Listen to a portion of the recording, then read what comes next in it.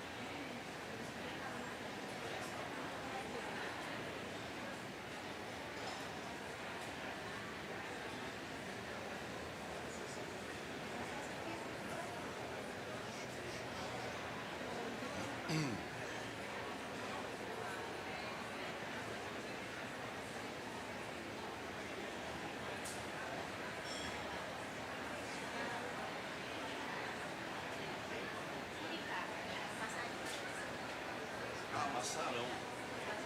É desse tamanho. É. Mas quase tamanho de um urubu. Quase tamanho de um urubu. Não, quando a gente chegou, a gente não sabia se era quem notícia. Passaram? Tem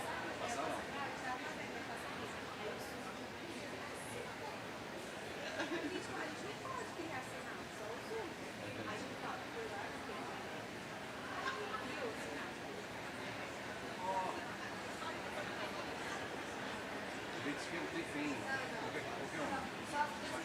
Isso, está na frente. Não fica, né? É desse tamanho. É linda, linda. Uma ave linda, tem bastante aqui. É uma árvore do cerrado. Agora os festivais estão todos com animais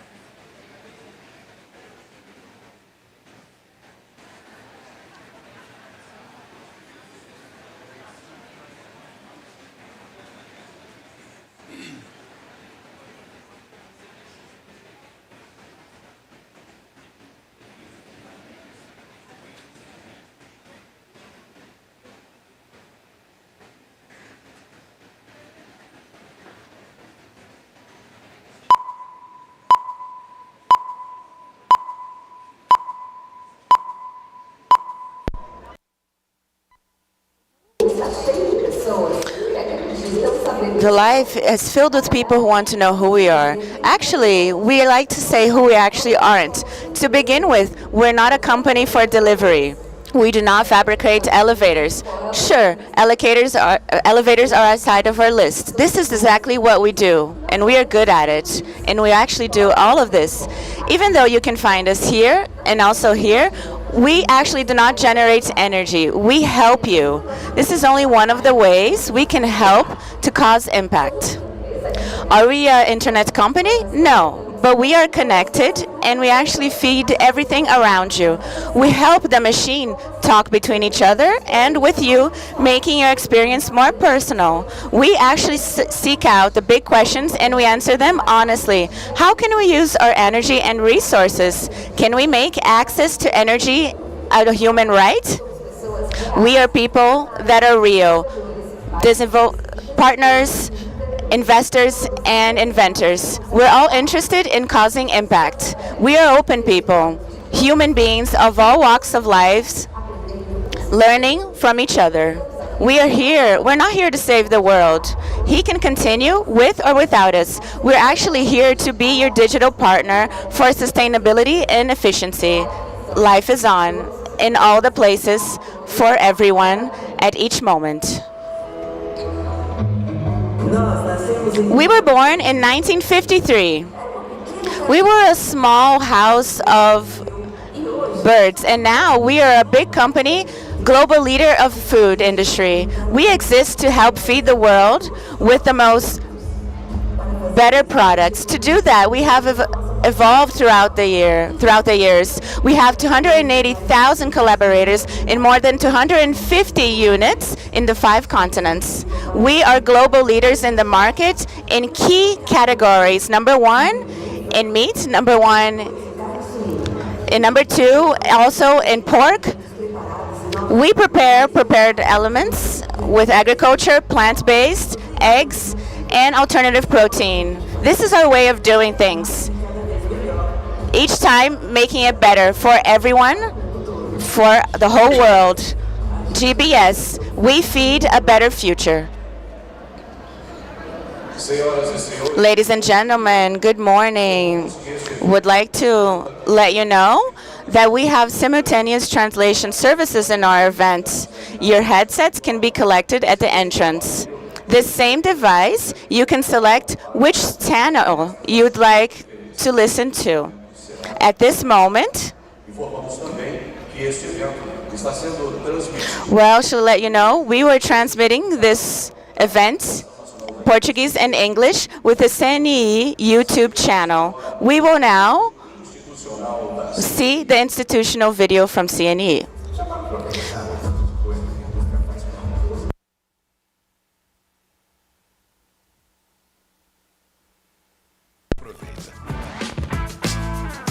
Mas quem reaproveita é ela mesma. E cria novos produtos com o mesmo material. A indústria vive inventando uma nova tecnologia. E também vive reinventando. Sempre querendo ser cada vez mais inovadora. Ela pensa na educação e em oportunidades para os jovens. Até porque são eles que ajudam a repensar e recriar o futuro da indústria. É assim que a indústria cria o que está no nosso dia a dia e recria todos os dias, seguindo novos caminhos para ser mais forte e mais sustentável. A indústria cria, a indústria é mais. Everyone, welcome to the Pre-COP30 event, the role of the private sector in climate change.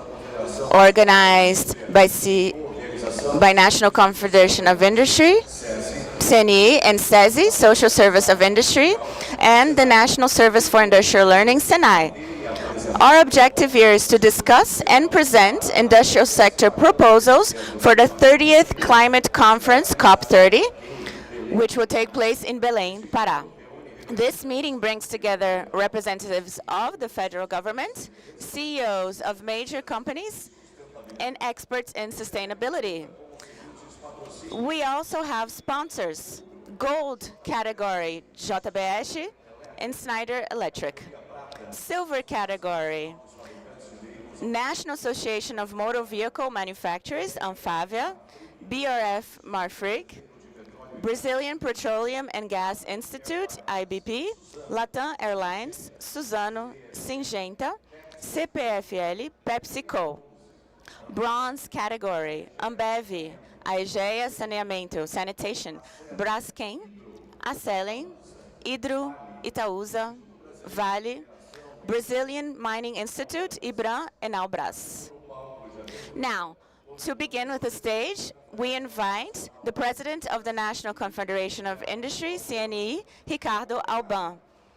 He will be followed by the Executive Secretary of the Ministry of Cities, Elton Madureira de Almeida, represented by the Minister Jader Filho.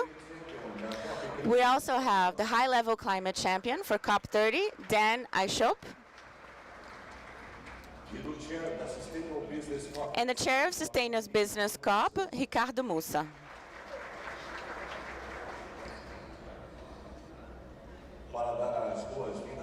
And to welcome everyone, we also would like to call in Ricardo Alban, President of CNE.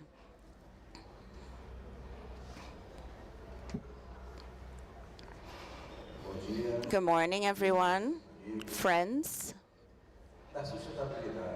Talking about sustainability and economic development in Brazil, especially for Brazil of the future, human development in climate, decarbonization, friends of the planet.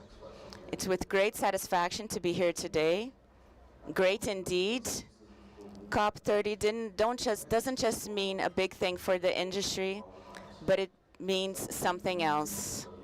I'd like to also do the greetings to our friends, Minister Jader Barbalho, Executive Secretary Jader,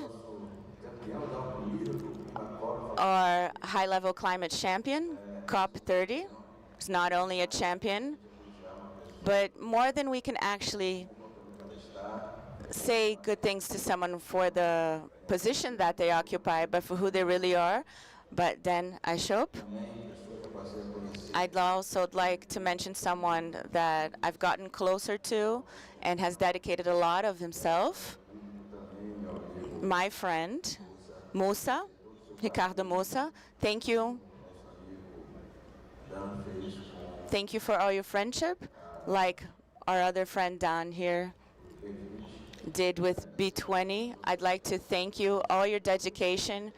We're arriving here today, and we think this seed that we're planting here may germinate and grow and firm itself the next decades, not to mention centuries. I'd also like to mention the President of the Confederation of Belém. So please come to the forefront of your objectives, and thank you so much for all you've been doing. Also with Alex, we're talking about the Amazon. We have the president of the Amazon Institute of the Industries as well of Rondônia, Marcelo Tomé. And as I mentioned before, the two before, both of them, before they were presidents, they're friends and accomplices. And also our great director of long years of CNE, Paulo Afonso Ferreira, thank you so much. And also another friend, I don't know if he has arrived, Fausto. He's the president of the SESI Council. If he's not here today, maybe documented. Also Renato Correia, a great partner. All the diplomat body that's here present, our executives, which are the big chain in the compromise of our productive sector with decarbonization. And also all of you that are here representing our press, who will be the conductors of information, specifically constructive information and critical, constructive criticism as well. So we can approach not only the climate, but society, but the political area, so we can build something much better. I'm also here with my speech. It's a great speech to make sure I don't forget anything. So I already would like to say my apologies for all those who were prepared, but I'd like to first begin speaking in a spontaneous way. And how can I actually talk about this COP if I feel like I'm opening my heart here? I think that way I am more effective in communicating with all of you without reading. Of course, not diminishing the work, the technical work, but we are actually celebrating 10 years of the Paris Agreement. But my friends, what has actually inspired us when we have invited our friend Musa for the SB COP? It was exactly what has happened the past 2 years with B20, with our friend Dunn has been a coordinator. This year, the CBRICS, representing the private sector of BRICS, and this is actually a collaborative process. B20 last year, we innovated. We're actually in the era of innovation of technology, of AI, also in the quantic computers. I know we have a lot of challenges. These challenges are not far away. We could actually even remember all that revolution that happened, the introduction of the internet, and also the introduction of digitalization. It was a cyclical process that has happened even more now and even quicker. But with the experience that we've been having, where we actually have left a great legacy of innovation, we are here to discuss COP. So if we're talking about climate, decarbonization, sustainability, how much the productive sector represents that? Almost all of it. Our concept of productive sector is to transform, and the transformation naturally tends to bring all these questionings regarding carbon, which are, of course, something that we should take seriously. How can we have a series of COPs and yet we don't have a mechanism of being accomplices of these processes, since we're going to be the ones that are going to pay for all this responsibilities? I mean, it doesn't make sense. So what's the sense of having our participation, but you're also an accomplice? And that's when we notice, no, we actually need to create something similar to B20 and CBRICS. So SB COP happened, Sustainable Business COP. And we're going to make sure that this will be a contribution not only to criticize or not to say, however, but to be constructive critics so we can actually build this accomplice. The great part of us, we are from the productive sector to make sure we are showing what our sector, what our global industry is contributing and is compromised to do. For those that are not seen, are not recognized, and most of the time we don't have this opportunity. We are having meetings for COP where we are discussing a lot of different themes, but we are not sidekicks. We're here more observing and not actually being part of in a constructive way. So we actually brought this case to our President Lula. He accepted greatly. He knew it would be a great challenge in the Amazon, and in this way we've been growing. We had a great joy of having done with the leader champion of COP. This work with all of you, again, I am very thankful to all our sponsors and to even those who have been contributing in different work groups and workforces, which are fundamental. We all need you. Nothing would be productive if we didn't have you. So I want to thank all of you, and let's continue to do some of this as something continuous, as is CBRICS the next year in Australia, so we can continue to contribute. Thank you. But why do we want to do this? Because nature and the climate and sustainability is of importance, is of capital importance. But all of these variables need to be in place and in function of just one thing, of the human being. But the human being also needs to be inserted in the economic activity. He needs to be inserted in the productive sector. He needs to be inserted, inspiring social growth. If we are so responsible for the sustainability, and we have so many examples to give, why can't we make sure this combination is done in the level of combining all these factors with public politics? Yes, we want to decarbonize. We want to do all these things, but we want to make sure that this is not just for us, but for the benefit of human growth and the benefit of society.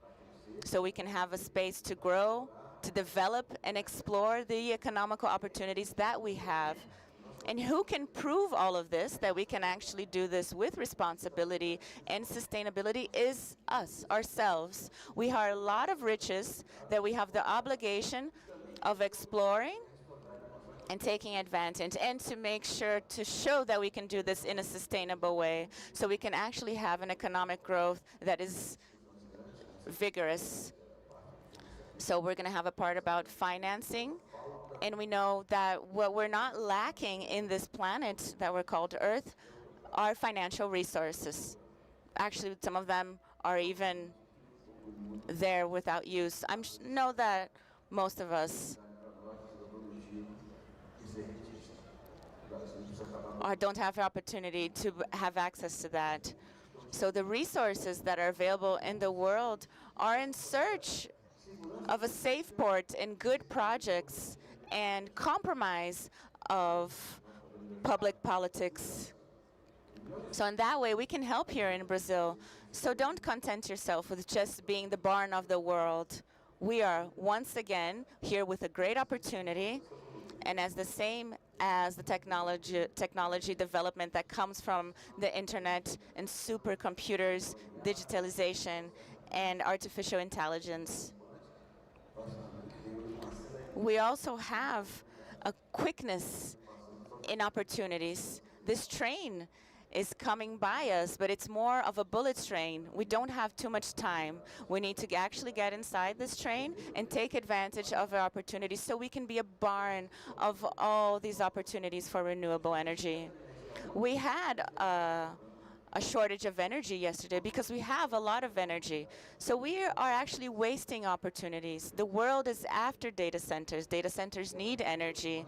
And our culture, even though we have a moment of inflection of this quickness of having renewable energy, we need to develop green energy, because the world will demand it, not only for data centers, but also the world is going to demand AI. We have critical minerals and our own agroeconomy, where we use fertilizers.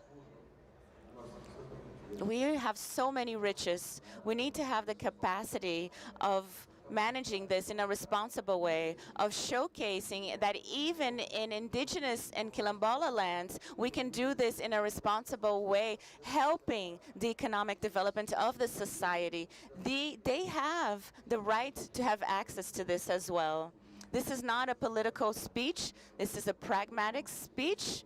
We need to take advantage of what we have. This pre-COP gives us the opportunity and the tools for that, so that not only we're here being critics, but actually showing the way, but also so we can learn and find the better solution, the more practical solution, because we have no time to lose.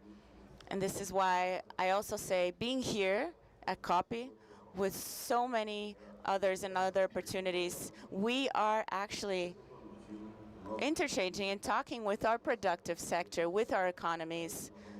And that's why we're going to have the SBCOF. We're going to actually calling it the Olympics of Cases, so that each continent can feel like they're being represented, so that each sector feels represented. And we are going to do this We call it in more like a cattle effect,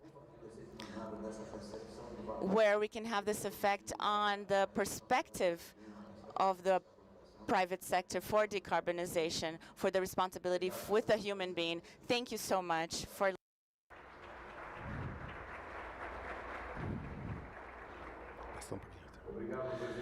Thank you very much, President Ban, for your words. Now, next we're going to have the Chair of Sustainable Copy, Ricardo Musa. Thank you very much. Thank you all. I have to say thank you for the President, for all of you in here. Thank you, the President of CNI, and also the other ones in here. But I was in here in the coffee before, and smiling just alone, very, very happy because of the privilege to be here today. After a great journey from zero, we have this idea that we have to give name to the cattle, and have the success that was last year. We talked with Dan and the Pre-COP, and with all pleasure I come here to help. And the argument and the creation, if you have an idea, we have 8 months before. In 8 months, we really get inside 67 countries, and we are the co-genesis of the CNI, from India, from Australia, Turkey, all these main associations of the world. They make part of this SBCOP, 41,000 enterprises linked in this space unique. And then we invite some CEOs in order to participate, and all of them, they say yes and are participating. Incredible work, and they help in this process. So today we are ending this program, and we are going to get an important thing, delivery today. We got some other deliveries along the way, and some years back in New York with recommendation of this big copy, exactly like done before. He gave for the negotiations of the copy what was the vision of the private sector, the priorities in order to say. But then we have more innovation. So what I'm doing this process of copying the big 20, if copy is a difficult place, you know very well. I didn't know before. I went to the Bonn in Germany, in ONU, I believe in May and June, and I thought, was that the difficult thing to be a copy in 198 countries to get to the consensus, and each different country have the same vote. So it's still very difficult in order to influence them, in order to put your vision and to influence them. So if we think as a private sector, how can we influence the public sector? So the idea that we have is in order to create, that's what we are seeing in here, we get like an Olympic things of copy work. So you imagine 30 years, there's 30 years of copying of functions of the climate changes, and 40 millions of enterprises statistically talking. Obviously we got many good cases. In the private sector they try a lot of things, they learned, so we got to put it inside the better cases, the better example, what is really working, not in order to discard, but in order to understand what is that example. In Brazil we got many examples of moderation and biocombustibles and everything. How was the public policy behind these examples that make that is work out? So from this example, then we can influence which kind of public. So then our logical is in order to get the better examples and then put our time on them and see what is functioning, what is working really out, and taking this product. So I was really what we're going to see today. Later on, we are going to give you really go to deeper way in order to be the cases, success cases in here. We select from the whole world, and we can learn from them.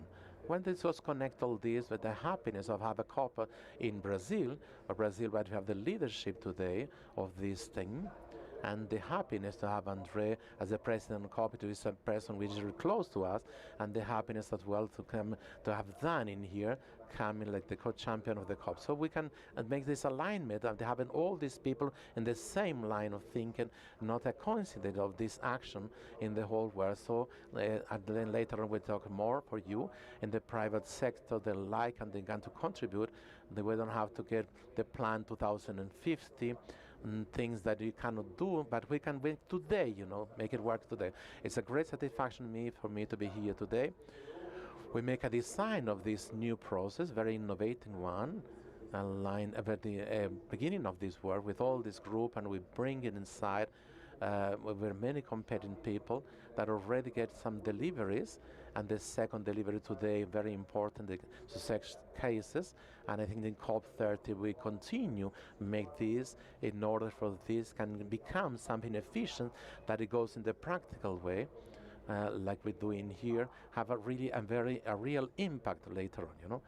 So what I think is one of the legacies of Brazil we give to COP30 is the SB COP, the way that the private sector is organizing and then talking to the public sector in a coordinated way.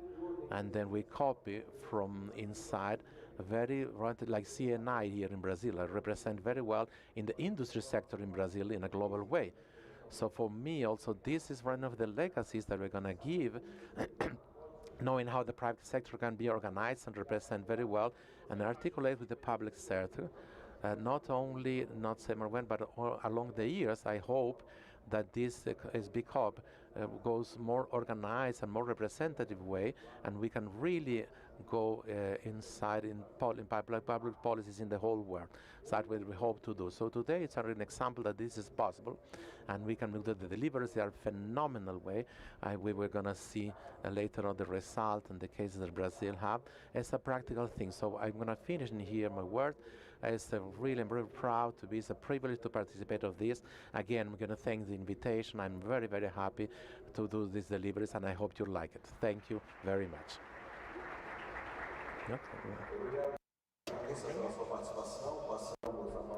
Thank you very much. I'm going to give the world high-level champion of COP30, Dan Hrosp.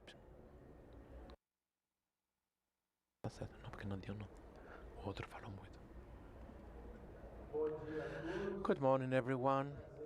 It's a great pleasure and an honor in order to be here in this event of this SB COP, this trajectory of the President Van Musa. Also, they make the comments, and I was a witness and a live witness in a way, in a Monte Libano club a year and a half later on, when President bring this idea.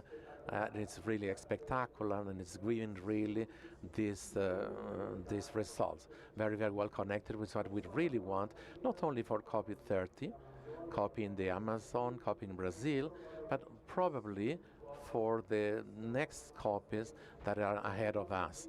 And then I can say in here, this is the vision of all of the people I've been talking about, waiting for the government, in the sphere of the government, in the private sector as well, and subnational commissions in the municipalities, in the state governments as well. And why is that? Because along of this big cycle of COPs, many, many things we've done in the negotiation. And like I said in here, I was witness in this year, many accomplished way to come in a concise way with all the difference between the countries and the level of development, the opportunities.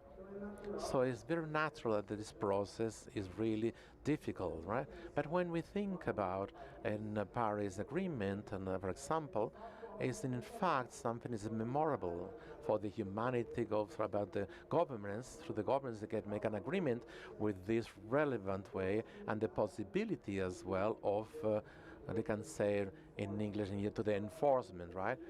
To make it happen and to direct really the energy of the world for a certain way of realization.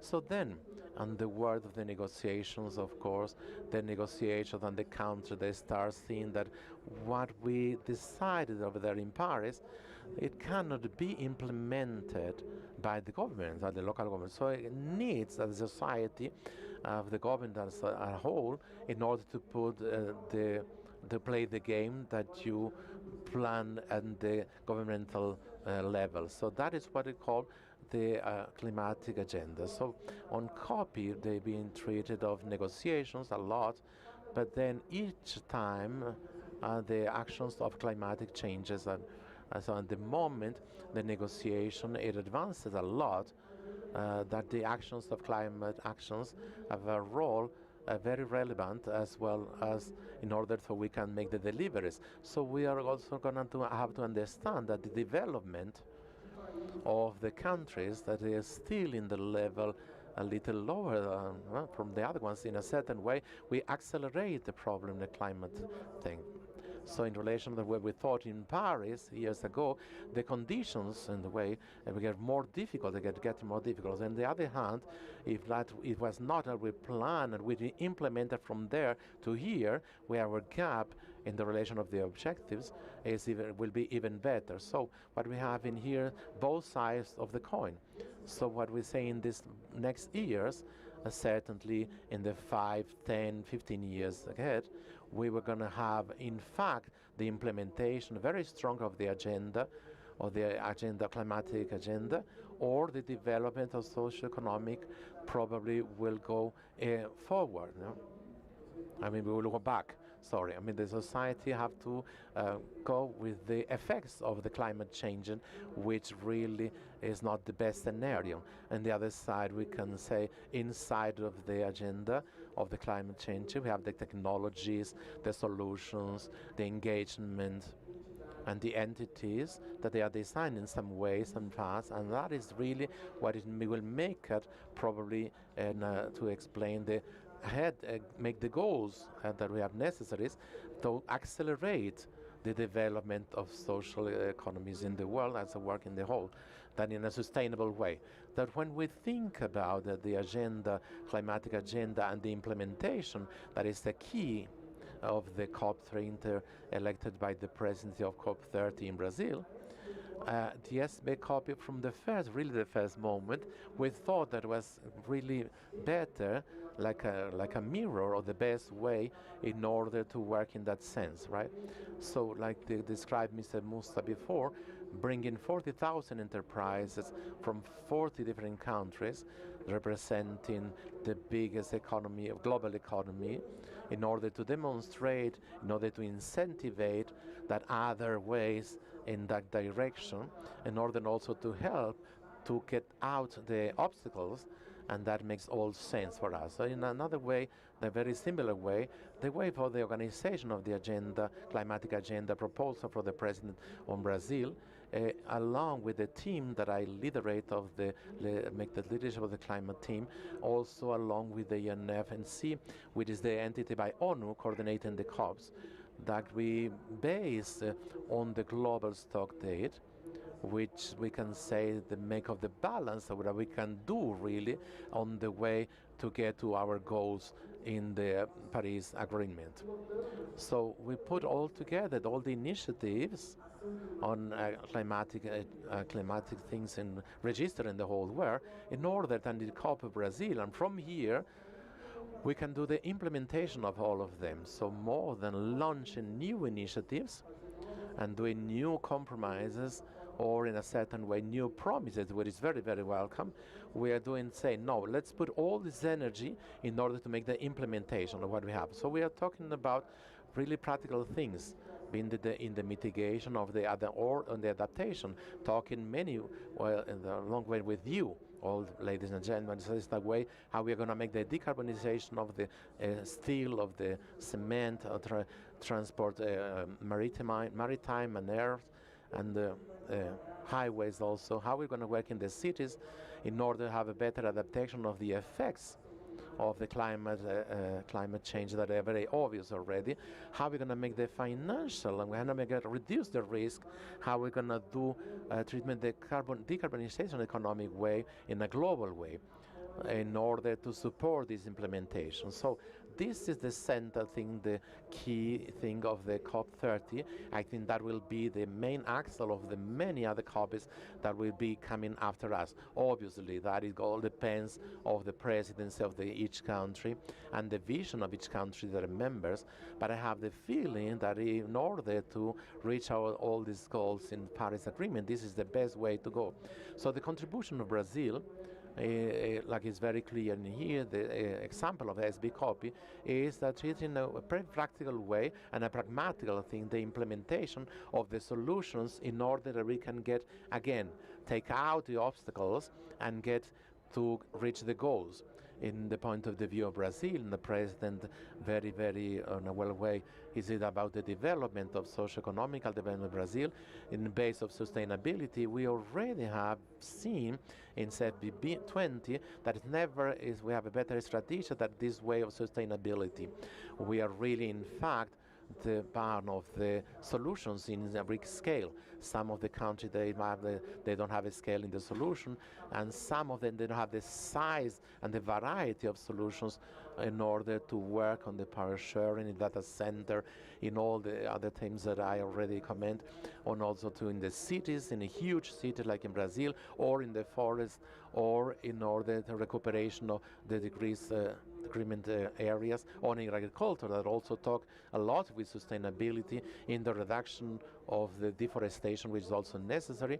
So what we're having is the great opportunity in order to accelerate a lot the development of social economy in Brazil, in order to get for people, for the enterprises, for communities, for the governments that get, and the financial system that brings the oxygen in order to this works out. So we have the opportunity, incredible opportunity, like it was the bonus of democracy in Brazil, that we got already closed in Brazil. Now we have the possibility in order to accelerate the development on the sustainability way. And it's that in the way that we are thinking about COP, and it's that way that probably the other COP is coming after this. They will bring this opportunity in order that we can give a contribution, a positive contribution, proportional way, and these global climate changes, and with that extend these chains in Brazil, and also obviously make the qualification of the people in order for this new moment, in order that we can have the development of this opportunity. So I want again to say thank you very much to CNI and SB Copy for this initiative, incredible, that is really umbilical connected with COP30, and the participation very strongly of SB Copy in many areas of the agenda, climatic agenda, and I have to be continued to this way. And I can claim all of you that you are not still engaged with this agenda of COP30, especially in the agenda of climate agenda, that you have to get and be informed, and we are in this position in order to include you, in order we can work day and night before, during, and after the COP30, especially after the COP30, to the continuation of this project, in order we can do that they can really reach and they were really implemented and they get the results and the outcome that we want. Thank you very much, everyone. Thank you so much, Dan, for your words. Now, I pass the floor to the Executive Secretary of Ministry of the Cities, Raito Madureira de Almeida, here representing Minister Jardim Filho.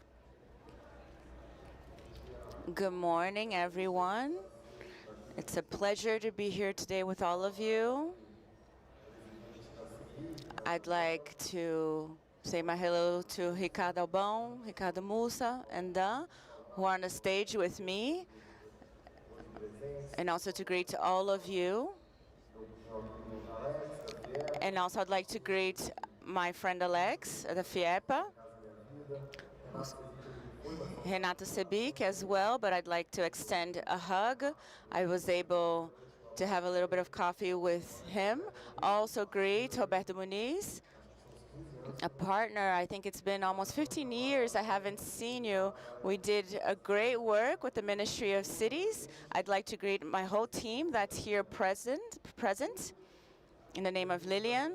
So the president actually gave me a problem. He didn't read his speech, but if I don't read the minister's speech, I would not have fulfilled my mission. So I will actually read the speech, but before that, I'd like to tell a story. I have experience of 20 years in the public sector in the different policies that I was part of, but also politics for energy, for highways, all these spaces that I've contributed. We've always had in politics a few things that gave us problems. For example, the impact of the politics. Let's look at the jurisdiction, accountability. How does that affect actually? We've always had these themes to address, but now COP has been helping us to bring a sector that hasn't been so much discussed, especially in the past 20 years, which is sustainability. The Ministry of Cities And here we have Alice, which is our Director of Sustainability in the ministry. We have an area just to bring this perspective. So the ministry is actually going to talk about the program Minha Casa Minha Vida. Alice is here present to actually have to convince architects to make sure that we have a more sustainable house. So also we're talking about renovating our fleet.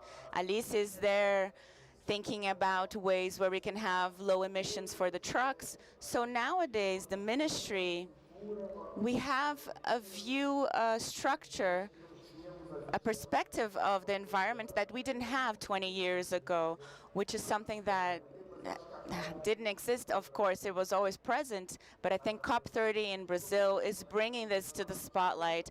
And when we're actually designing the policies, we need to make sure and worry about all these other sectors. So now we are very much worried about sustainability and the environment, of having a better planet for all. So I'm going to start here. Good morning, everyone. We are very close to a very important event, COP30 in Belém, which is a historical moment in Brazil for all the Amazon and for all Brazil. I'd like to remind everyone, which is something the minister says, 87% of the Brazilians live in cities, in urban areas. And they're all suffering from the changes of climate change, from floods, heat waves, mudslides. And because of that, the minister has as a flagship, as a type of slogan, there won't be justice, climate justice without urban justice. We've also noticed that by fighting the contradictions from financing for climate and urbans, it's a big challenge for a ministry to bring together all these possibilities. Our perspective in Belém, our government already invested 4.7 billion just in Belém in terms of infrastructure for COP. The Ministry of Cities, for example, we have BNT Centenário, we're renewing our fleet. We have the renovation of the fleet for trucks who doesn't emit a lot of gases. Almost 40% of the fleet is electrical. We also have a big financing for sanitation, for urbanization of Tucunduba. So the ministry has been doing a lot of different actions in Belém, but also in Brazil, we are mobilizing more than 90 billion reais. And I'd actually to highlight the preventive measures. For example, here this year in 2025, we had a rescission in financing, but we were still able to select what was needed for prevention. So we did certain selections for prevention with collaboration with certain municipalities and private sector for drainage and coastal areas. We have 45 invest in sustainability and urbanizing our favelas. I'd also like to continue that we are working to launch during COP a fund for sustainable cities to help municipalities who have projects that aim to make their municipalities more sustainable, but more specifically for medium to small municipalities. We've noticed that small local communities have a little bit of a challenge to develop their project to actually be put into place. So we are actually putting together a fund, which a fund is also open to receiving donations. I'd like to also make that known. We do have federal resources, but whoever wants to help our municipalities with these projects that can help make the cities more sustainable, we are going to launch this funding with Caixa Econômica Federal. I know there have a lot of colleagues from Caixa here today, but we've all been doing this in the next month. I'd also like to reinforce that we wouldn't be able to do any of this without the private sector. It's with this sector that we've been seeing, for example, the eco-setor privado, private eco sector, And it's inside the sector that we are helping transport people with mobility, with help with decarbonization. I'd like to give an example with the civil axis, which is more responsible for the production of materials. And since 2023, we've been doing measures with Minha Casa Minha Vida to help companies reduce their carbon emissions to be part of the programs like Minha Casa Minha Vida. Example, who produces houses nowadays? We actually make the financing available before. An example, a few years ago, the company would have to build, for example, hundreds homes and actually bring those houses to the location that they need to be, and then we would give them financing. But now we are actually making financing available way before in the process. We are also accepting new technologies that are in accordance with our processes, incentivizing new ways of building in a more efficient way, and that would reduce carbon emission. An example we have as an objective in the next 4 years to build many houses in Minha Casa Minha Vida. So these are great examples so we can showcase others. An example of that is a project that Pará developed, Alex, I'd like to mention, with the island of Cambu. We are building 45 eco homes made with legal wood, which will be able to capture rainwater, that we will be able to showcase this project during COP30. I'd also like to highlight that during COP30, it will be more than a conference. It will be more of a showcase of the future of the Amazon, of Belém. We were going to show people where the Amazonians live, which are not in the forest. Like I mentioned, we have a great percentage of Brazilians living in the cities. Is the same way in the Amazon and in Belém. So we do need to make sure our industry is strong. I think our tax form is going to help the construction sector to implement and strengthen themselves. Nowadays, I think the reform is going to bring for the construction sector a bigger scale, more productivity, and the environment agenda has to be also put into place with all this. So ladies and gentlemen, Brazil has unique opportunities to be a leader in the environment agenda. Our matrix is all renewable energy, and we do have a challenge, but also an opportunity to transform COP30 as a mark of convergencies between the public and private sectors, showcasing that sustainability and opportunities are not separate pathways. I please count with the Ministry of Cities. Come look for us. We're going to have a great copy. Our team will be on the ground in Belém in the next 2 weeks. We'll have as our leader Alice, so please look out for us. Hope we have a great event. I saw the name of our panelists and speakers as great speakers, so please enjoy the event. Thank you so much. Thank you so much, Secretary, for your participation. We also thank the authorities that are present in an opening session. And I'd like to invite you to take your seats in the plenary so we can proceed with the program. We also just ask the SBG COP Chair, Ricardo Mussa, to please remain on stage.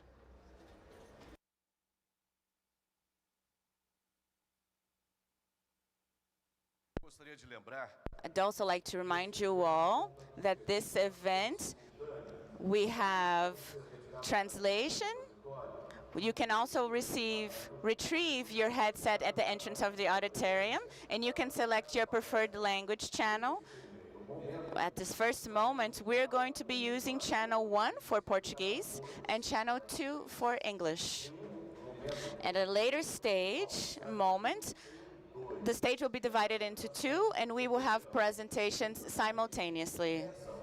And in this occasion, each participant needs to adjust to the corresponding channel according to the ID card received at registration. The topics of the panels will be displayed at our LED screen here at the back of the stage.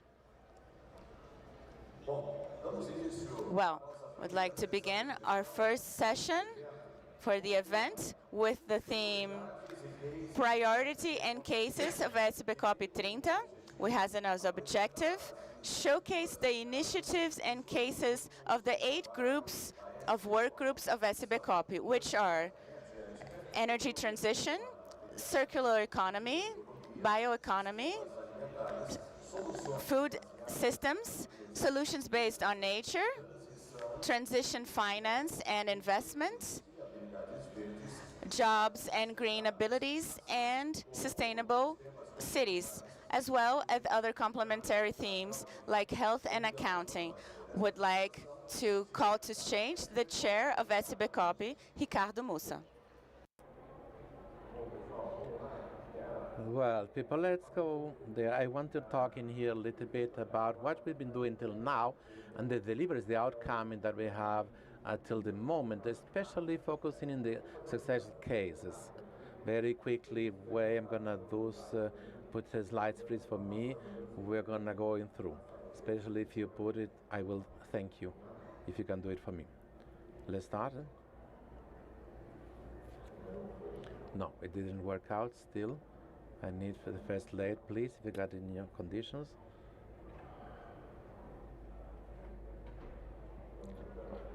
Are you listening me?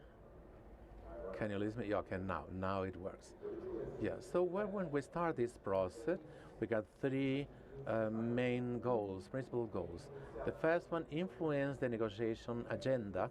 How do we make this influencing the agenda, the priorities of the private sector? I already tell the story many times. So we have to do a few focuses, a few choices to focus in them. In each one of these tariffs, we have we only put 3 priorities, and that is not really easy when you have a group that is more than 60 different countries and many different topics in order to get there. So the first delivery of the outcome, and I'm going to talk of the priorities, this document was get last week specifically, and we got the resume of the private sector with 67 countries believed that the negotiations of the copy they have to focus on. The second topic is with when we present to President Lula and say, okay, this is great, it has to be copied with global topics, but what is the meaning for Brazil? In the second document that we present in here, we make the translation of all the recommendations to the world in many basic things for Brazil specifically. So in a second delivery outcome for the copy is the legacy for Brazil is the translation of all the discussions for the impact for Brazil, especially for the Amazon. So the third in the action agenda is the success cases. We're going to talk a little bit on the along of the day, and we're going to do also some spoiler of the study of the cases from here along. So please, the next slide. Next one, please. Yeah, I cannot do it. Okay, yes. I'm not going to come in here with 8 different things. This is not put for the press. These are 8 different forces. Health was the last one with the help of Guilherme, with a close friend of long years ago. That we have our hand in the enforcement of all these 8 different these ones. With health we can say now for each one of them we got a CEO, like I said before, many different CEOs from different countries writing all these recommendations. So I'm going to show the next slide. For each one of them we have all this energy transition and also economy, circular economy, people from BIPAR, Roberto Acevedo, President of Persio, and the 2 economy with São Paulo Ferreira from Natura, leading this group. The food systems, incredible work from GBS. I believe he's going to be here today. He's a great friend as well. We also have the sustainable cities as well with Mr. Vinde, and we also have the theme of yes, sustainable cities, climate finance and investment, and transition, climate finance and investments with Ana Ribeiro, and also green jobs and skills with the Schneider the leadership. With this kind of aircraft in New York, we make a great delivery. This in here, this is the picture. If you want to make the picture, they give access for all the recommendations that we deliver. We make the outcome. It is very extended document for each one of these, the recommendations for each one of them. So what is important really for behind this recommendation, all that within is assigned and consulted, McKinsey, Deloitte, SSG, bankings, systemic. So everybody help for us, like the material with the database in order to form this, to put the database that helps in the recommendations. So the first topic I'm going to say, when you look to this material, go to the detail. There's a lot of things behind these recommendations. Not just a recommendation, but in fact many databases and behind, right? And science. So the first call for you is really look at this material, look at the recommendation. Is that what we're making now? Is not what CNI in Europe is doing well, the US Chamber as well, people in South Africa, today working together in these respective minister state departments for COP in the next week in a negotiation, which is the November as well, a negotiation for the influence in the negotiation. So all the recommendations are resumed of the priorities in the private sector for the negotiation of the COP30. That is this, but we get to this to November, we have to focus, right? This is the first topic. So the second, next slide, please, if you can continue. I cannot work. The next one talks about a code, is the QR code, give the access not only for the recommendations and the working group, but also to the material that we had, the duplex. What is the duplex? What is that? We got more than 1,000 examples and cases, success cases all around the world. So from that 1,000, we select only 600 and something that they have a specific characteristic. We have this definition sector. No tem que estar fazendo. So we have to, the impact doing many cases that we do the project. We're doing now 600 of these 70 cases of success. All of them, in these cases, especially the one that we selected in the 48, they will be able for you in order to access from this QR code, accessing more than 700, will be 700 examples in the whole world and success cases that the private sector already putting in COP30. So it's very important that we've been selecting these six better ones that one more represent this work that we're doing. So the next slide, please. Go to the next one. We're going to see.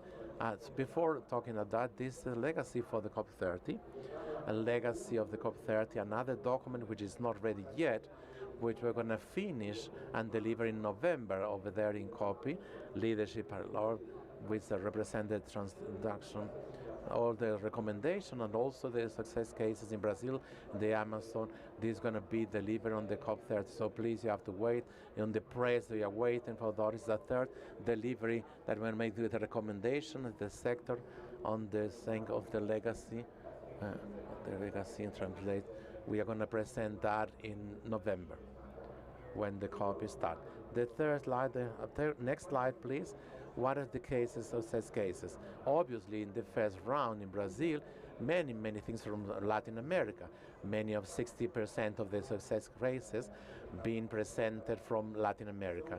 And there are more than 400 organizations, and we have these workforces, more than 150 cases that they have, each one of them present for 40 or 50 success cases in the market. Now this part is really, makes me better, all these results. When you see, you're going to understand why this case was a success. And from this success case, we're going to argue other cases. So in COP next year, which is going to be in Australia, with the suggestion there, they're going to do the inverse. Instead of the recommendations first, they're going to start with the cases, And then from the cases, starting from there, we go right in the recommendation, because you got the practical thing in here. Then we have to work in here is to understand deeply each one of these cases have behind them in order to influence the public policies. Not only to put these cases of success, but we have to use them as an example for the gestion of public policies. That is the principal claim that we have to make them. All this material in the internet you can access in the site that because we want to understand really the specific case in the South, on this specific case in Brazil, why is this working, what makes that it works really, but now so from the will of the public agents. This is the beauty to work in a global team and then to come help the public sector in the public policy. So at the last and the next slide, we're going to give you what we have in common of all the cases that we have been selected. This is the 48 success cases that for me, you're going to see in first hand what we're going to present today. Obviously, many things of Brazil, because we are in Brazil. Brazil is a really a barn that we say, and this is some of the cases that we selected. Very important people. We can make a ranking. What was the first one, of the second, the third one. All of them, they are very important. All of them, they have something that we can learn from. So the first one is to recognize. So these enterprise, these groups, that they present great successful cases, and we can now show to the world. This is a big thing of what is working in the private sector. So it's very nice for you to can see later on. For each one of these successful cases, and for the cases that have not been selected, we have all the details, and we are going the transparency, total transparency of this material. We also make a partnership with Itaú. Marcelo is in here in order to get more and more cases from Brazil and give them for the rest of the world.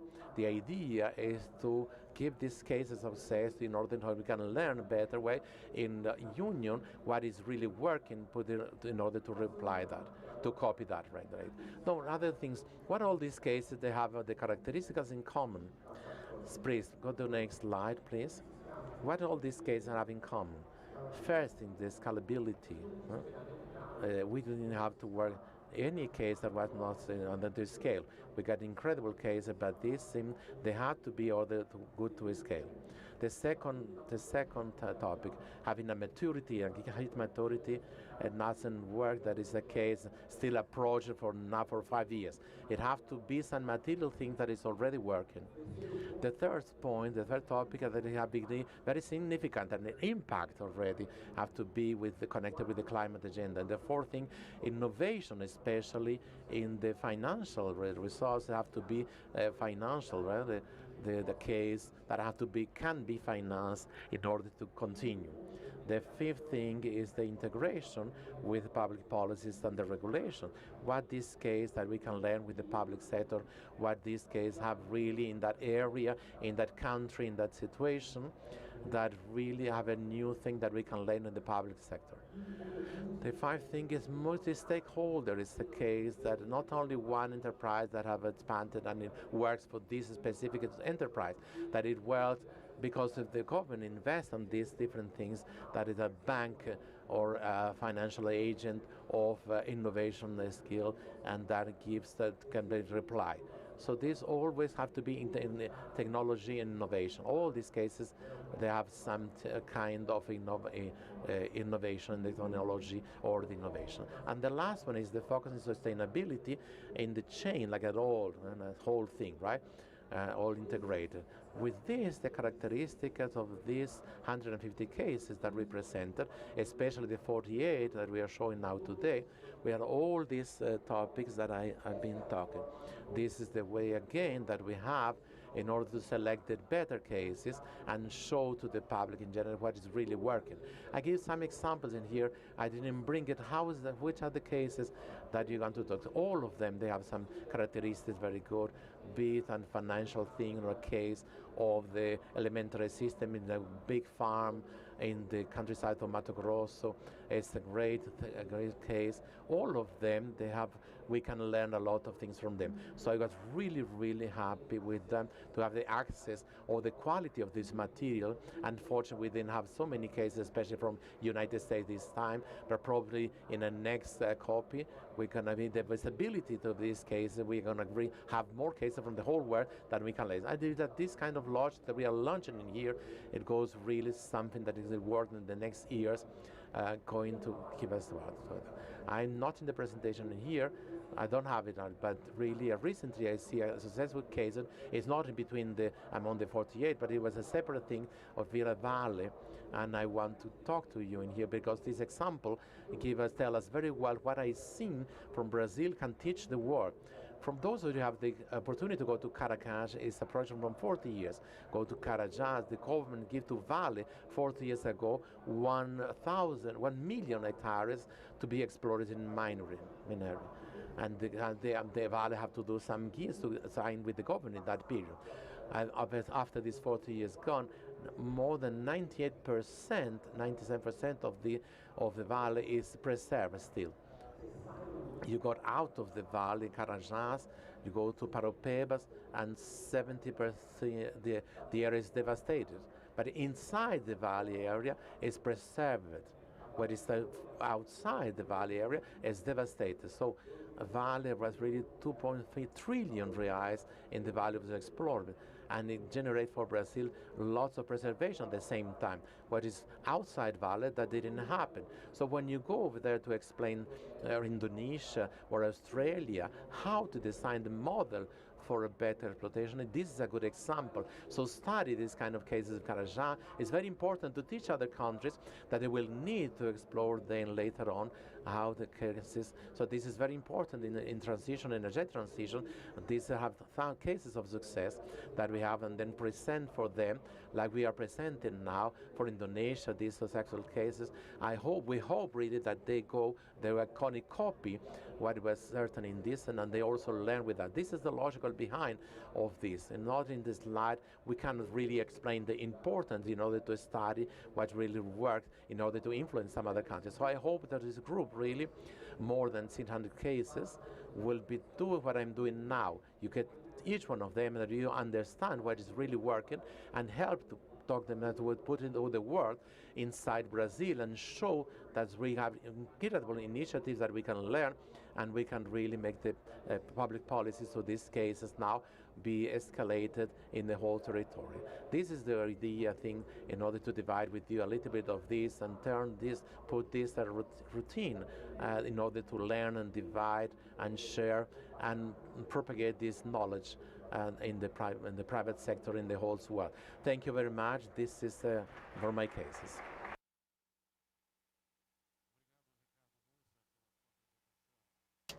Thank you, Ricardo Musa, for your presentation. For the second special session with the topic Private Sector Initiatives for COP30, I call to stage the President of the Federation of the Industries of the State of Rondônia, the Amazon Plus 21 Institute, and the Sustainable Investment Facility, and Vice President of CNE, Marcelo Tomé. The President of the Federation of the Industries of the State of Pará, Alex Carvalho,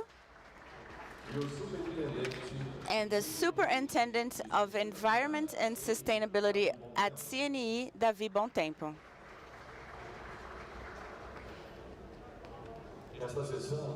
This session aims to present the industrial sector initiatives at national and state levels for COP30.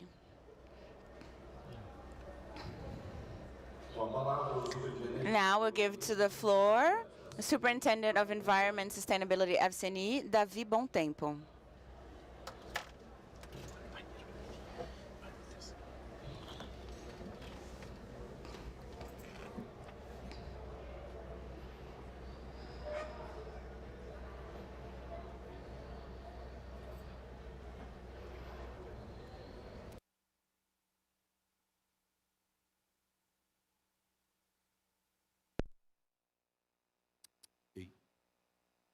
Primeiro, boa tarde a todos. First of all, good afternoon, everyone. It's good to see a full house. Good to see everyone interested in the initiatives that we are producing. I'd like to thank you, the presence of all of you here today, and also the colleagues from our panels, President Marcelo and Alex. And in that way, thank you for them, all of you that are here, all our sponsors and representative of the industrial sector, also President Muniz that is here with us. So we're going to do now is more work perspective for CNE, which is going to happen at COP30 in Belém. Apart from the structure that we are going to be presenting, we're also going to showcase a vision, which is a document, but will be launched in Belém, which will already bring a few perspective of the themes that are most impactful for our industries. But before that, sorry, I don't think it's working. Okay, I'm not going to explain the concept of copy, but I'm just going to remind what Dan mentioned. It's a COP of implementation. It needs the public sector, a strong public sector that is engaged and also connected not only with the initiatives and the priorities and cases of the copy, but also with the whole agenda of CNE. And also like to showcase that CNE has been working with COPs for a long time now. Since the COP of Buenos Aires, we've been a key partner, but we've received a bigger intensity after the one in Glasgow, where we brought a contribution in terms of commercial promotion and negotiation agenda. Obviously now we have a bigger amplitude for Belém, starting from what's already been produced from SB Copy. So CNE, we always have a strategy, which is a strategy that has been implemented in a tactical and operational sector based on 4 pillars. And we talk a lot about energy transition and efficiency, biocombustibles, always directing initiatives in projects, but also influencing public policies. We also talked about carbon last year, always connecting with the Article 6 of the Paris Agreement. We aim to produce a new agenda.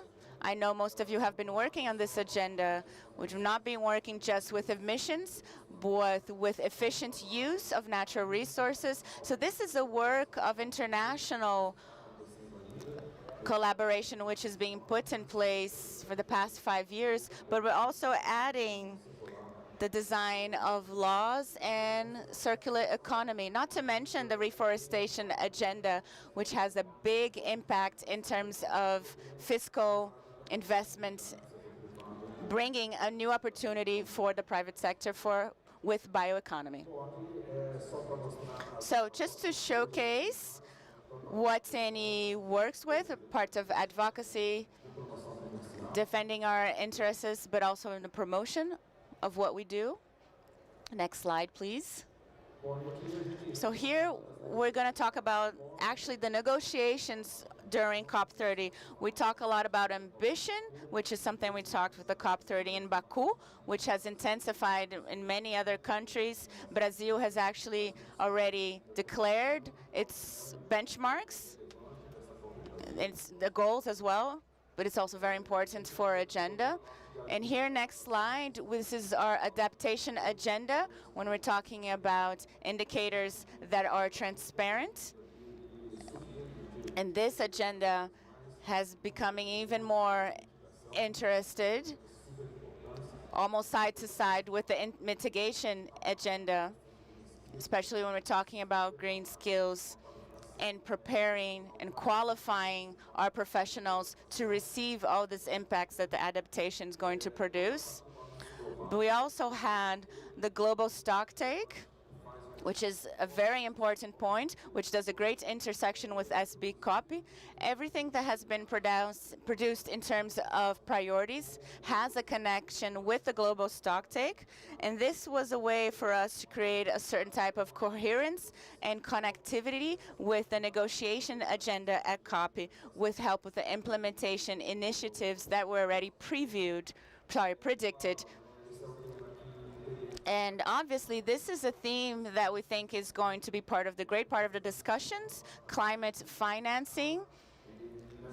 Making sure to decrease carbon is something that is not cheap, but we have a lot of opportunities with SEB COPs in terms of finance to develop new ways of fulfilling this agenda of 3.5 trillion that was established in the last COPs.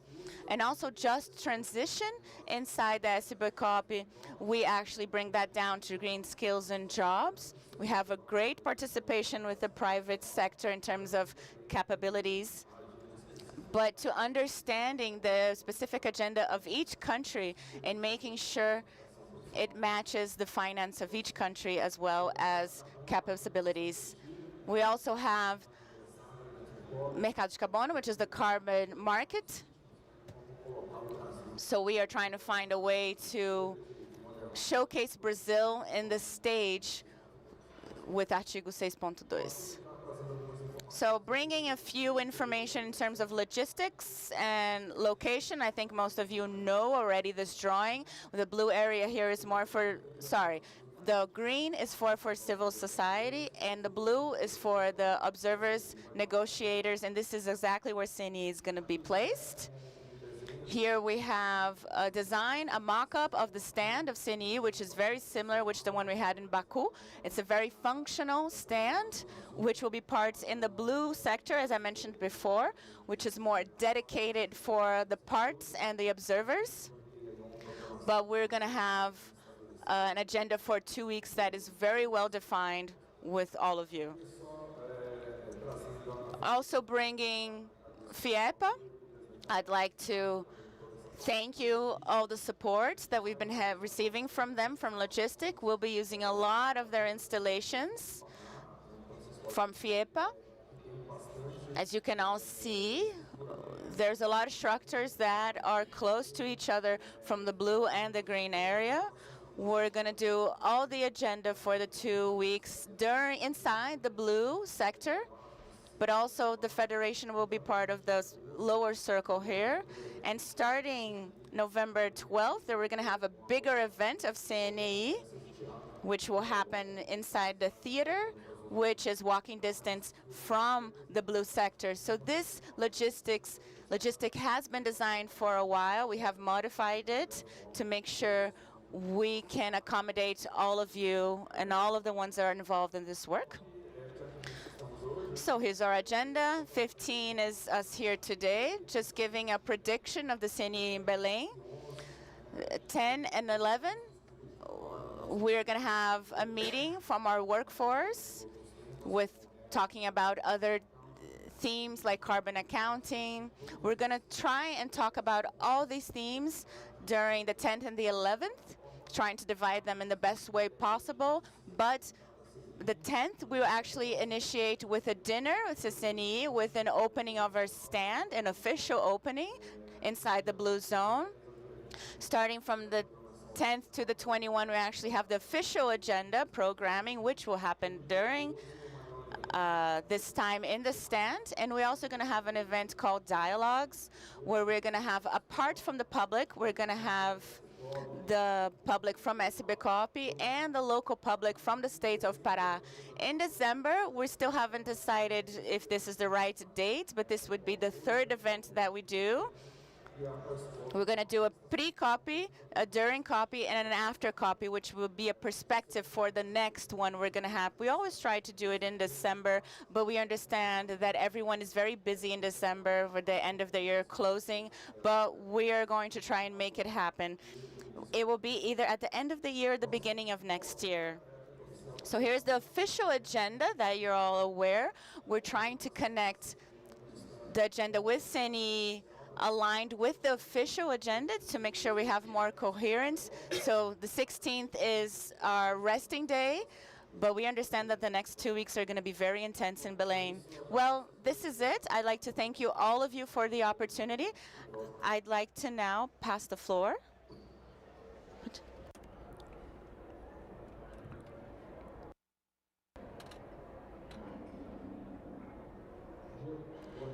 Hi, good morning, everyone. It's a great pleasure to this auditorium so full of people. I remember the first COP that we've been with David in the winter in Poland, and my luggage didn't arrive. So, well, anyway, from there it comes all this effort and this work and many actions that we make it to make the position of CNAE, and this sustainability agenda and the opportunities that we have in this agenda, they offer for us in the business point in order to control licensing of this is the effort that is materialized today in this mobilization called SBCOP. In fact, something extraordinary that we've been working and doing along these years, engaging now the partnerships from away from the global area, outside Brazil, from enterprises, and we can say that the work of the President Alban not only when make the proposition, but the process of the leadership along all this journey, that it counts on many, many people, and Musa, and all of us. In my case, I was responsible for the engagement with the Amazon, especially because of the Institute Amazon 21, but it's also something from this evolution and this comprehension that the agenda, collaborative agenda, looking into the people and the opportunities of business can be really be addressed for a new way of the climate, people and nature. And that is what we are trying to do at the National Confederation of Industries, with the Confederation of Industries, from the Amazonian Institute 21, and in the investment, which is a platform of finance in order to connect the money of the project we have in here, Marcelo Furtado, representing Itaú, Economy Investor, and so many others that have been joined for us in this walking and materializing in projects. So I want to take part of the time in order to share with you what we've been able to do in only 4 years of the operation of these institutes, which is the instance of the strategy, the mobilization of CNI, industries, enterprise and associates. Rodrigo Daterio is also here, is our investor, and so many others that are with us. And all the facility investment that does real, they're trying to be approached and close to the Amazon, connecting the project and supporting with technical support, bringing in a first moment the catalytic support in order to separate all the risks and the knowledge that the knowledge that Amazon gives to us, and that we saw is a very difficult thing to happen only for the interest of the enterprise, like you see from Vale and others. They are very interested in investment, and they have the capacity to do that. But when you go to some small enterprises or communities, in the way that our look into the people that are in the Amazon living on the trees, and we can say that we've seen 70% of the 30 millions of Brazilian people live in cities in Amazon, with many missing many things that the public policies inadequacies that have been provoked or produced in the area. I live in Portobello 25 years, and it's a capital of the state in the 21st century, about 1% of the basic sanitary things. So it's a pragmatic thing in the area of the Amazon that produces reality, unfortunately, and we are trying to separate that. So facility investment on the from agenda of this connection of the financial sector and the opportunities in the Amazon area, objectively talking about the project. One of them in Belém, Pacasha, which is the search of an answer for the utilization of material called wood, laminated wood, to make the rescue of the wood in the area.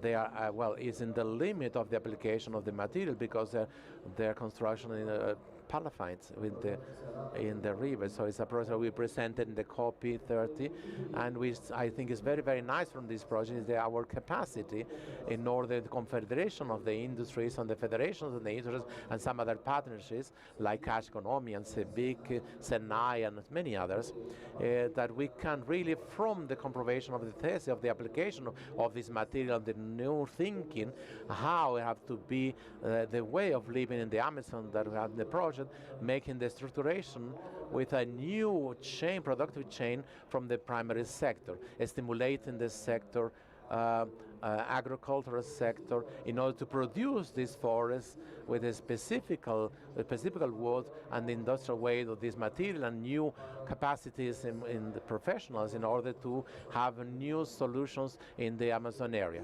I think that this kind of solution is what goes with the examples that SAP COP is selecting and make the compromission of the hypothesis that more activity, economic activity, not only in the Amazon but all in the other regions in Brazil, areas in Brazil, this is really the answer for all the bad things that have been impacting our society, like contraband and traffic, drug traffic drills, and so many others. My slogan would be more CNPG in the Amazon and less ideology, because like we said before, in the example Valley, where there is an enterprise that is operating, where the state can book the responsibility in the case and something that is irregular, you have the preservation and you got an agenda oriented for the outcomes and for the impacts, and not only the discontrol that is being promoted, that the gaps, that the illegal things that expand in the area. So in fact, I defend that the agenda, the central agenda for the Amazon is the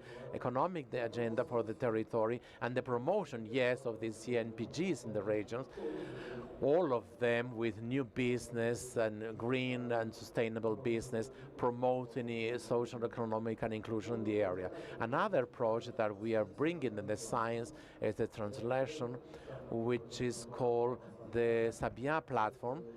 It's in the bioeconomy. Bioeconomy is making some researchers and put the product in the market. There is a great, incredible challenge, especially in the Amazon, that you need to answer that the demands of the industry in order to engage the production, volume, scale, regularity, partnership, and also get the feelings of the community that suffer with the climate changes and some of the logistical things and so many other things in order to address all of that production, industrial production. So we are the identification to give these answers for them in order in different sectors of alimentation, phytotherapeutic things, in order in a definitive way make the valorization of the bee economy in the Amazon and translate that in products that the consumer will be paying for that, and activating all this chain of production chain that needs to be restructured adequately way in the Amazon. Like a prison that the bee economy in the Amazon have is a small escalation. The community only somebody who make a soap, some other who make a little chocolate thing of cupuaçu, and that have a scale that has all prosperity, and that makes transformation and impact for the Amazon. Another different project is a work in place in order to say that Amazonian 21 is born from the industrial representation of Brazil with a focus in the business, sustainable business in the area. We are not really imprisoned with the development of there, but we're already a lot, but all looking into other sectors that are important, and also sustainable tourism. So the project have the name of Casanova from the Blindness Fund. We can superate this gap of the capacitation of the taking of the credit by the local entrepreneurs and promote the expansion of the tourist operations organized and prepared that can receive the visitors with a ticket is a higher ticket, be it Brazilian or from outside of Brazil. Brazonia have extraordinary places in order to say. So many other projects, example that we have from the INCRA in Rondonia as a renovation, is an imaginative confederation of the industry from the Federation of the Industry. Now we work supporting the people in the rural area, and that's very important. Why? In the thing that in a way that we have a disorganization in the operation, specifically in the field, in the land. When you go to the small producer, nowadays they have many irregularities in the environment that he cannot go for credit, and he have not the access to credit in the market. It have go to other way, and this goes to people who give credit, and part of this is in hands of the organized crime, and it's a tragedy. And then nothing has been done. So it's fundamental to reorganize, and we can need the support in a structured way in order for these small producers and these rural assessments get and separate these things and operate in regularity and address the agenda of development, economic development and business from the production in these areas. I can also make some other projects. I don't want to tire you, but what I think is that is really it's a very promising thing. This mobilization, but built from the effort, is a big effort on many organizations and people in order to this agenda copy. We will all in Belém. I think I'm certain that it's going to be a success. The private agenda that we've been building in together in a corporate way with the financial sector, along with the other partnerships as well. And I will say, always we pursued what we are going to give as a legacy and capture of the opportunities for everything the post-copy, because copy will end, like Hurtado said, event is evento, and it goes away. And then we still have the Amazon with all these things of the absence that it produced over the centuries, that only with them there's a big opportunity for business, but there is innovation and science and technology and other financials, oriented finance, we're going to be able to give the answers in order to address new business, sustainable business, including, and they are granted prosperity and liberty, freedom from listening, active listening from the people who live in the Amazon. Thank you very much for all your attention.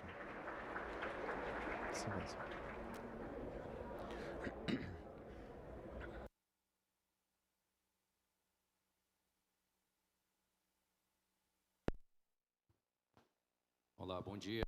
Hello, good morning to everyone. My name is Alex Carvalho. I'm from Pará, born in Belém. It's a great honor to be here representing FIEPA from the state of Pará. So talking a little bit and also giving my thanks to Marcelo and Davi to being a beacon of this sustainable agenda to help the Federation in the ways of bringing a change, institutional change, so we can clarify our agenda in a way that we are connecting economical development with sustainability. I think this convergence of 100% we won't be able to achieve, but to put into place this capability of convergence is important to know what the collective is thinking. So in 2024, we did put together the Copy Mais journey, which happened and was born, which was born already with a plus sign, because in that way, we wouldn't be satisfied in launching a project at COP30 by using a mechanism that's very peculiar to us from the state of Pará, which is to receive people with the best gastronomy, best food, best in the welcoming of other people, but to make sure that after the event of COP, we can provide a good area for betterment in a way. So we do understand that the union wants a just transition for the Amazon. And why do we want to do that? Because we are an industry in the Amazon which we generate 820,000 jobs in 2025. We are more than 413,000 companies and more than 52,000 new industries are in the Amazon. And that way we can see the amplitude of what is done in the area, where we can see that 48% of what is being done in the area is located in the state of Pará. And inside those, 75% of them are extraction companies. So it's important to have a better presence of the industry that can bring these values to be put into place. We still are dealing with a low data of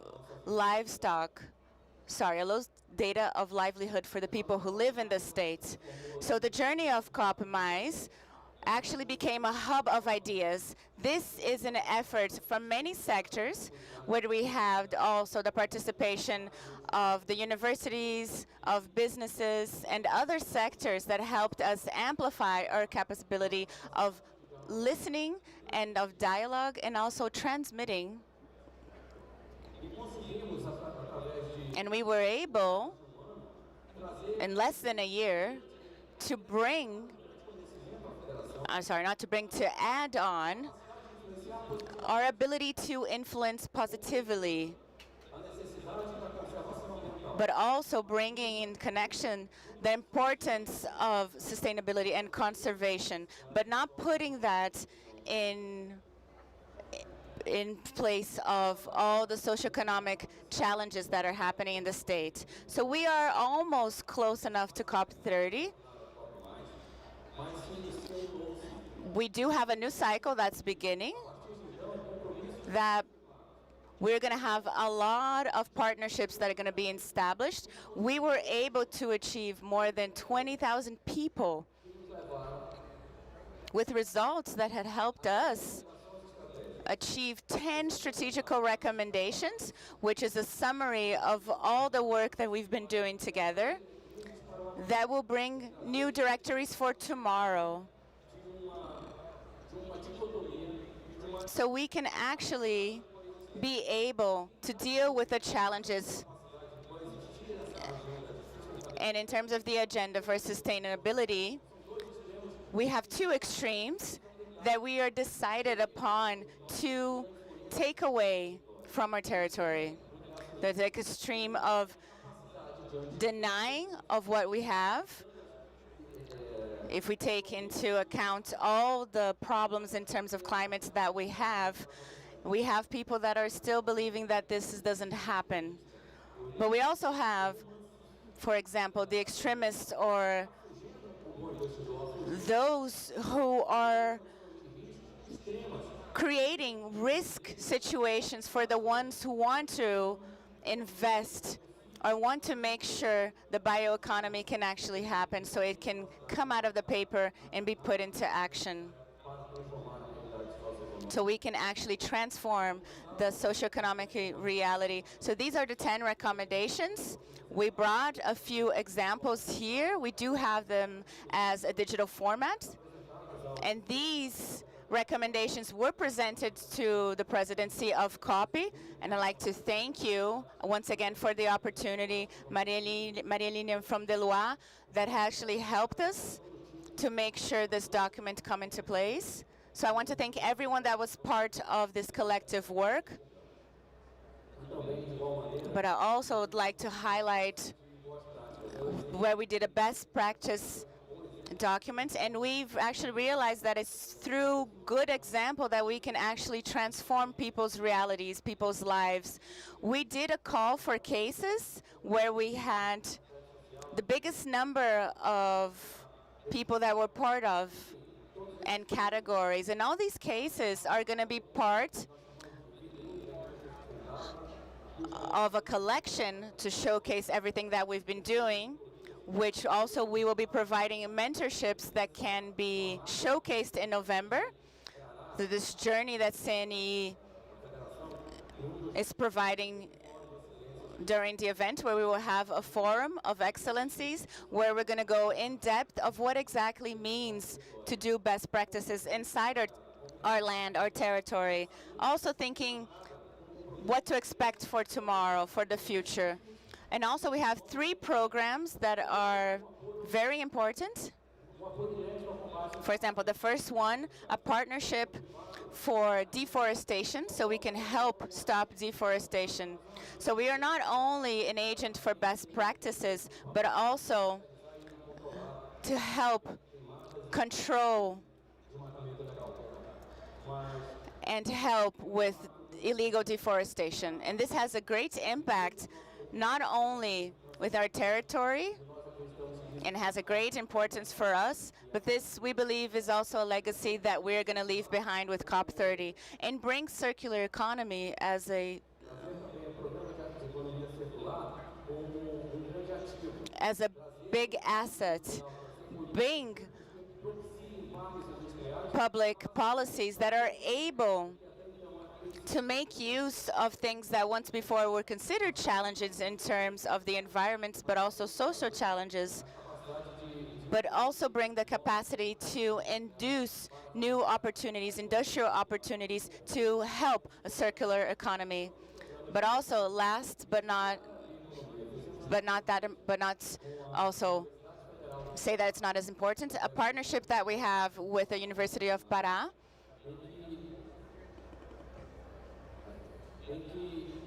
where we were able to measure the capability of our PIB, of the GDP, of trying to establish connections and bring down obstacles that once were considered impossible. For example, the geography obstacles. The municipalities are very distant from each other when we think about geographically. The structure is weak. We are not connected. So we need to have, in an innovative way, new models so we can have gain, but also to make sure the bioeconomy is a great asset for the region and for the world.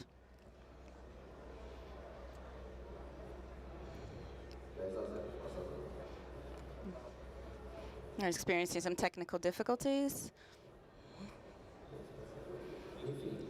Well, anyways, I'd like to extend my invitation for you all. So please be part of the journey with us at COP+. COP+. It's not just for the industry of the state of Pará, not just for our people. It has a higher purpose, as well as the importance of the Amazon for our planet. So in that way, I extend the invitation so that you all be part of this journey with us. This is a collective effort that we are very proud of, to acknowledge where have we arrived, but also we want to reaffirm our commitment so that these legacies can actually be put into action, so that we can have an Amazon for the future which is better than the Amazon that we have today. We are able to do that with mutual effort, and in that way the Amazon stops being a problem for Brazil and for the world, but actually a solution. And we don't want our people to say yes. We want our people to say yes for economical activities that are legal and make sure they have a collaboration with the environment. The forest needs to remain standing, but our people also needs to remain standing in equality. So I hope to see you all in Pará. Thank you so much.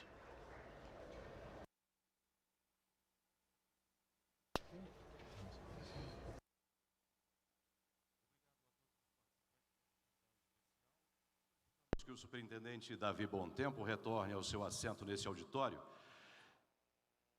E para fazer o lançamento da publicação Panorama da Infraestrutura Região Norte, convidamos ao palco, para juntar-se aos presidentes Marcelo Tomé e Alex Carvalho, o diretor de Relações Institucionais da CNI, Roberto Muniz.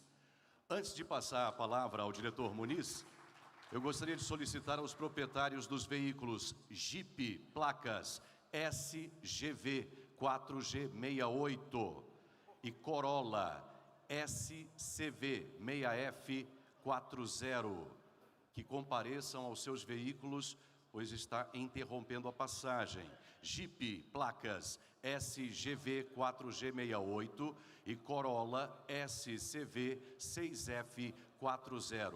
Por gentileza, os proprietários compareçam aos seus veículos. Agora sim, Roberto Muniz, a palavra é sua.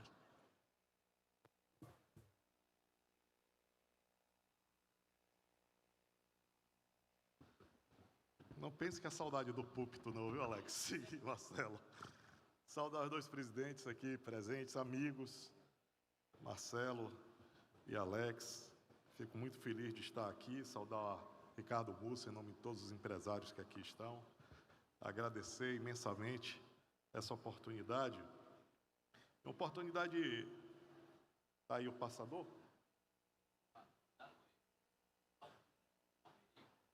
Alex tomou um baile aqui no passador, eu acho que também vou tomar, viu? Mas eu vou pedir, são 5 slides apenas. Mas primeiro eu queria ressaltar que esse cuidado que a gente está tendo de fazer esse debate sobre a ótica de quem vive no território, é porque está muito em moda a questão do lugar de fala. Vocês têm lugar de fala. A indústria tem que ter o lugar de fala. É a indústria que vai aproximar quem está morando desses ganhos que a própria indústria pode proporcionar. Então, acho que é muito importante isso. E aí eu quero dizer, Mussa, que a gente foi muito feliz quando ao SBCOP ser constituído, a gente pensar nas recomendações e que essas recomendações tivessem essa dimensão internacional. Mas a gente não deixou de ter essa visão local. Então, conseguimos entregar, Paulo Afonso, essa visão de todos aqui, internacionalmente, planetariamente, assim podemos dizer, esse legado da indústria, pensando na sustentabilidade, com esse olhar de todo mundo, de mais de 40 milhões de empresas, dessas instituições, de mais de 30 instituições que se igualam à CNI. Mas é muito importante que essa escutativa, Marcelo, que você colocou, ela também não se distanciou do território de vocês. Então, nós vamos ter um documento nacional, de dimensão nacional, que vai ser chamado legado, que vai ser entregue lá na COP e que vai ficar como legado da COP aqui no Brasil. Vamos ter um documento aí, numa parceria da Accenture com a Amazônia Mais 21, aí sob a sua liderança, Marcelo, fundamental para que a gente saiba quais são esses cases e essas recomendações, olhando o território amazônico. Eu acho que isso é muito importante, Alex. A gente deixa isso. E aqui a gente vem deixar mais uma outra dimensão, um presente, uma colaboração, para que não seja um vento, né? Não fique no vento, mas que a gente possa levar isso para o futuro. Nós fizemos uma pesquisa, e aí eu quero apresentar aqui a vocês, sobre a infraestrutura daquela região, já que muitos empresários, empresas, CEOs que aqui estão presentes, diretores, têm atividade lá naquela região e que também podem, se não houver essa atividade, podem estar interessados para fazer parte, né, desse legado que a COP e a SBCOP têm deixado, e agora com mais essa pesquisa, ouvindo 500 empresários na região. Então, quero aqui iniciar. Pode passar? Então, a ideia é que a gente vá para além, né? A gente sempre olha a Amazônia como um celeiro da biodiversidade, 20% da biodiversidade, dos recursos naturais aqui que foram colocados, mas tem um déficit de infraestrutura, e esse déficit de infraestrutura precisa ser colocado, porque pela primeira vez a COP pode ser ESG, porque ela tem lá a parte ambiental, porque tem a maior floresta do mundo. Então eu acho que é a primeira COP que está debaixo da ESG. A gente tem a questão ambiental colocada, a questão social que precisa ser construída. To be constructed, and in order for the governance, in order for this legacy, but the document was not have. But so we deliver the signalization for the people that is in the local governance and nationally governance, the CNE and the other federation and the industries that we've been doing together in that dimension of the development of this area for the country, not like as a problem, but a solution, because it's also a real solution of, I was talking to Paulo, it's a real solution for our country.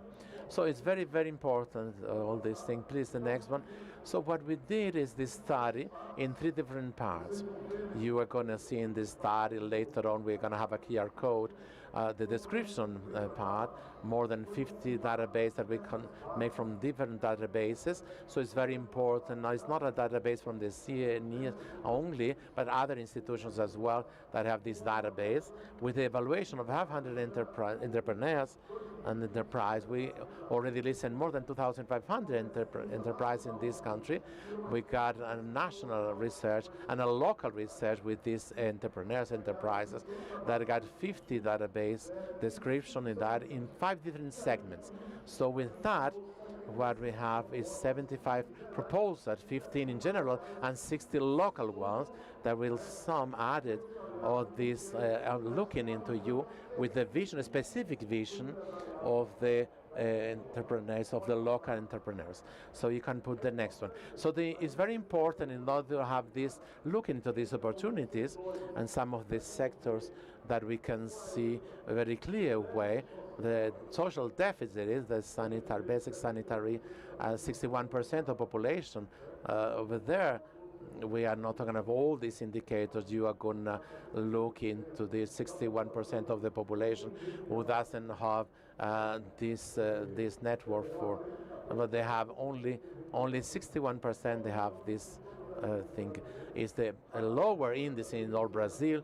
So the basic sanitation, also 31% of population, is the lowest indicator in Brazil. So in order we can do the sustainable development, we cannot forget about the people, right? So the important thing also, Alex, what you bring us, the importance of the minery for this area, 37% of the charge of the trains that have to transport from Brazil is from their area, from this area specific. So I think it's that specifically also given a space for, in order to continue growing, in order to do the sustainable development. Another different question also is very fundamental, which is the thing of the lower exploitation of oil in the area. We have over there, seems like there is the ideological dispute, and it's not only because of that equatorial margin over there. We have an enterprise which is ours, which is from the state, is the Petrobras company. We have a history, an incredible, magnificent, historical, and objectively talking in those areas to search petroleum in deep water. And if we don't use this can be modifying absolutely the indication, the social indications over there. And if we can see in the first talk of all of the people that present already, is that the industry is a partnership of this transformation. You can put to the next one, please. And then what we have is very important thing, that is the perception of the deficit.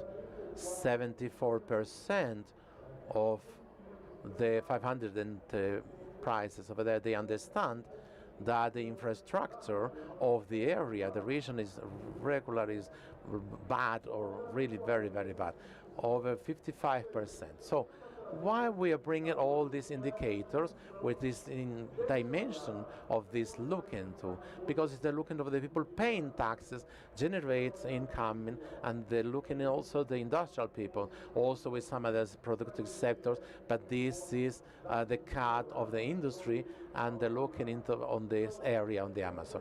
So it's very important for us. In here we got some of the perceptions of the highways, very difficult, difficult to access to the port, on the trains area, the energy problems, the transmission of the energy is the last state to be connected in less than a month, Roraima, that we put in the national system of interconnection of the energy.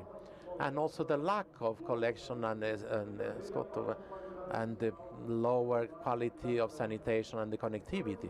So these are some of the, please, the next one, big of the topics, this the proposal that we're going to give them, please, the next one, in many, many sectors. And then there's a question that I want to do for you, finishing with my talk.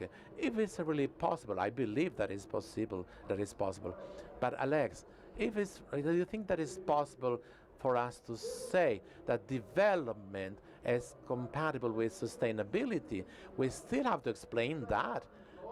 Do you think that we from the industry, we still have to say that this territory, this area, have to be put under the order, economic order, as the best territory that the state can preserve? So Alex, how do you see that on the sustainability and development?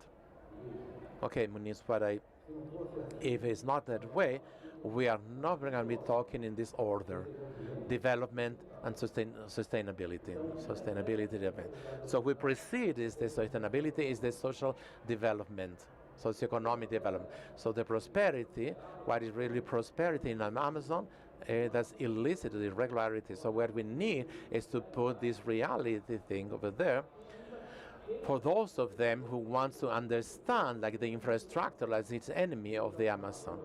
The first thing in the Amazon is the poverty, the enemy of the lack of opportunity, and the enemy of the Amazon is to say eye to eye with the people who don't accept that they have a highway over there, the BR 319, but accepting the COVID that people died because they don't have put oxygen over there to millions of people that lives in the Amazon that have the right constitutional as a Brazilian of the equal condition. That is reality that we have to put in the eyes of the people who still try to see. But there are people that don't want to see.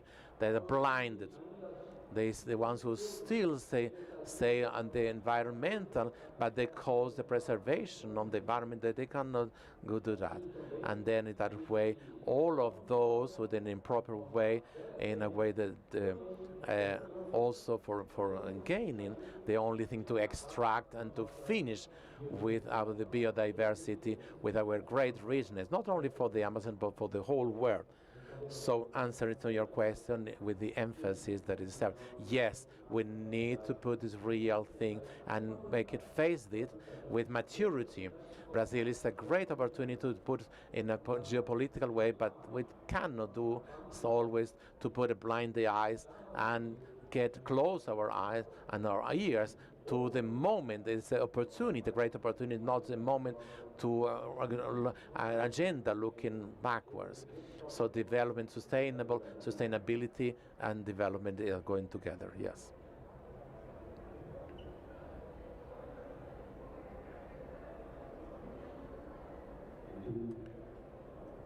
Okay, so then over there, how is this in field, and how is the way that you understand that will be the future after COP? Well, first of all, I don't think they're going to have a future in order for us to think the sustainable development without the infrastructure.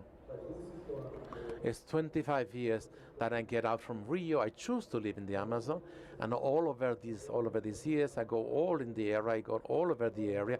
I love to go places that don't have highways or roads, and I never seen an illegal activity. But mine is that they need the highways, right? They need the roads, right? The illegal things happen in the Amazon. They go exactly where the state is not in presence, or when you don't have an enterprise. So the lack of things generated because of the infrastructure and the no destination of the territory is what create the space absolutely good for the illegal things over there. And that is what I've been saying. I said the not return point, very urgent in the Amazon, is not really, I'm not making a relativism, I'm not being negationist. It's not really anymore the deforestation of the adaptation of climate things. It's the territorial adaptation and take it out of the territory from the illegal crime. Talk to any operator of the security force of the Brazilian state. All of them, they claim for infrastructure, especially in the highways, in order to convert the troops, the men, in order to combat the illegal crime in the area. And we won't have success in all this effort that we are putting in for the attraction of investment, the origin of new economic sectors without infrastructure, without energy, with communications, or for the people in some come and in order to extract the economy and the goods and the competitivity, because one of the additional costs with producing the Amazon is the additional cost of logistics, because it gets more time, because the hybrids are hybrid and they are precarious way. So what we can say that we have to make through this vision, antagonistic vision, that the infrastructure in the area and the Amazon is what promotes the destruction. No, sorry, it is exactly the contrary, the promotion, the strengthening of the infrastructure in a responsible way, and infrastructure, adequate infrastructure. Brazil is able to go to build the highways highways, parks, highways, right? We got many, many examples in Brazil. The thing that we call the Magua in Rio and the Cotilla in Paraty in Rio, they are highways inside the forest that get a lower generate and they are protected. And the decision of the Brazilian state to produce an infrastructure, a green infrastructure, or deny or assume that it's not able to do that and deny the infrastructure for the people who live in the Amazon area. So yes, I think we have a future in the way that you can separate, go through these political publics generated with ideology, and the pre-concept that in the infrastructure in the Amazon is the one that makes the destruction. I think the direction is the opposite way. The promotion and the advance and the strengthening of the infrastructure in the Amazon with new bases on green infrastructure is what is going to allow the success of the sustainable development in the area.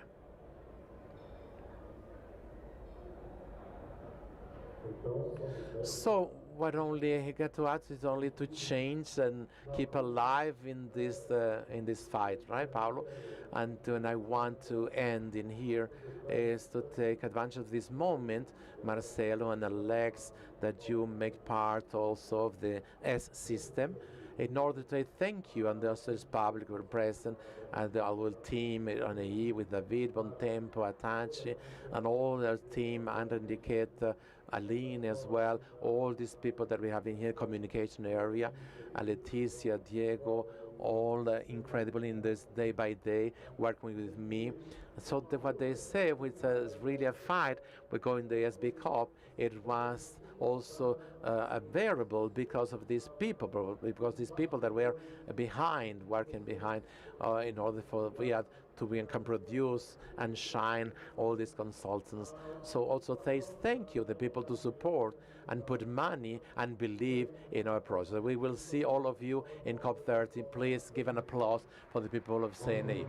Thank you very much for the director Roberto Muniz, the president Marcelo and Alex. Please, you can go back to your seats. Reminding you that the presidential Roberto Muniz is available already with the QR code on the screen that you can see it.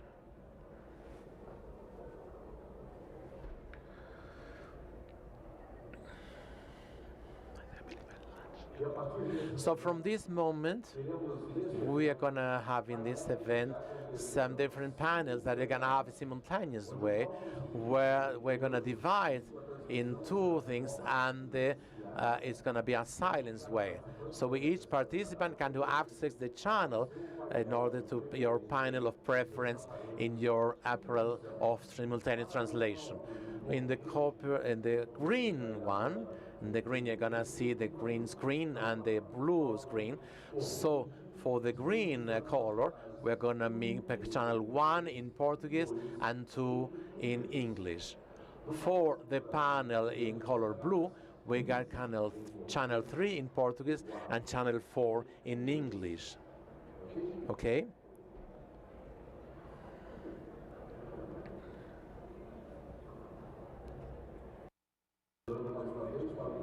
Reminding you again, in the green color, we are making available channel 1 in Portuguese, channel 2 in English. For the blue screen, we got channel 3 for Portuguese and channel 4 for English.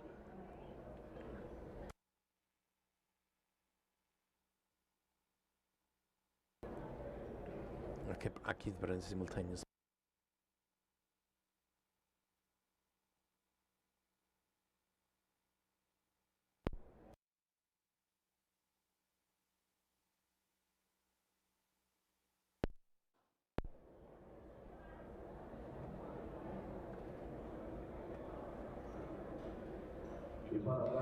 And also to give the start of our space panel with the theme of circular economy and innovation of the strategy on climate, we invite to the panel the director of the Petrobras, Jorge Soto, Mr. Jorge Soto, the director of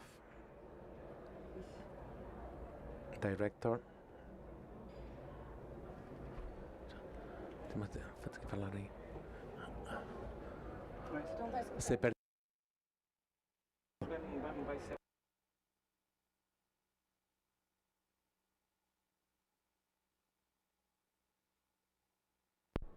Ça va? Just experiencing some technical difficulties. One moment.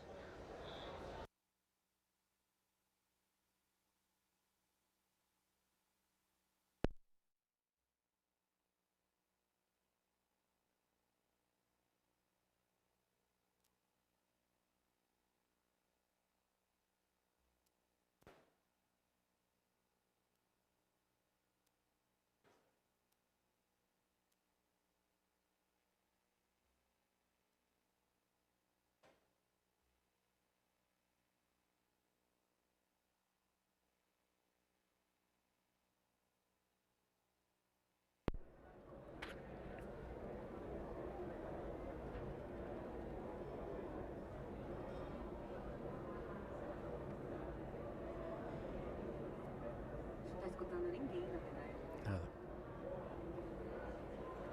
Okay, now I'm listening, able to. So now Claudia Prates is gonna talk. Mas aqui não tá, mas... And the Deputy Chair of GP of Finances Transition and Investment of SB Copy and moderator of this panel, Paula Kowalski. Essa aqui, ó. Essa câmera é 5.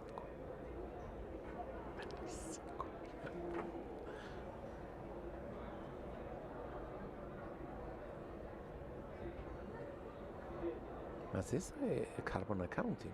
E aí tá outra coisa. Tá?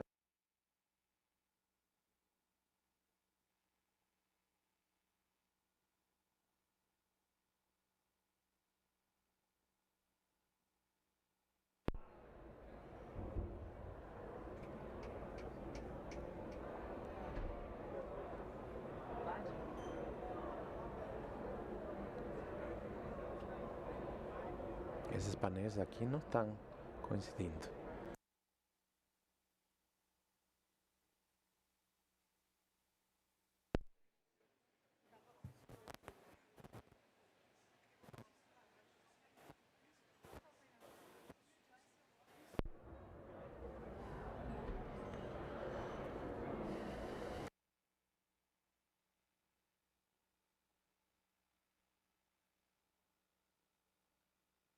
With us, não.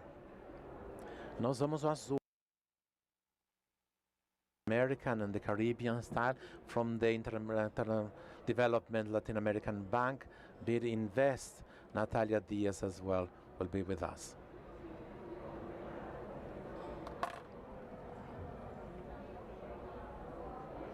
Tá errado, porque nós somos o painel azul, não verde.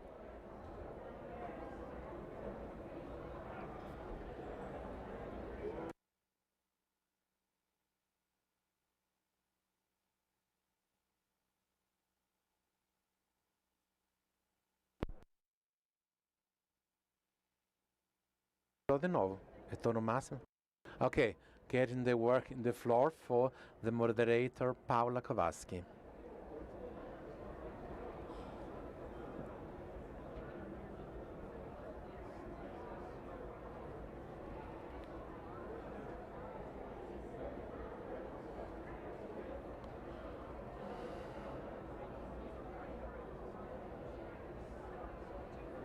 Good morning, everyone. Almost good afternoon. I'm Pavel Kowalski, Social Lead and Capital, Co-Chair of SB Corp and Deputy Chair of the Group of Working on Financial of SB Corp, which was preceded by Luciana Ribeiro, the Climate. I'm very happy to be here representing this incredible group that we get together, like a Deputy Chair Gianluca Rifolo and Luisa Palacios, and one super team of eco-chairs, Admir Said, the Light Climate Partners, Anna Venasper Side of ADB, Eduardo Mofarer, the Just Climate, Joaquin Levy from Safra Bank, and Karen from Bank of America, Emily Gilbert from Carbon Direct as well. And we got also more than 19 members of all the 5 continents participating in this working group. And why is so important this group? Essentially because what we need is the finance in order to put this transition agenda, the climate agenda, and what we got is making it to be very objective in the spirit of the SB COP. in order to focus in some actions, focus in the examples. So more of it all, we try not to invent the wheel, not to create different things and new things, but yes, to go to good examples that we can really not only copy, but also escalate. So we know today the challenge of capital is huge, that we need to really adjust the financial structures in order to attract the private capital to emergence private. So the cost of the market is really 5 more times than the money in the developed markets. So the opportunity is really huge. We are talking in here about 2.3, 2.5 trillion of dollars per year that can be going to this, reaching this market, and they go into this emerging market, not only because they have to go this emerging market, but only because they have to go, but because we have the possibility to develop these solutions, climate solutions, in an efficient way. For those of you who know the forest, the tropical forest in here, they are more than 40% more efficient than the temperate forest. The contribution of here, the reduction of emissions and capture of the CO2. So what we've been trying in a diligent way to create some mechanism that they can facilitate this flux of the money from the circulation of the debts on the climate things, and making free the capital of the local bank, and this group the support of BD and the consortium to invest online.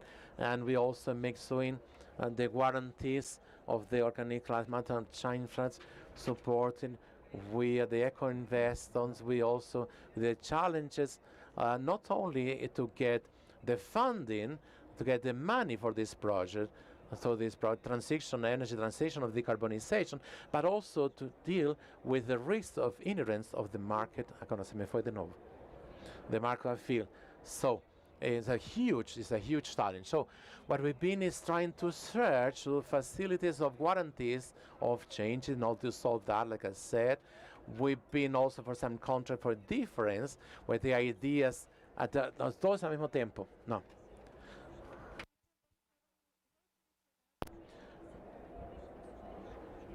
The values two at the same time. Dois.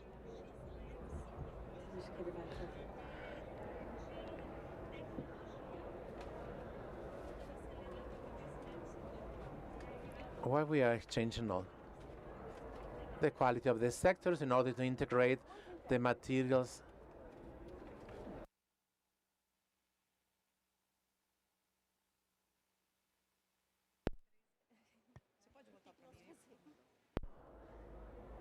Yeah.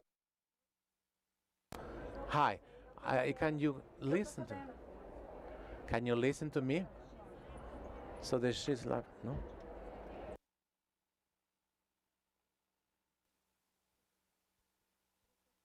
Testar implementações de economia circular. Aqui nós estamos falando de 60 soluções circulares que foram co-criadas e 1 milhão de toneladas de recursos mantidos fora de aterro. Sorry, we are facing some confusion because there are 2 panels. Hi everyone. I'm back again. As you can see, it's a little confused. We are trying to solve this little technical problem in order we can take back the beginning of the panels. We are trying to make solving this technical problem. So in a minute, we're going to have the songs individualized like it should be. I'm sorry about that. Sorry about that.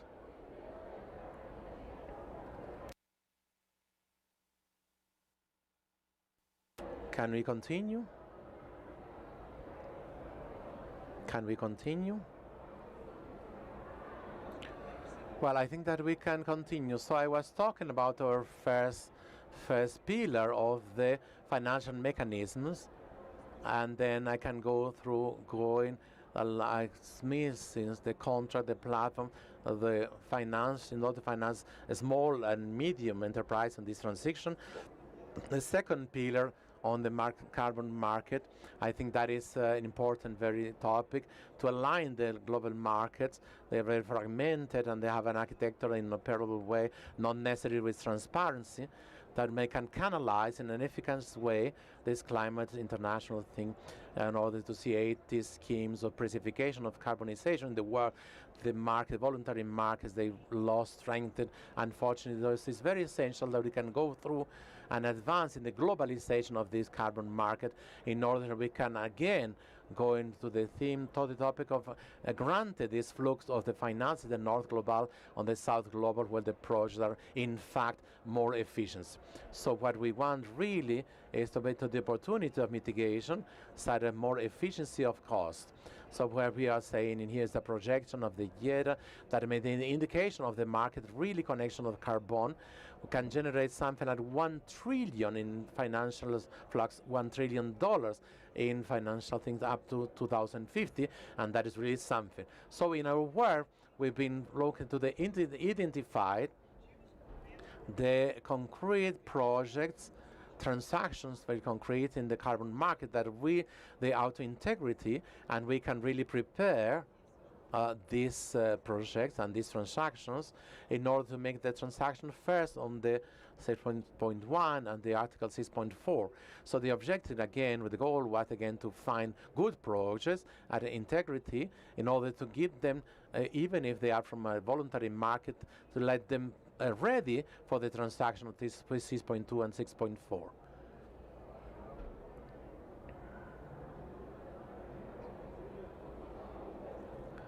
It's working, yes. See if it is working. Yes, it's working. Yes, it's working. Yes. Yes, we can listen to you. It's working. I believe that now we solved the problem. We are back, so I would like the work again to Patricia Iglesias for the presentation. No, that's a minute. Okay. Now I went in the microphone. Yes, can you listen to me? Yes, can we continue? Yes, we can.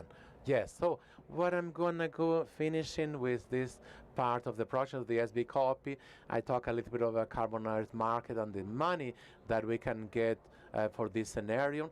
I want to get to say also in the sector of decarbonization, sector, a very specific way in aviation in here, and also the maritime transportation. The priority in here to put the flux of capital and so accelerate this transition in these sectors, especially make the fomentation of the sustainable combustion.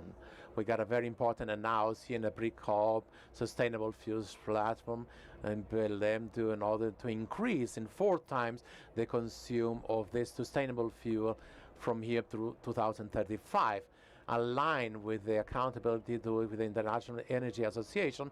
And this is one of the movements that put very, very important thing on the way that we can make decarbonization in an economic way. Some sectors like aviation and maritime transportation, we got the opportunity here of biocombustibles ready already to be used in these sectors, and also along the way more synthetic hydrogen and other combustion fuels to make the incentivation of this transaction. And also we have to do another advance in the regulatory area, the IMO movement, IMO framework, IMO that is working to see the intensity of carbonization of the fuels and create mechanism of precification and also regularization for the people who don't accomplish this.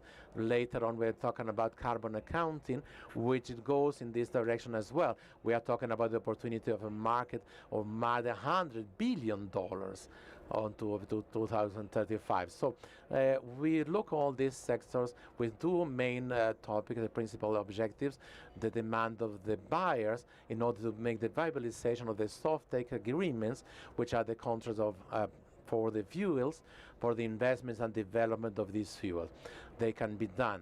And also the creation of the financial structures, another way, a framework to close this gap of the prices with the fossil fuels and the sustainable fuels. As we already said before, we make the focus on the examples, possible examples that already exist and we can scale up. and we identified more than 40 opportunities, and we make the reinforce of specifically in here. Some of them we have a very, very interesting one, debt for nation swap, that you create a mechanism of finance or refinance and current the climate. The paper of Giro's platform, strategic of transition in a big scale for emerging markets, 1991. The infrastructure of the carbonization market with the B3 partnership with the trees to create an environment regulated and controlled for the carbonation credit go really in a very way interoperable with other forces around the world. It's a project that first project we can say of green steel from hydrogenio already going in Sweden, and the transaction booking claim in Latin America, and then in Abra with the transaction done with credit of Europe. Doing in here, coming in Brazil, but a big opportunity to scale that mechanism is the country, is the creditor we're gonna have here in Brazil, and we can be exporting to the whole world. So this has been the work of our team group, Financiers at BCOP, and this discussion, not a theoretical discussion, we are already delivering the outcome and the result.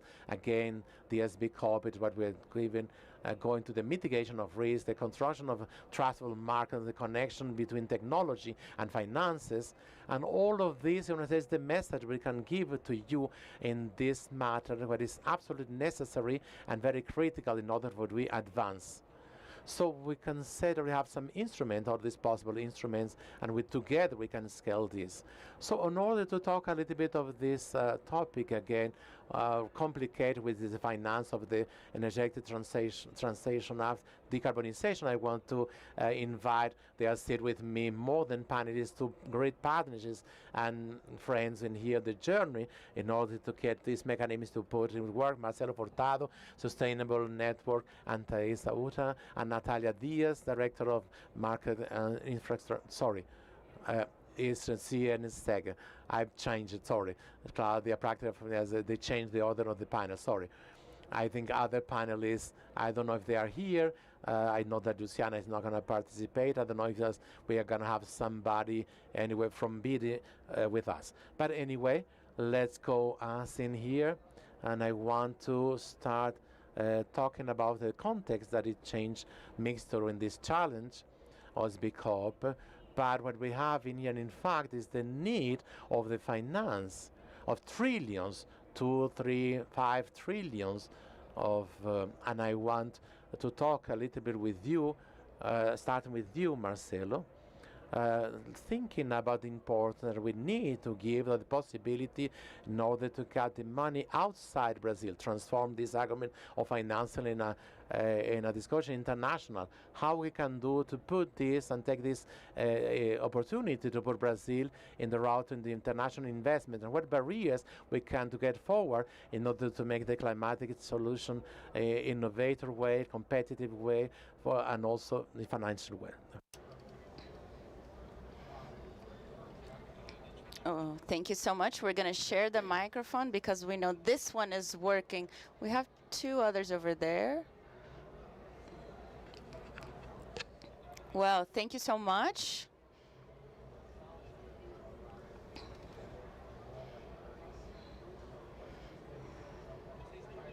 Are you guys not? Oh, you're listening to me. Okay, no, we're okay. So apparently we're okay.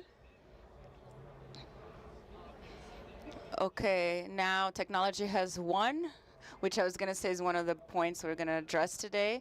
But it's a pleasure to be here now with all of you. Thank you so much. It's been a pleasure to be part of this processes of SB-COP. I'm part of the bioeconomy group and biofinance. And I was very impressed, Paula, with what we were able to do with a short time. And I think that's a good example or demonstration of how it's possible and imperative that we change a little bit the way we think so we can find solutions, so that we can have that as an attitude and not as an attitude of just identifying the obstacles and risks and then afterwards we start working. I think the idea of let's start doing and then let's start making it better as we go is important. Itaúsa is a holding, which basically we allocate capital And in many different segments of the industry, we have AEGEA, which is here with its COP Energia, Energy COP, and Motiva for mobility, Desco, Alpagartas, NTS, other companies that actually are part of very different markets. So when you look at the profile of the investors of Itaúsa, you can identify that 33% of them are institutional investors. A big part of them are international, and the other part of 33% are investors which are Brazilians, common people, which are almost 900,000 which invest. So why does this international investor look at Itaúsa and actually can see a vehicle of investments? I believe that at first place, we have a space for dialogue and transparency. It's very important to be able to communicate how are you actually coming together with your value, putting together your value. Second, we have measurements that can actually help dialogue with this investor so he can see with total transparency and credibility all the information of how his asset is responding. And third of all, I think you're supposed to show vision, long-term vision, intelligence, because not just data and information is not enough. So you can tell a story where it is told by data, information, and intelligence regarding what those datas mean. So if we can bring this to the exercise that we're doing today, I'd say that Brazil, as a challenge, has a great opportunity, because I believe we have, I know everyone mentioned this before, for the competitive advantages that we have economically, but we have a very important asset which is called nature. And this asset called nature, from which our economy is 100% dependent, if it's well played and well priced, it can actually have a big value of creation. The second challenge that we have is that this nature that we have that brings great opportunities, it doesn't have a price. It doesn't have a price tag. It doesn't have a value. So it doesn't have a value for transition. It's zero. In certain cases, it's even read as a risk and not an opportunity. And I think that we have a great challenge here in understanding, first of all, we understanding as Brazil the importance of this capital, and second, to demonstrate and to show this capital, which can be done through methodology and data.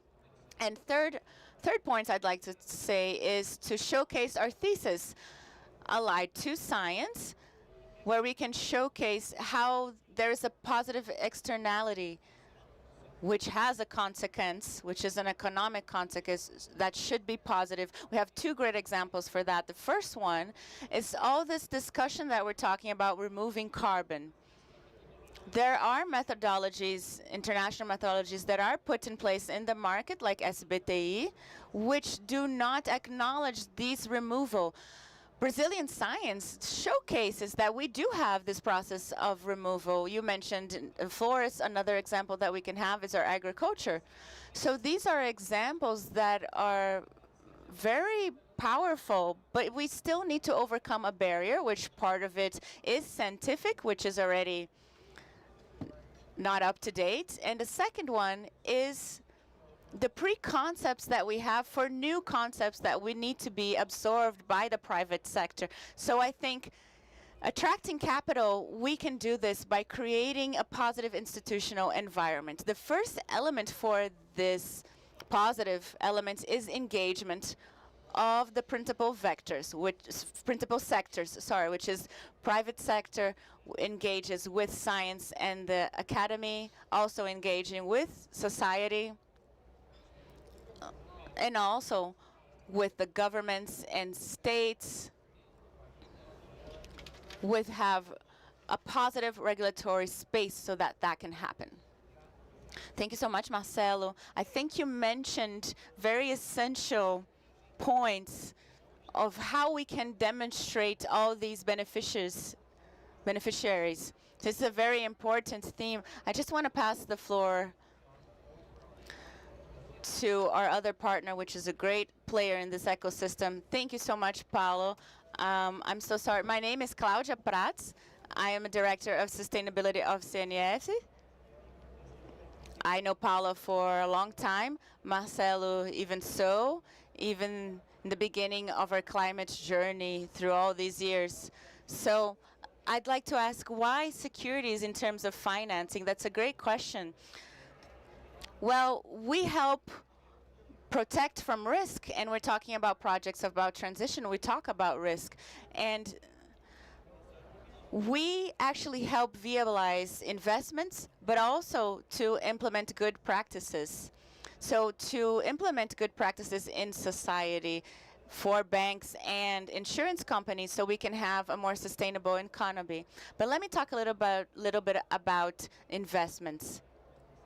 When you talk about SBN, which are solutions based on nature, you're talking about a whole new sector, a whole new sector for banks, for insurance companies, and for the ecosystems and all.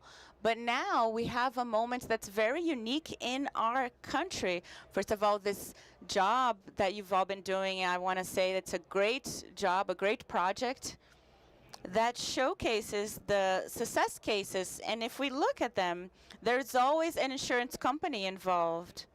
And they are looking at the sustainable sector even more so throughout the years, especially us. We have been engaging these insurance companies. Just to give you a little bit of context, we have an insurance company for COP, which is a big warehouse with 10 companies in the sector, with a partnership with the public sector, with Abijibi and other entities, Abagi. I'm not going to mention all, because it's 2 weeks of events. I think it's important for us to bring the insurance companies to the real world. Actually connect, not to bring, so we can connect them to the productive sector, so we can viabilize investments. So if we're talking about what you mentioned, SBN,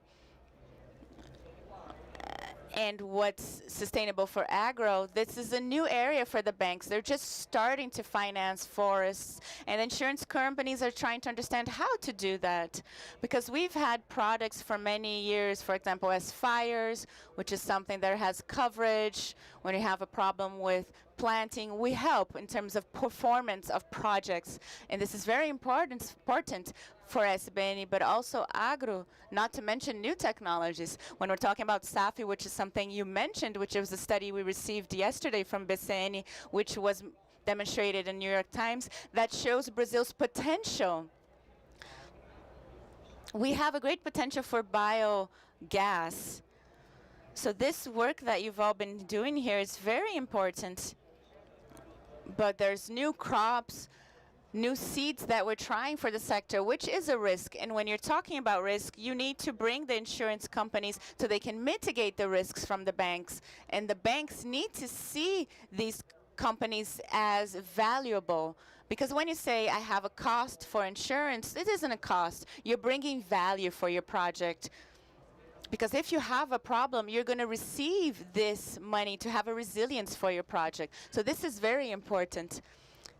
When you talk about adaptation and project, it's about resilience. So you don't have to bring down the project or give another type of financing. You are actually investing in this project so you can reestablish it so it can be resilient. So I believe for new technologies, and I'm certain about this, for new technologies, for forest, for sustainable agro, insurance is important. So we can establish this ecosystem, also taking advantage that we're without Luciana here, but I'm going to talk a little bit of what we've been doing for SB Copy, this wonderful work that has been doing. Brazil has an investment platform which is amazing, where you can see all the projects, cases that you can engage other countries. You have all the homework showcasing what the banks are doing, but you also have a challenge for our interest rates, which I know Luciana mentioned that a few years ago, where our government fulfilled or provided green bonuses. And now we have 10 billion reais per year, which gives us a stability to finance the climate. With that, we have a resource which is basically catalytic, where you have a blended finance with private banks, with Eco Invest, which I think you were going to mention. Oh, you're going to mention it? Oh, perfect. Hi, Natalia. I don't know if she can see me. But I'm going to pass the mic to Natalia, and then I'll add on. I didn't know she was here. Natalia, I'm so sorry. I forgot you were going to be online. I am so sorry. I'd like to pass you the mic so you can talk a little bit more about this spoiler that we already told everyone about. That's okay, Paula. Can you all hear me? Good afternoon. I'd like to thank CNE, SB Copy for the invitation. I'd like to say hello to all my friends. It's very important for us to talk about this topic that attracts a lot of interest from the society. So just to add on what Marcelo said and Claudia, and not to mention what everyone mentioned before, when we talk about climate finance, we have a thesis of comparative competitiveness that Brazil have, but we also have a part that is unequal in terms of spreading this finance. So basically, we actually finance sectors that help with more opportunities that are nature-based, but we need to basically open all this finance to everyone to make sure that we have an impact on the society. So I think Brazil, in this sense, it has been doing its homework in what I consider the 3 pillars that we should mention, which is the position that Brazil has globally, which is the power of regulatory sectors, being able to manage climate points, and also to work with innovative finance, which I believe Eco Invent is the best example that we have so far more recently regarding it. So when we're talking about, before all this, we have all the design of the plan to provide which are the principal players for this. For climate, we have the Brazilian taxonomy, and we also have advanced in regulatory marks in terms of sector. We're talking about carbon market and other advances that we have in our regulation, but also in anticipating how Brazil is going to apply its regulatory structure for S1, S2 to showcase financially, which will help give more transparency and bring more financing for Brazil. And also now we're, first steps in on these new innovative financial tools, which are the principal ways for us to address which is the biggest risk that we have in Brazil, which is the cost of capital. So basically today, for you to take a project out of the paper, it's more expensive if we were to compare it with the international market.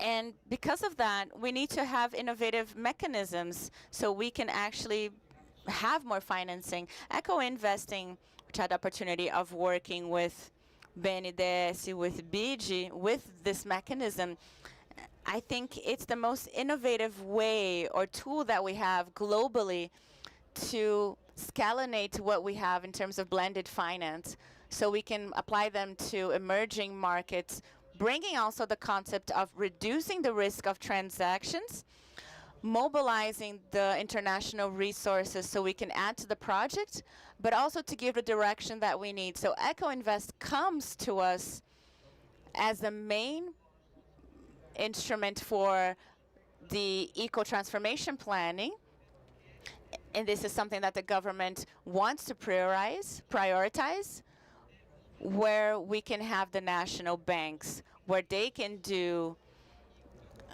an open call to help establish what Eco Invest requires, but also to allocate resources and then redirect all this investment, international investment, to make sure it coexists with local projects. So the design of this mechanism was done with partnerships with the Treasury, with a BID group, and BID invests where I am now, where we've been doing a lot of financing with one international investor, which has been helping with this project. So more than that, I think what we have been addressing, which Paulo has mentioned, which is a mechanism for NDS Plus with BID, will be launching on the first week of the COP, which is a big platform so we can monetize assets that are inside the banks,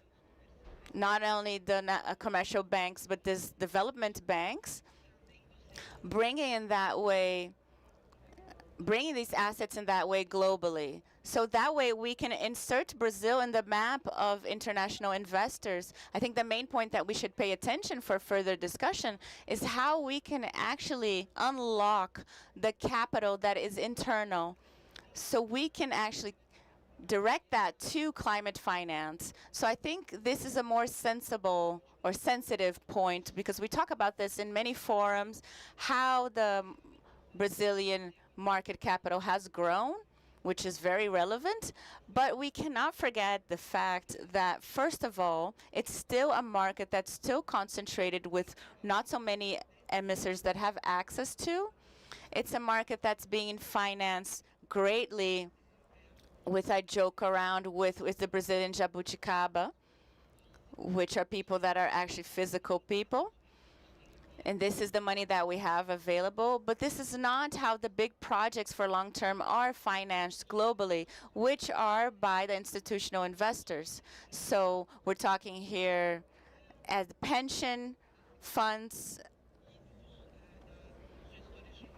but also the managers of resources. So for me, I think the big discussions that we need to bring to place starting from now is how can we predict the money that are just sitting around, so we can actually finance sectors that are more diverse in our economy, because our market is still concentrated in sectors that are the most proven sectors, like energy, sanitation. So these are some of the agendas that we need to prioritize, so we can insert Brazil in the map of attraction for these long-term investors. So I'm going to stop here now. I think we're going to have more time to talk about this. I'm going to join the second round with some final comments. Otherwise, we cannot make the third one in order this happen. But the original idea, was which one of you talk a little bit, or make the evaluation a little bit of the role of the respective institutional finances on this economy of transformation of carbonization, and the actions that can kind of contribute with the economy and the resilience of the other sectors, etc. But for overall that, if you can say in these their own institutions, give a message, maybe on the spirit, or maybe to divide a panel were 3 weeks ago, right, Marcelo? But give a message on the spirit of what we can not arguing here the next year, because this was already solved in this first year. And these actions that we are making the proposition, and also the next year we are proud what we've been doing of the paper, of the role of Brazil in the leadership of COP30, and this year after COP30. Well, I'm going to start answering that. What we normally listen in talking like that is, where's the money, right? Where's the money? And we know that the resources are there. We know where the resources are. So the question is, are we attracting the resources on the better way, the best way? But the resources exist. The second thing that we are listening a lot, what are the projects? So again, we know that we have some projects that there exist with high quality, with excellent metrics, and the question is, why this connection is not happening?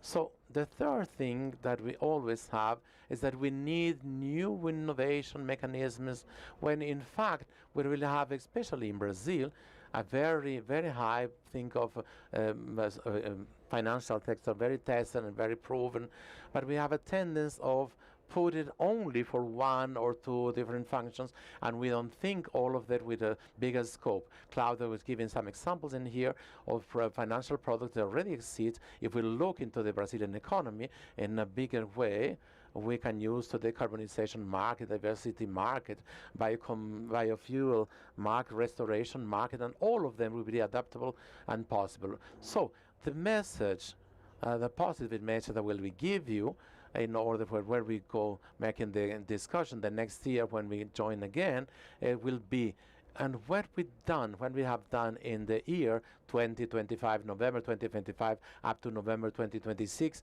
in order to do some of these projects, emblematic projects, we converge on that, our efforts in order to make the viabilization and demonstrate in scale, and with that, demonstrate the solution.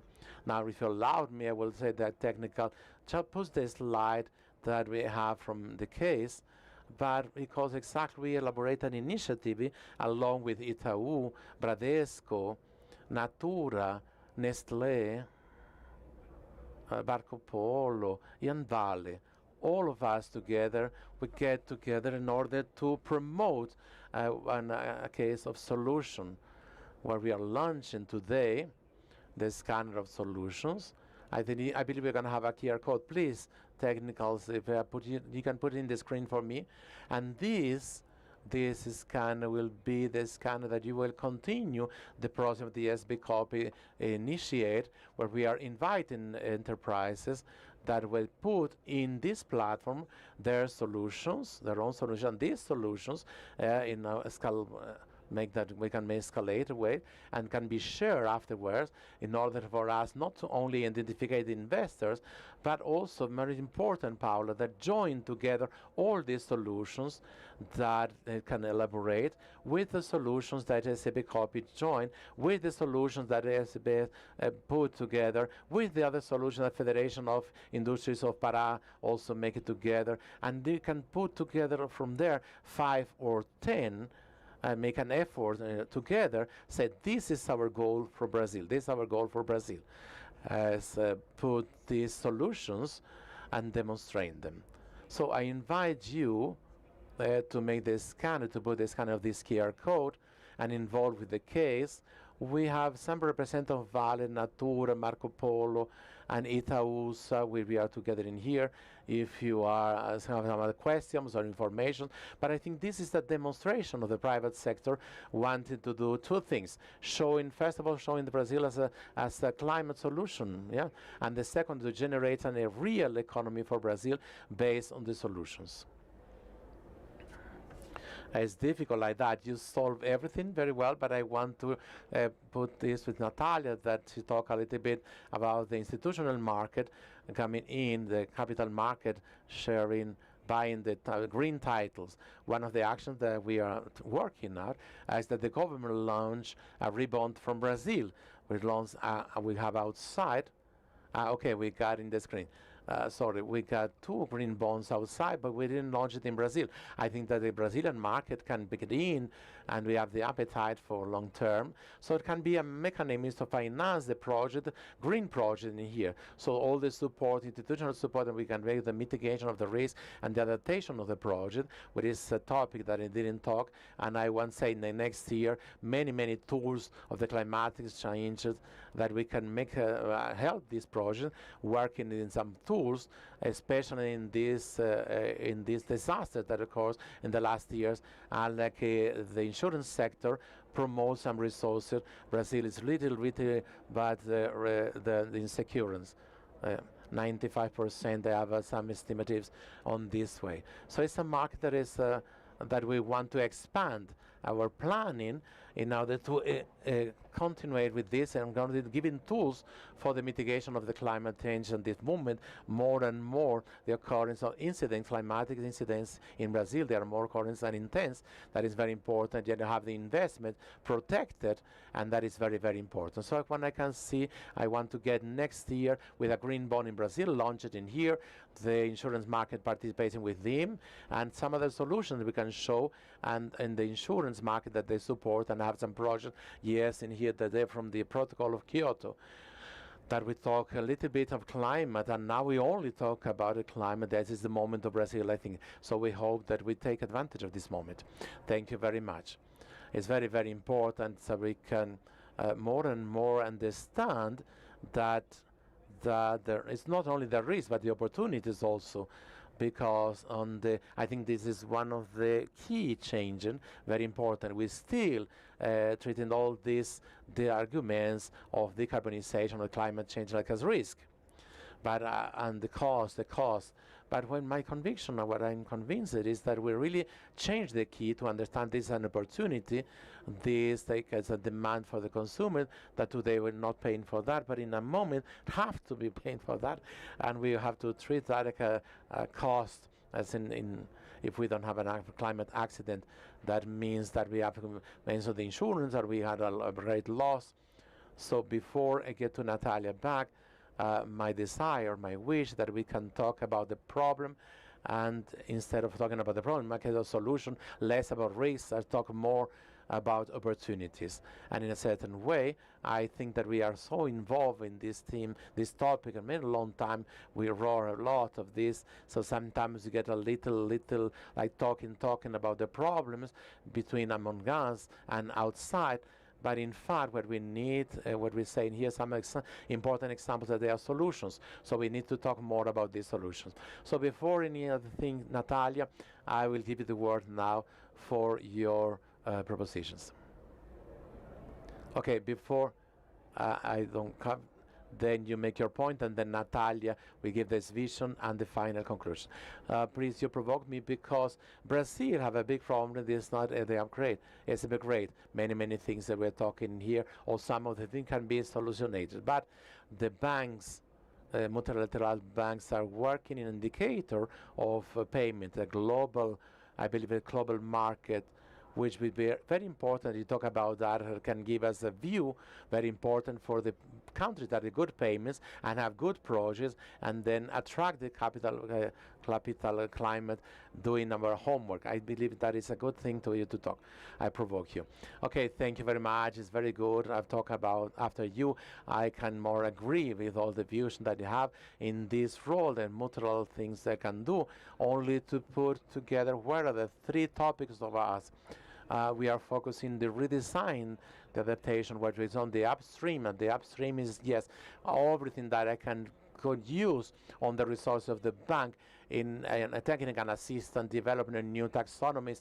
More new that we have developing is the bonus, Amazonican bonus, that we have to have in the emission, local emission inside this framework, global framework of the Amazonican bonus to be announced to the end of the year. How can we get the structure of the portfolio, prepare the project, and how can put the project in fact with them. I don't think we can take time to address any part of the project. They don't get out of paper because of the lack of structure of the finance are adequate. So we are focusing in nice echo because of that. I think that is a topic. Natalia, I think this is the depth, and the conclusion is very important from us as well. Exactly. At the end, it doesn't come. And this had to be one of the central focus, and we are sharing our check in the legacy and equity, how we can make in international investment and partners. So the platform that we are developing is called Collabora. So in the downstream, where we make the allocation of the capital, and in here we are changing many where the head of the bank, which in the past it only because of the amount of the things that money that at the end of the year, how we can use the capital is restricted for the multilateral to promote on risk. So we are reviewing all of the protocol of the guarantees, and how we can use more. My rating is investment rate for specific emissions, or in order to do the replication of the structures, in order to increase the rating of the specific structures that we are talking about. And the Reinvert Plus, which is this platform that Paula was taking, this is one of the principal steps how we can use my risk, which is the investment grade, to give a rating which is lower cost, also give some warranties that we can move in this market. So also how in the third pillar that we act is not only we can make the risk, my balance is finite, but like the bank, like any bank, but how the capital, the private capital, and the structures that we can make to do the mitigation of the risk in order to bring and to do that the institutional, global, they come from finance this project. And also the fourth pillar that I think that is very important that we have to review very good is what is the impact, but all these actions that they generate. So for us, that's an interest only financial this project and put the equity, but also to put how much we are generating of the emission and the generating employees, jobs in Latin America. For in a way, we got all this opportunity thing that we've been talking about. We got more than 170 million people going beyond the line of poverty. We got the financial small enterprises, $2 trillion, many metrics that we have to advance. The pillars are from here in Brazil. We didn't discuss a lot, which is the capital allocation in many of these projects, and this is something of the area that we got focus a lot. So if I can say, finishing here in a positive way, Brazil advanced a lot and have been very innovation in the position, and we have his do this homework in many aspects that we say in the provocation that we're doing in here. Okay, if we are we successful, how we can do looking forward even better, and we concentrate the effort the private sector with the public sector in order to advance, make forward even in the interest not only from Brazil, but the interest of all this area that we are actuating. So I am still here very optimistic way, and also in all the discussions that I have in high level inside this room. So thank you very much. I think we finish in a positive way. That is important. We are talking a lot in here about the risk, which is a crucial topic in the financial world. We have to put the risks in the chain of the competitive, how to generate the risk. So we can use the strength of a BNDES or the IDP in order to help to take the barriers out for these resources, financial resources, and we can also, that case, have success in all these cases together, and these cases can be used as good examples, or these cases can be studied with the optic what is what good, and what can even be better, cutting the persistence and learn with the mistakes of the other one is even better, and we can make this exercise, this competence of advance and not that looking only on the problems, but the solutions that we have in there, that they are possible to do it. We have presence, and we can do that in not only in Brazil, in Latin America, but also attracting the capital a global way. Okay, thank you very much. What you in the here present, what do you think? You think that in 21st of November, when we have finished COP30, it was all this we're talking will start really. So the engagement, your engagement, we need it from the day 21st of November, from November 2026 in order to do this, make it happen. Thank you very much. I think that we already get out of the screen. Thank you very much. We thank for the presence of the panels in here, the moderator, and in this moment we invite you all for the brunch. We will be served here on this side, and we will return with our programmation in 45 minutes. Thank you very much for your attention.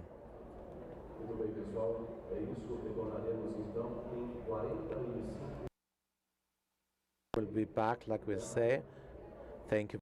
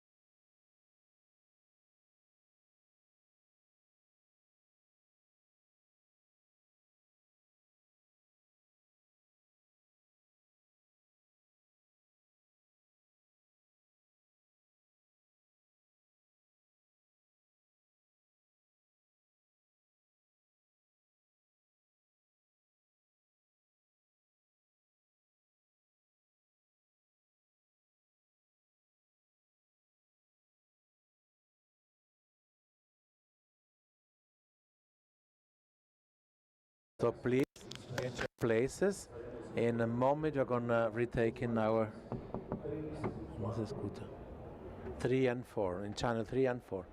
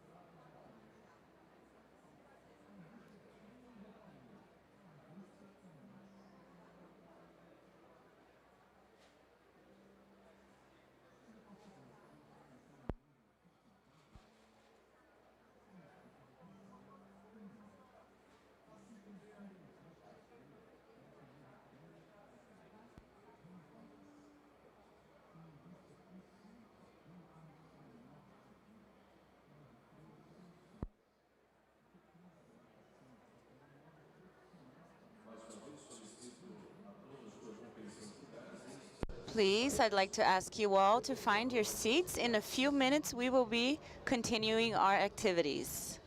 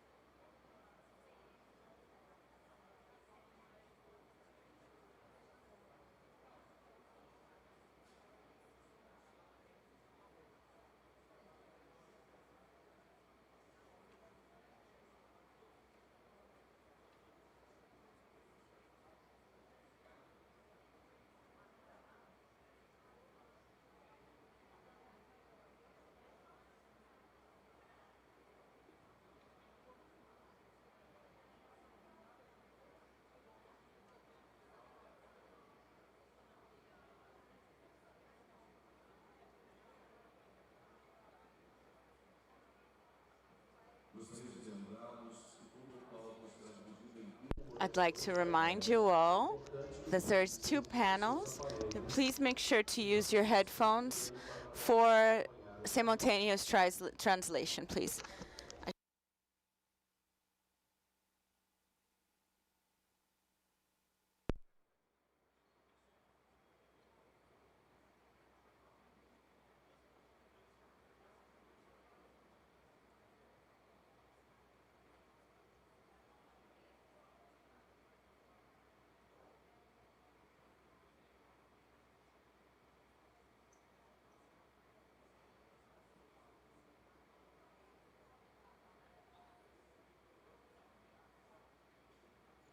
Senhoras e senhores, voltamos. Ladies and gentlemen, we're back with our agenda where we're going to be talking about abilities and green jobs for a just transition.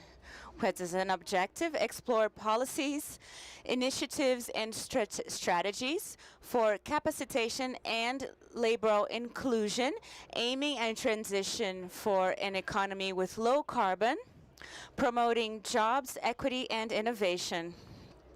Would like to call to the stage the Technical Director of SEBRAE, Bruno Quicchi.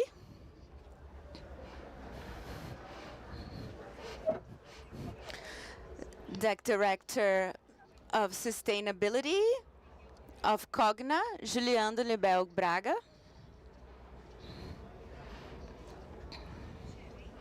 The Manager of Education and Superior Education, Manager of Professional and Higher Education of Senai, Mateus Simões de Freitas.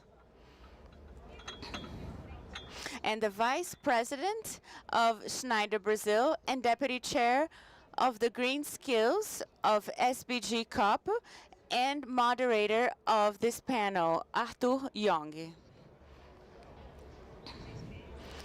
Please take your seats, and already passing the mic to Arthur Wongi.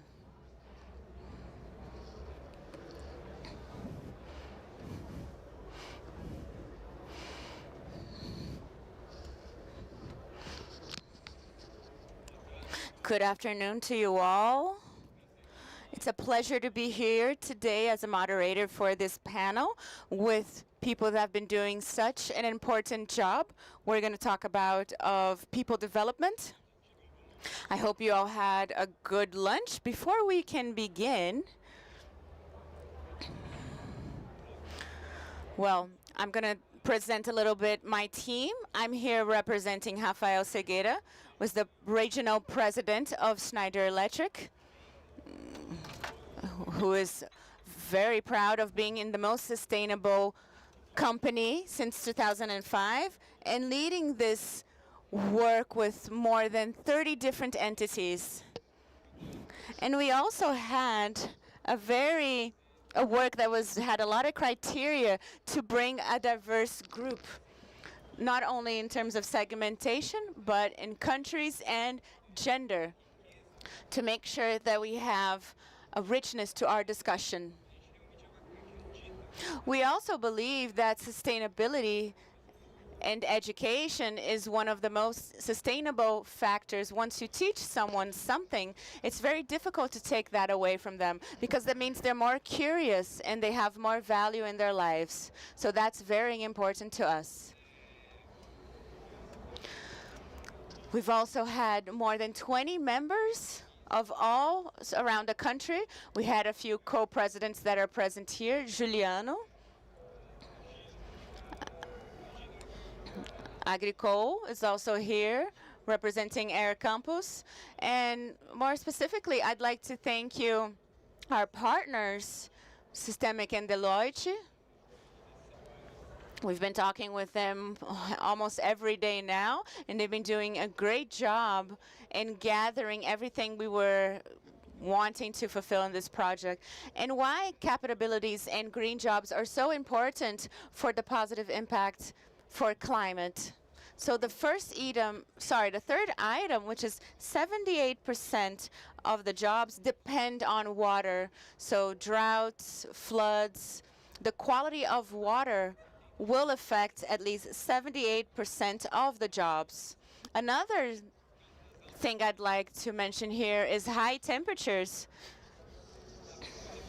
There will be a reduction of at least 4% of working hours relating to security and health of the work person. This all caused with climate impact. Also, we had the socio-demographic index.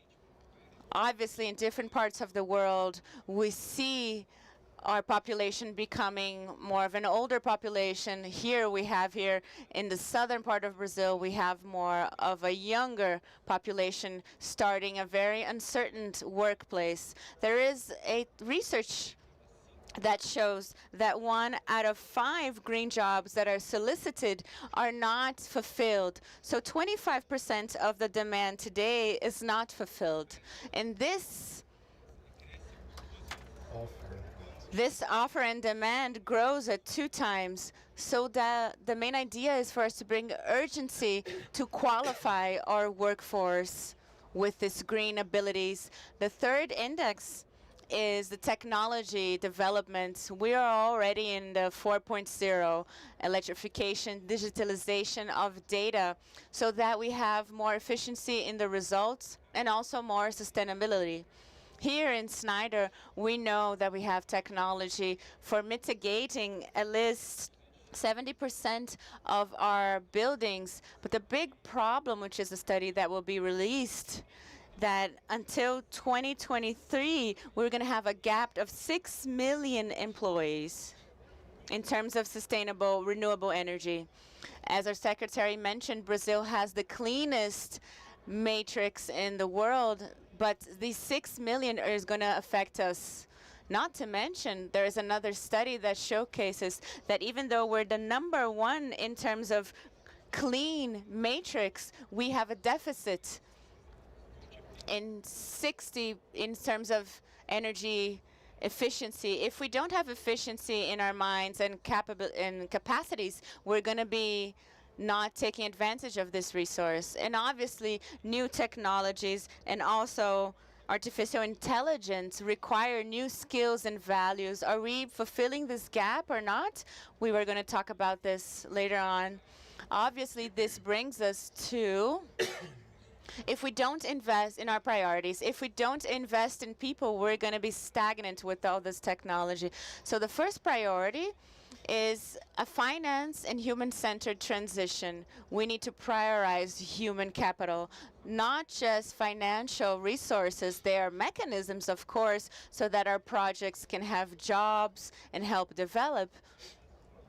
But also the second priority is to develop green and digital skills of the current workforce. We've seen today that 60% of our global workforce is informal. So this informal work is in a lot of rich biomass like recycling, arts and crafts, very small companies. So how can we help to give all this knowledge and digitalization for this gap so that can then start the workplace with all the abilities that they need? I jumped the finance numbers. This is a very important, interesting number that we received, that according with the Climate Policy Week Institute, of all the money that we have available for the climate crisis, less than 0.5% was invested in capabilities in the workforce. So it's a lot of money, but with this gap, we need more resources to develop this human capital that is so important to us. The third priority is qualifying the workforce for the future. There's a study, a research from the National Forum that mentions that employees, with the 40% their abilities are going to change until 2023. I know we're going to mention this later on with a successful case, but how can we prepare ourselves for this change, and how can we apply them with time to make the most use of it? So just to come to conclusion here, this is a little small text here in the corner in the blue. It's something that we mentioned in our workplace, which is a just energy transition. There is a transference of just knowledge. So developed countries need to understand that this transition of knowledge for other countries that are developing. So for example, formal jobs need to pass down all their knowledge to informal jobs so that we are all equipped with all the capabilities that we need. And also school, which is essential for the future, the knowledge for school. The Ayrton Senna mentions that around 60% of the youth come from the public area. From 6 of these students, 4 do not graduate. Sorry, 3 do not graduate. And less than 1, once they graduated, can actually do some of math. So we do need engineering, we do need architects that focus on efficiency. We need chemistries and engineers that are prepared, and unfortunately these young people that are graduating do not have the qualification. And if we don't have that, it's going to be very difficult. So how can we incorporate that knowledge, those values early on in life? How can we do and make sure that sustainability grows with the society, with all this youth that are graduating? So inside what we've been doing, which is part of what I've been doing, we received more than 50 cases around the world, which is a third of the global scope, which was Musa presented this morning, which I'm very honored that all the work that we've been doing, the most eclectic one, comes from this co-chair. There's only one from Brazil, which is the one from Senai, but we had the opportunity to look at it and see very important examples in all of them. It's not in an order here in my slides, but the first one, which is the first priority, which is finance, which is the green bond program, which is how we can capacitate institutional finance for biodiversity and up to date to international standards. So how can I betterment these bonds through a more sustainable perspective, more green? The second one, which is the middle one here, is the Global Capacity Building Coalition, which is turning training and finance more accessible. So how can we look at these projects in a better or more correct way in terms of capabilities and green capabilities. Our second priorities, we have a case from Salesforce of Where, which is the first one in Colombia, where they have taught a community in Colombia to use artificial intelligence to receive personalized orientation regarding climate and how they can cultivate in a regenerative way their crops. So this is very important. This was a community that didn't have any access to technology, and now they're using artificial intelligence to, in a way, do a type of collection in a very diverse way. And also the second part of this priority, we have Schneider, which is the second one up here in the top, that we called Sustainability Academy. How do I train or qualify my partner in sustainable values so that he can multiply that to small and medium companies? We'll be talking a lot about these companies, but more than that, how can you multiply that to your supply chain?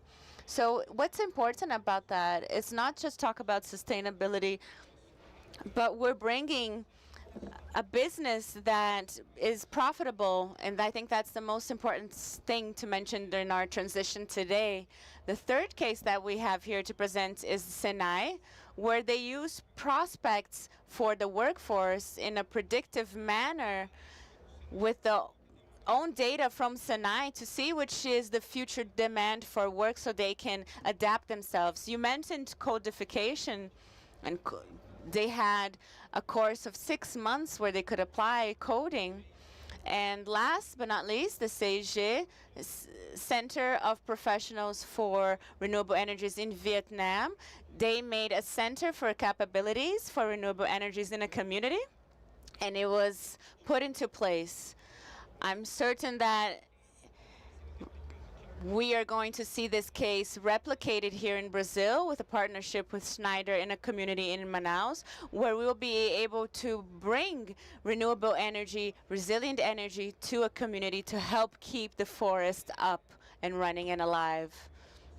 So this is our introduction of our case. Now, we have two colleagues here that are going to make certain questions.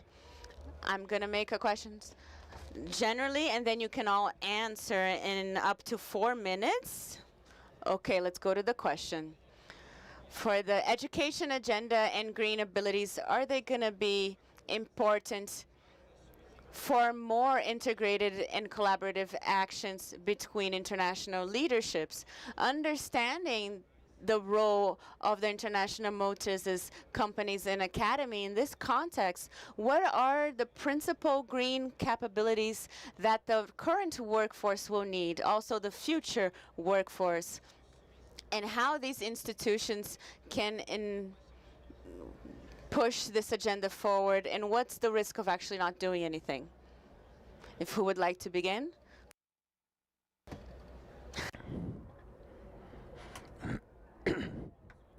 Well, hi to everyone. Martin John Driven from Coltman. And I'd like just to say thanks for the opportunity to be here. Artur and Rafael for the leadership of a group where all of us participate. What is the mode that is very important on this transition moment that we are, and with the green jobs, the capacity of still learning. We are in a moment of transformation, and we know that is more and more the professions that we have today that can be substituted, and we can qualificate and requalificate the force of work. So we got to work a lot with the whole population with this capacity, even though after the capacitation, continue with the knowledge and adequate with the new technologies. They are transforming the job market, how they are transforming the jobs, the professions, and the environmental crisis probably is a transversal thing that everybody have to have this capacity to continue learning along on their life. Young men have to have 5 different professions along this life. So you have to be doing the actualization, I think, is fundamental. So when you talk about the association, how can help these people is the educational system in Brazil.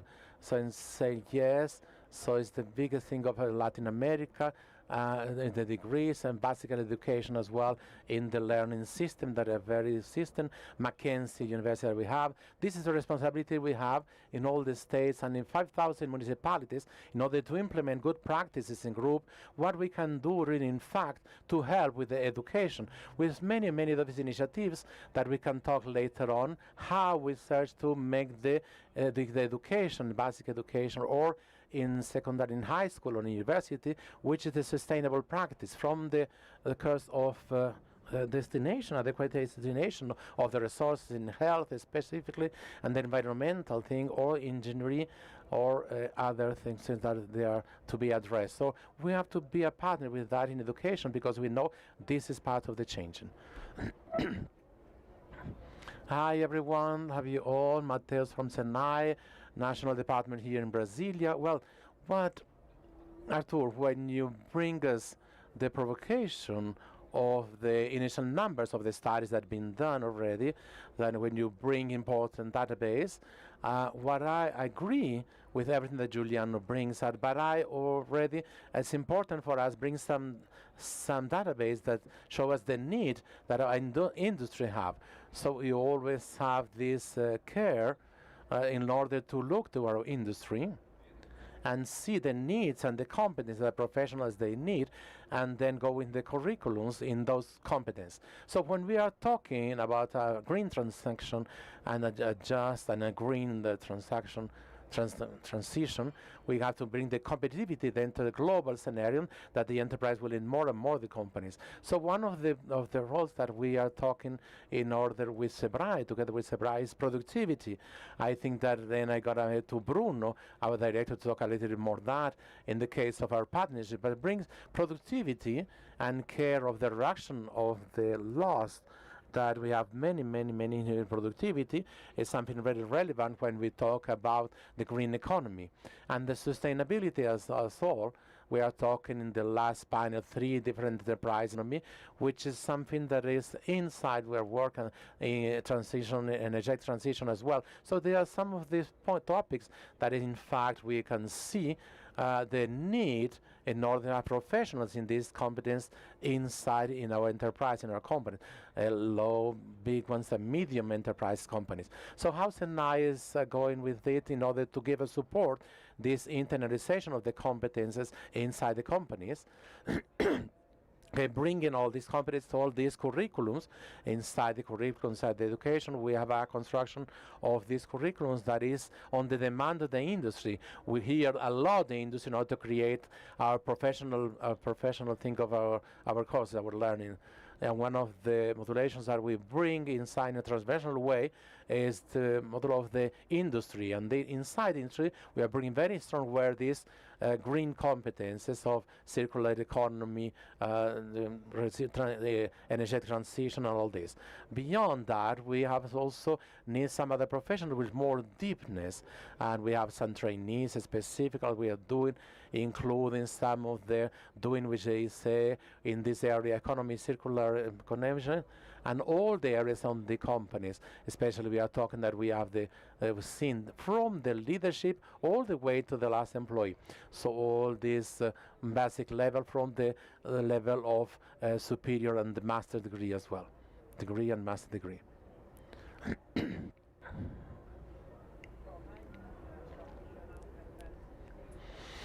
Well, Arthur, Mateus, Giuliano, hi all of you, hi all of you participants in here. What I want to put is something in here is the following.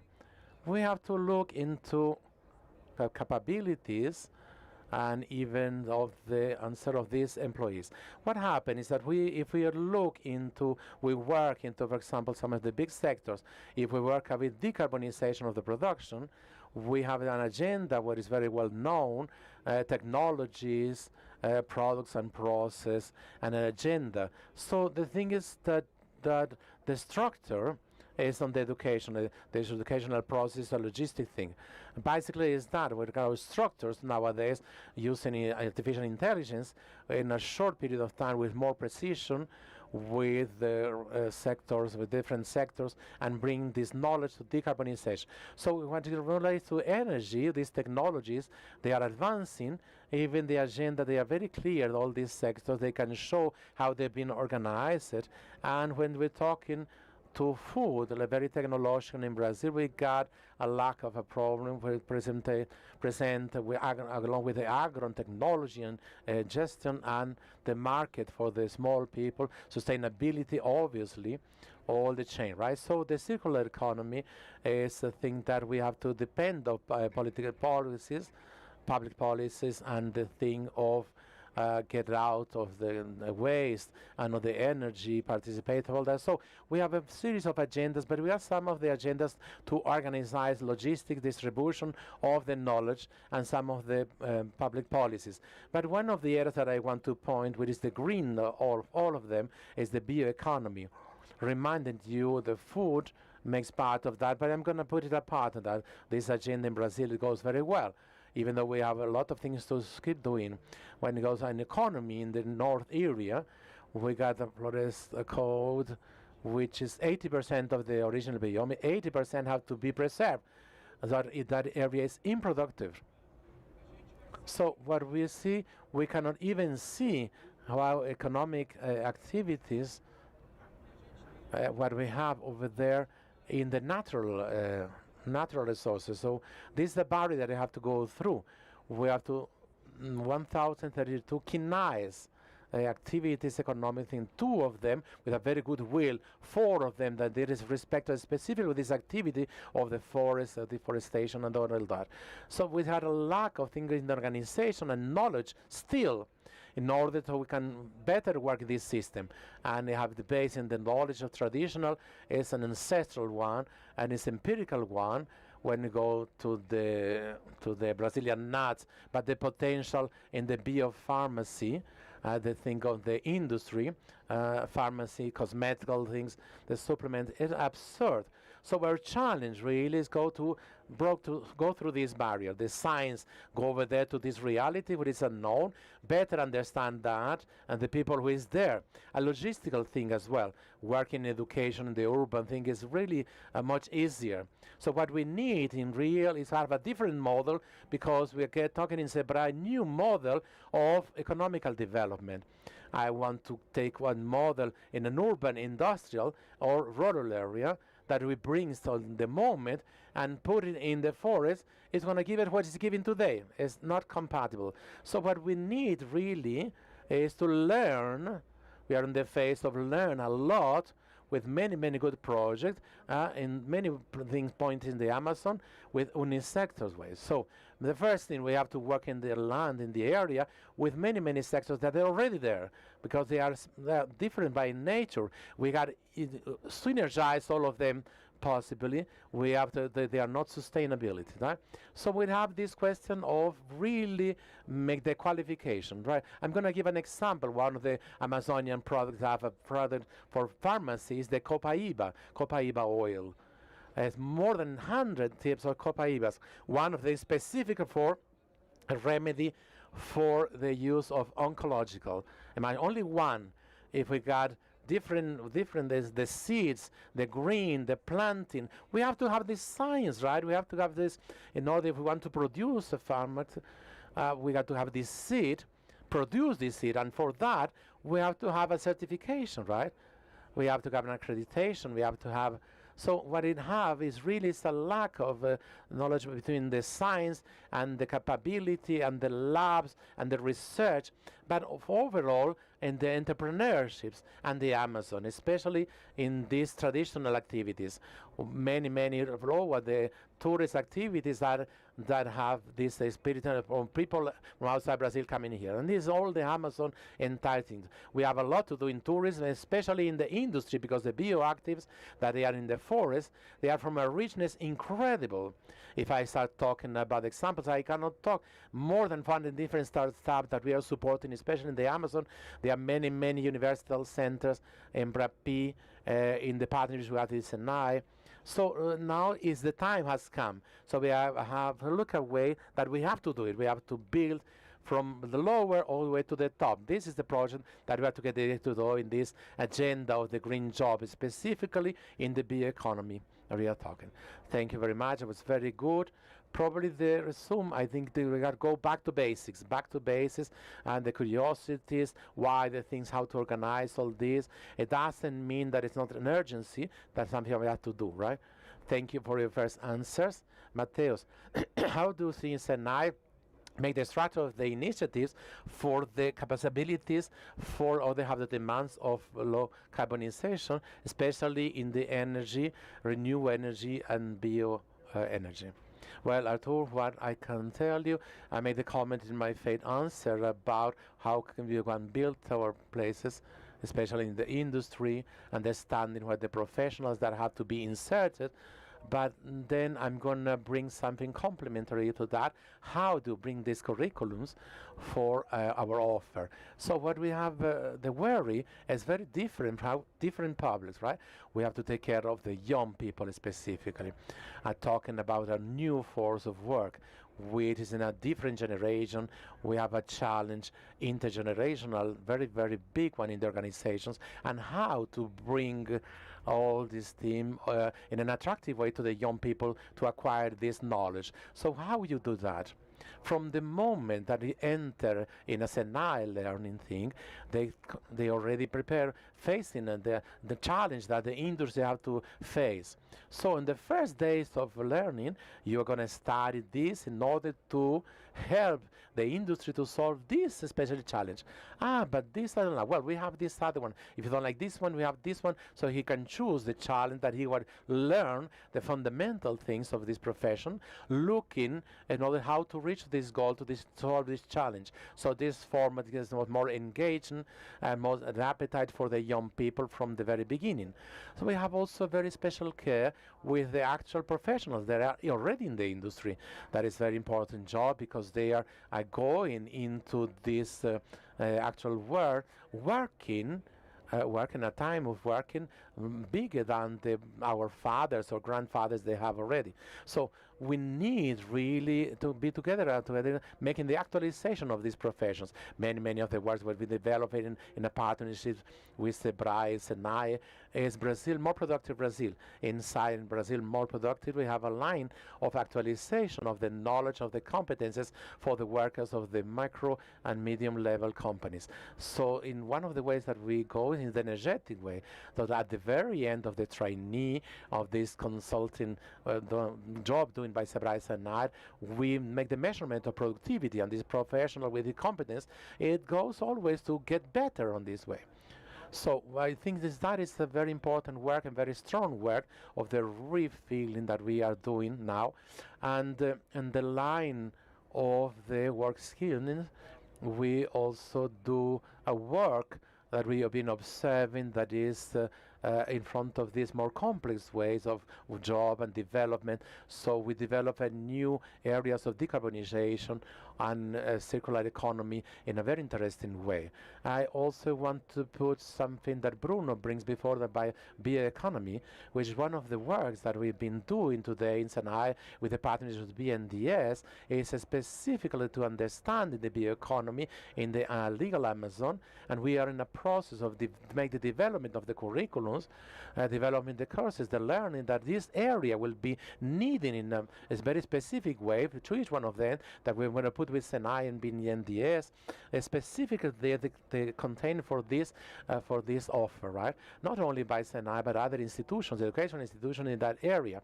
One thing that I have a certainty for us, I'm going to put in copy from this. We are not going to have only one institution that's going to solve the problem in the country. If we're going to work together along with that among us in a cohesion way, our country needs that, right? Director Bruno, Sebrae offers in a workshop, in an event of green needs and green jobs. Thank you very much for the event. It was greatly compromised. So better understand this process, this great job on this gray zone, informality and formal works. So the micro, and medium companies, how to transform their economy and make them grow in order to grow the job in the legal way framework. So how were the structural actions in order to capacitate small business and entrepreneurs in the transition of decarbonization, low carbon, especially in the Amazon area, with the bioeconomy, which will be a vector of inclusive economy.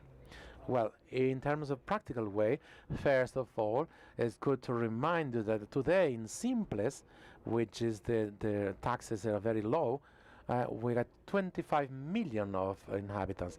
So we separate micro and medium companies. Half of them, they don't have an employee. So we're gonna make professional learning for the entrepreneur, right? For the company, the owner of the company. So 90% of them, they have and 90% they don't have an employee. So this is a big universe of the people learning that are really, they are entrepreneurs and have all these restriction of time and all that. But we also have a job, a long term, also working in a formal education way. So public and private education. And our idea is to make the transversalization of this entrepreneur education, financial education, the ethicals, and also the project of your life, not only to be entrepreneur, but he can work also in the professional learning, Senai, Senakis, Scopis, Senaci.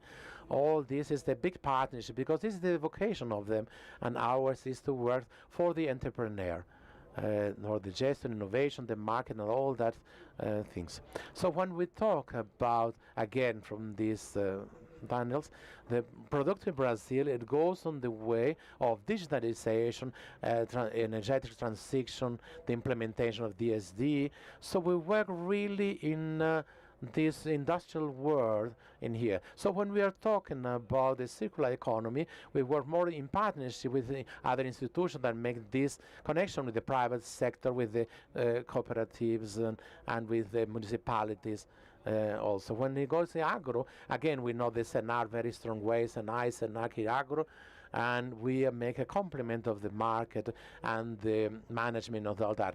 In the case of the economy, we can say that this of KINAIs, and today, some of the agents in the environmental service, maybe that is the sign for us to enter this world in a more organized way. So when we got this typology, let's gonna make the translation in practice. What is this environmental thing is that we already structured that you can work on the formation in the school and also professional learning. So let's go to make it start with people. Many of them probably they get out of the scholar program. So we have to reach them and they get this knowledge for the future entrepreneurs and workers from the bioeconomy. So when what we're doing that, we have to go to field.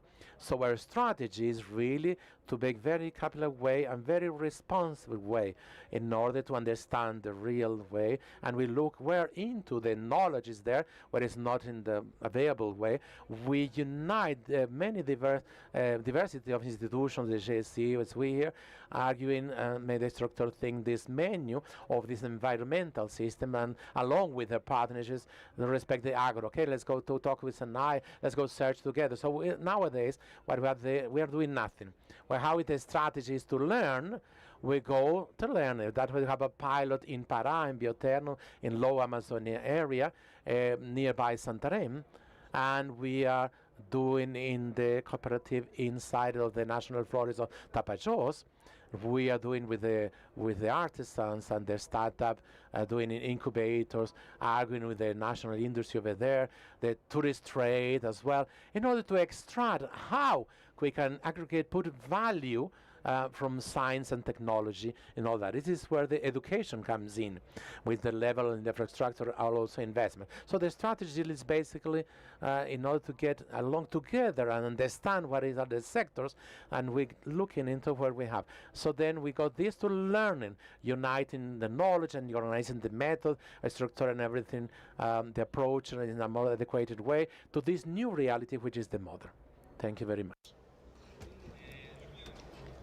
Juliano, how are the actions of Cogna aligned with capabilities related to low carbon, but more specifically focused on more transitional sectors in the industry. Just to reiterate what you mentioned, what happens when we don't act, I think it's very difficult to say that we have an efficient objective when we don't have that much money going to capabilities. So we are dealing with a reality that our workforce is not qualified, and we need to actually stand up to that. We're going to have loss of productivity that Mateus mentioned. We're going to have people that are qualified for this who won't be working in the project. So we're living a little bit of the reflexes of that. We do need more investments in this. Mateus also mentioned that we need the whole country together to deal with educational problems. But basic education is the thing about that. When we talk about higher education, the students that are part of higher education are part of the public sector. Brazil still has a lot of space with people with higher education for even like China or Mexico, and compared to them, we don't have that much in terms of technical education. So it's very challenging. We don't have a way to get there. We have defined what we want to achieve, but we don't have a defined pathway. In terms of Cogna, what have we been doing in that front? When we think about industrial sector in terms of transition, we've been working a lot to study what the states have been doing in terms of jobs. So finding out what are the demands, what are the jobs positioning on those states, to see if our classes and courses that we are making available is aligned to what they need, but also to make sure that they have the capabilities needed to be part of that job. We have a platform that actually matches the capabilities of the students and the jobs to see what actually are the gaps of that student, to see if he can help him fulfill that. I also want to bring an example that's different from that, which is basic education. We've been talking here a lot, but this example, we have the tree mutirão, which is the objective of planting a certain number of trees. We have from partners our states from Sul and Sudeste, and we focus on public education. So we go to these public schools and we work with them, with the seedlings of Muvuca, to show what it is that we do so they can understand what the state is doing. We also have a feminine pack which is helping create this Muvuca, which is then taken to cultivation. So how can we bring environment education to basic education for a type of consciousness which they can take further on in their education? Well, perfect. I don't know if you have any closing remarks, if you'd like to show or close with anything. So it's this idea of not acting. We need to be very conscious of that. Inaction is to continue to do the same things with a certain results. Our country is dealing with a lot of problem, with a lot of climate crisis, so the inaction is basically staying the same way with the same results. So the public and the private sector, and also federative sector, it's important that we work together so that we can achieve the local government. If we can't achieve the states in their level, especially in the territories, that in a way makes us, like for example, Cogni, they are present in 5 municipalities. It actually affects the strategies that we're trying to implement. So the biggest strategy here is to redistribute.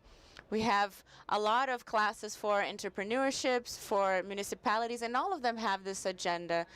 Specifically, the last one, it's not the least important, but which is the last one, is innovation and climate resilience, which is the panel right next to us.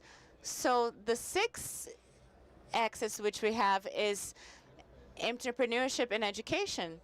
The last thing I'd like to mention, Brazil needs to come back with the agenda of technical education. If we don't have higher education or technical education, then we don't even have it anymore. So we're trying to bring back this program and this agenda to help strengthen these areas.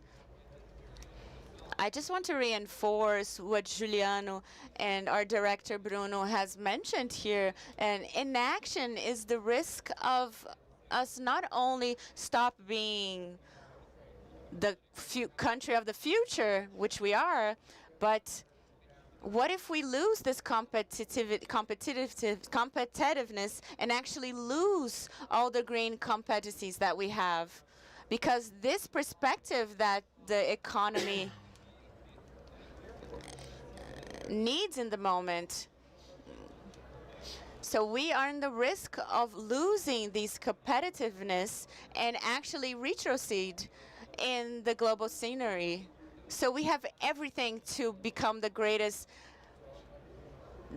player, but we need to work together.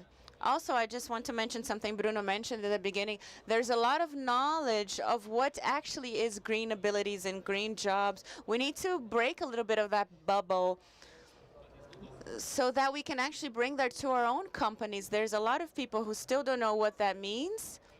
So we need to disseminate these ideas to make sure that the country actually reaches the future that we want it to reach. So thank you so much. It was a rich conversation. I learned a lot from the work that we all have been doing here.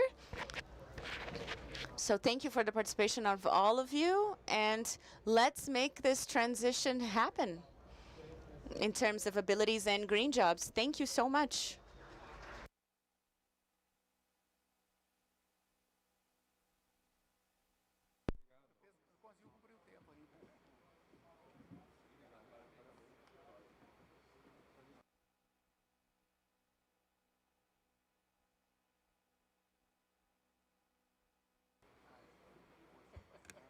Nosso muito obrigado. Grande agradecimento aos nossos a big welcome for our panelists. And now I'd like to ask you all to please return to your seats so we can continue our agenda. Thank you so much.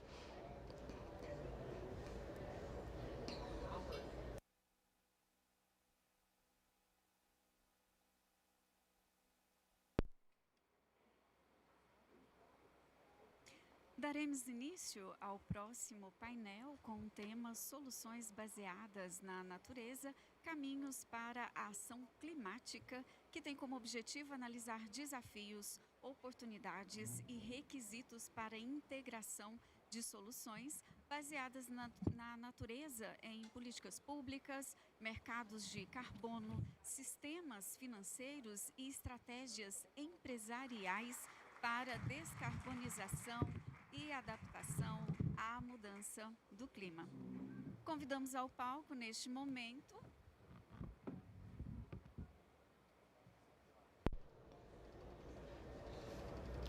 So our next panel will be Nature-Based Solution, Pathways for Climate Action.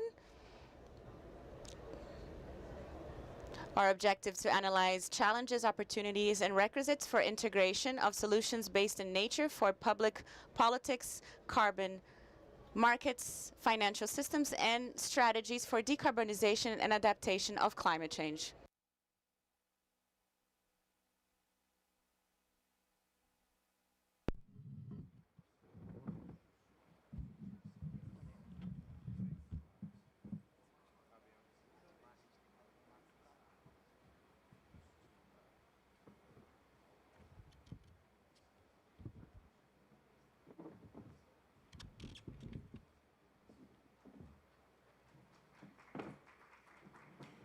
e agora sim convidamos ao palco Now, I'd like to call to stage David Canassa, Executive Director of Reservas Votorantim, and the manager for the change of climate for Brazilian trees, Adriano Scarpa.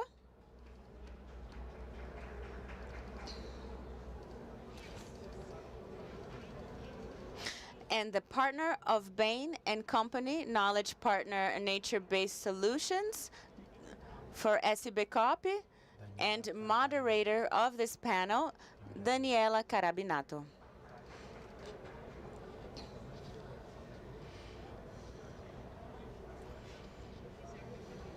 And now, Daniela, please, you can begin. Hello, good afternoon to you all. Thank you all for being here today. My name is Daniela Carbinato. I'm a partner of Bain Company. I'm a leader of sustainable office here in South America. And this year, we've acted as nature-based solutions as a partner for the SB-COP. So I think it's important to start by mentioning that this group is actually representing many companies with more than 20 members that act in many different sectors in the supply chain in terms of nature-based solutions. We had as a leader Marcelo Medeiros, who can't be here today. He's the chairman and founder of HICAIM, which is the developer of projects. And this project also counted with participants of the Academy and other areas like the World Economic Forum, not only for the formation but also the selection of the cases that our group selected. I'd like to begin reminding us all that the start point for our work was acknowledging the scientific acknowledgement that nature-based solution is essential so we can actually advance and actually reach the net zero emissions. So in a way, this segment is a new segment that's coming into maturity while we mature and decarbonize. But in the same way, science has already given us many examples that without nature-based solutions, there won't be a net zero in 2050.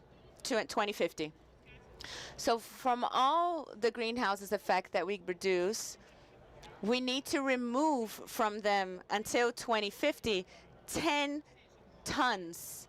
So even if we manage to do that, decarbonize all the economy how we wish, there's still going to be a residue, a high tax of residue that we'll need to deal with.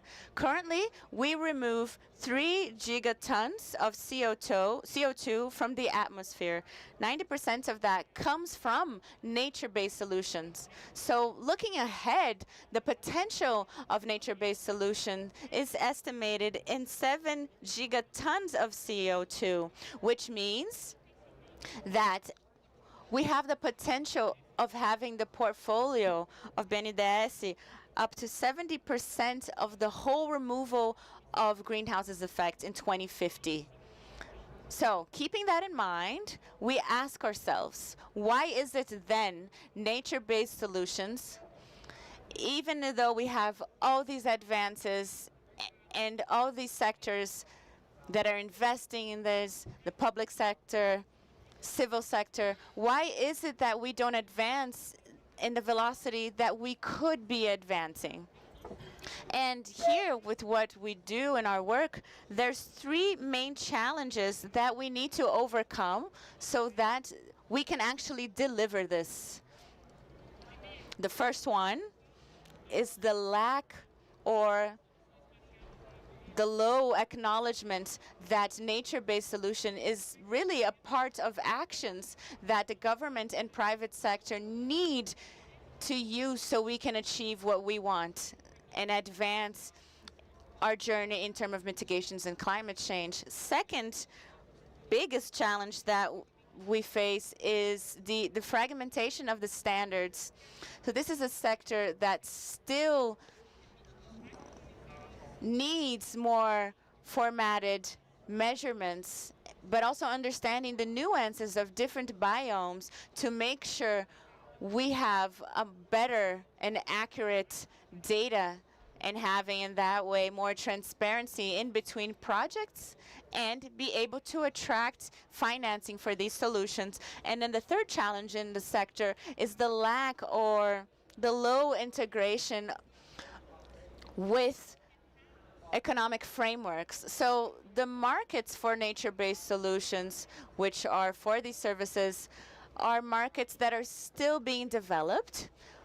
a great part of them is still volunteer work. So in that way, that generates more insecurities and more challenges for financing and also to fulfill the problem. So what our team recommended were 3 big priorities, thinking about the negotiations that are going to happen, that can happen at COP30 in Belém, but also looking to the future, looking at the obstacles that we need to remove and opportunities that the sector still needs to take advantage of. The first one is to work with what we've been talking about with disseminating the nature-based solutions in the transition of climate change.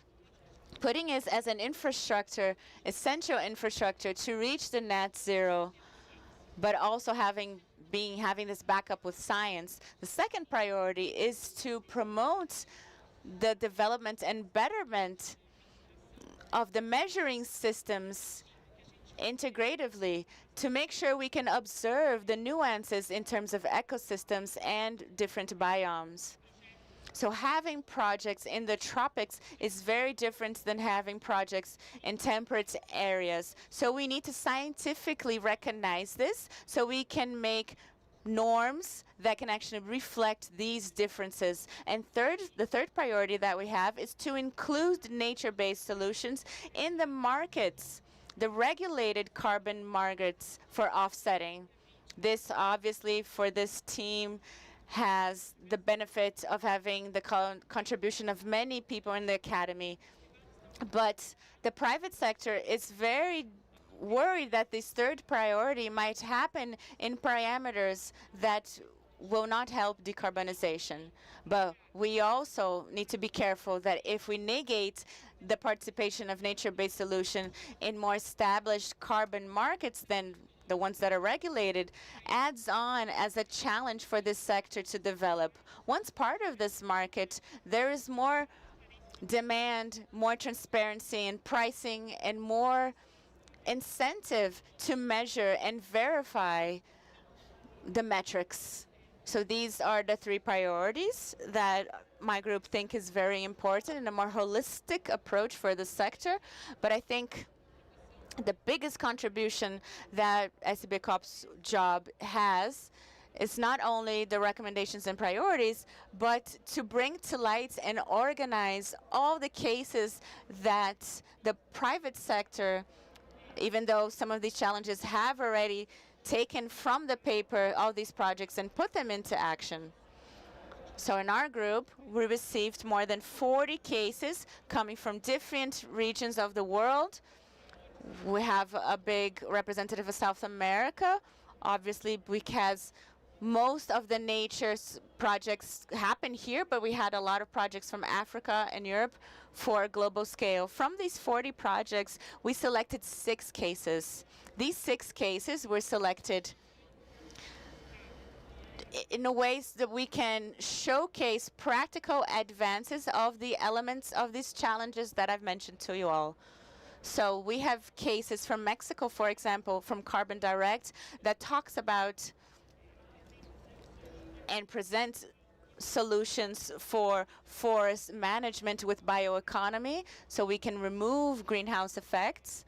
We have cases that are more related to development end-to-end on the supply chain in terms of ecological restoration, where we have cases of biomes which act in different ways, but can deliver the end-to-end solution from the land possession to actually implementing the project to create these credits.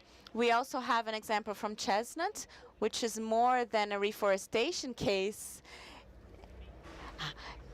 It continued to receive a financing with capital, but this is very important to understand how this was done so we can take the project out of the paper to actually apply it, and this helps us talk about the projects. We also had another case mentioned here, and we have Davi here that he can talk about this, from the water legacy, which is an example of conservation and use of that land in many ways, and also for sustainable management of the land.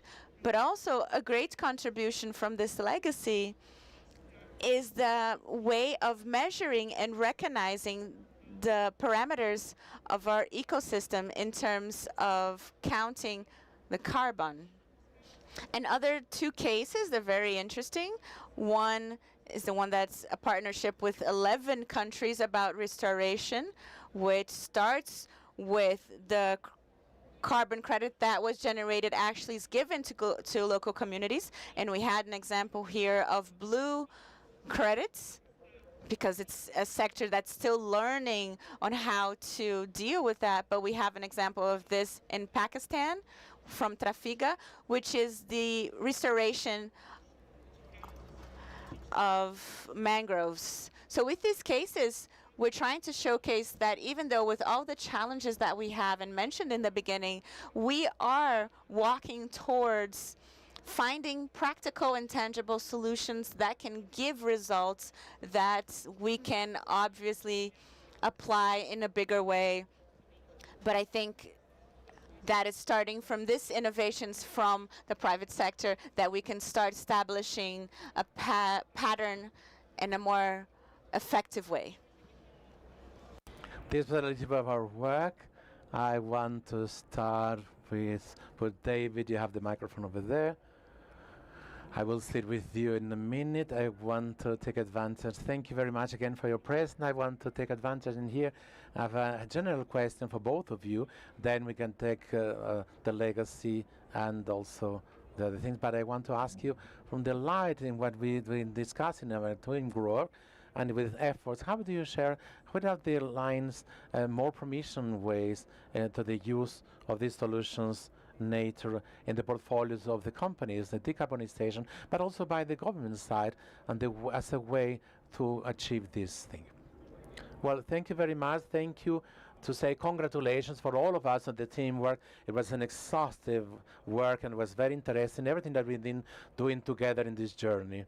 And saying I made part, I was a votation, I was not part of the vote, I was outside of the voting.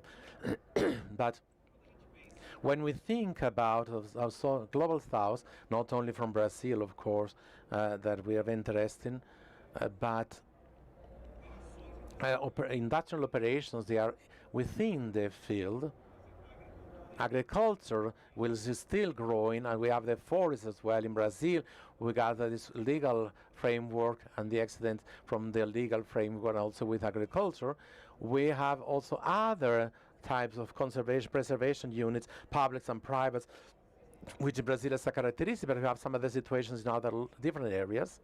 And in fact, is the following: the forest is the carbonation stock, carbonization as well is in case of the blue carbon when we're talking about corals and all that. But there is something that we learn to manage on the years as the forest, for good or for bad, for wrong, but even for well, I will say, for good. And the forest, when the point of view of the forest that I preserve, and the forest that can be rebuilt. In case of Brazil, we got a compromise, public compromise, to restore 12 million hectares. How do this in an intelligent way, in a monitoring way? A part of this will be the ecological restoration, all the stage professionals that we have. Okay, but a good part of this can be a productive forest, not the way that we thought before to be productive, right? How many of this, and then it's a mixture, we say before in the other panels, which is the connection between the teams of the SB-COP with bioeconomy. When you plant a new forest behind from carbon, which is a principal theme in here, there are many, many other things that can be generated by the forest, right? The primary information, the Brazilian nuts, the fruits, the other opportunities also in the bioeconomy system, bioeconomy. When we think about carbonization, we can think about this integration. So the word integration is the key word on the Reserva Votorantim, when we really thought in 13 years ago, starting to give this idea, thinking about preservation, how to maintain a preserved area on a private way with private resources. So been a unit with profit, not only with financial resources. But we understand long ago that it was necessary to have different business together. This is multiple use of the land, we can say that. This combination of this methodology that we create from the multiple use of the land is really highly scalable, because the forest, in any place of the world have many multiple uses. Of course, have to be studied with the local characteristic, the production way, the logistical thing, like we did. Right? But of course, this is a huge potential, especially for preservation, and also in the preservation, then you can preserve the seeds and all the other things to make the restoration. Right? We need that, right? And all of it very well together with the productive use, with the integration, the agriculture, and with all that, we got a treasure in hands if we can use this in an adequate way. Yes, you can go. Thank you. Okay, thank you, Daphne. Thank you, David. Hi, everyone. First of all, I want to say thank you for the invitation of CNI and the CEP's copy. It's a great pleasure to be here in this stage. And I think that before talking about the ways, we have many different ways for the future, especially in Brazil. We got a huge potential in a global thing in this area. I think that really is worth it to see a little bit of what is already done. Or we represent 50 different enterprises of different segments in forestation. So many stories of these enterprises start more than 100 years ago. Some in the sectors, especially paper and cellulose, and we have also much experience in these areas of the planting the trees. So nowadays we got a presentation of many different chains. One of the principal one is this paper and cellulose, but we have other industries and base with the products in the forest. For example, panels for the civil construction. Vegetal carbon also used in the national siderurgical system, and also some of the enterprise to make reforestation. Like to call them as teams, there is investment management organization. There are funds, forest funds that we have eucalyptus in the market for these industries. So recently also, from 1 year ago, we start representing the large scale companies. So we got over there within our team, the enterprise like Green, Marcel from Votorantim working, the Biomas, Lombaki, Carl Mers Insurance, and other enterprises that are looking into this thing in big scale. So what is interesting that each one of them have this different model of business model. So when we're talking about all these ways, it doesn't have in the area we have not a silver bullet. We have to make a portfolio with different solutions, and in the investment area as well. We have to bring over there different models and bring also especially some models that can be to scale. Today we got some enterprise going to carbon credit, looking into silviculture of the spaces, nature spaces, which is a very promising way. And some other enterprises, they are doing this different model, sibling model of business, especially for silviculture and also carbon credit. So what I think is we have a huge potential in this area, not only on the Planet Tech on 12,000 million hectares, but when we see all this mapping in Brazil, the more than 100 million hectares degraded, the potential for the many activities, agriculture, pecuary, but also for the part of restoration, where we have a big thing of the potential, especially in Brazil. So only bringing some of the numbers of the sector today, we are talking about the sector of the forestation base, more than 5 million hectares planted in the country. The big area, eucalyptus and pinus, to supply these chains that we already talked, but also at the same time, from these 10,000 millions of hectares, we preserve 7 million hectares of active areas. So which is really an association among the planting and the commercial and the preservation areas, and we talk a lot in this integration of the mosaic of the passage, very relevant, that is very important for all the sectors on earth, not only for silviculture, but also for the forest, but agriculture as well. We got all this perception as well, which more preserved areas associate to these productive areas is better for all of us, for the business, for productivity, well, for the climate, for the biodiversity, all this sustainable thing of the production.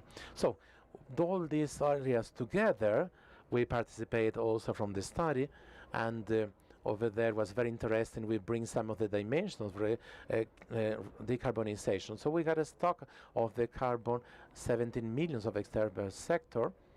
When plants and also preservation, it generates more than 5 tons of carbon that have been stocked. We are not comparing with stock, to confuse you, but it is an order of huge to see the dimension of this sector, the chain of the florestal base in Brazil that we have, and the potential to scale that is very important, it's very huge. We are talking about enterprises and companies that have already a project. We saw the case of wind and Bioma, considered as a study, their project that they are already working, they're already putting in practice, and they're already selling carbon credits also. So we got huge potential to scale of that and help not only the country to have these goals, but also for the whole planet to reach these goals of the Paris Agreement, what we are trying to do in COP30. We are here, we are less than a month, and with a number that is behind the number that have to be presented, and Brazil make his own part, of course, and he present last month relatively very ambitious way for the other countries already developed, but we have really a role, a very important role, I will say, within the solutions based on the nature in our portfolio of the mitigation and adaptation within the country. Thank you very much, Breno. I will only just to make a construction with the things that you are bringing inside and taking these examples that you're talking about, the preservation, the experience, that we have the visibility of these other projects. So during this work on the argument, it was very evident for me that everyone can agree very fast way that we have a big potential that we can do. It's very important. We got the tropics.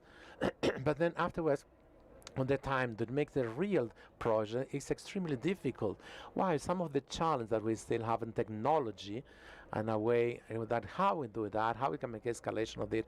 But we have many arguments of this project. It is a very difficult thing for the finance of the project. The limit of the return, the outcome of the project is really uncertain. What do you think? I want to talk about how do you see already get out of the paper and the challenge, the structural challenge that we have to solve in order to give this a better way. Thank you very much. Yes, the comparison that I can do, it's a very curious thing, is when we go to discussion in BNDES, normally they say, what is the outcome? It comes in 1 or 2 years. This is the very crazy thing of the thing. It's a very curious thing when we are in the industry house. The industry will already know that any industrial process goes in return of 10, 12, 15 years. And I don't know why the BNDES, they are saying 1 or 2 years. There is something crazy. This is the first point that we have to going to take out the meat. No, the risk. Yeah, but all the industry at the very beginning also have.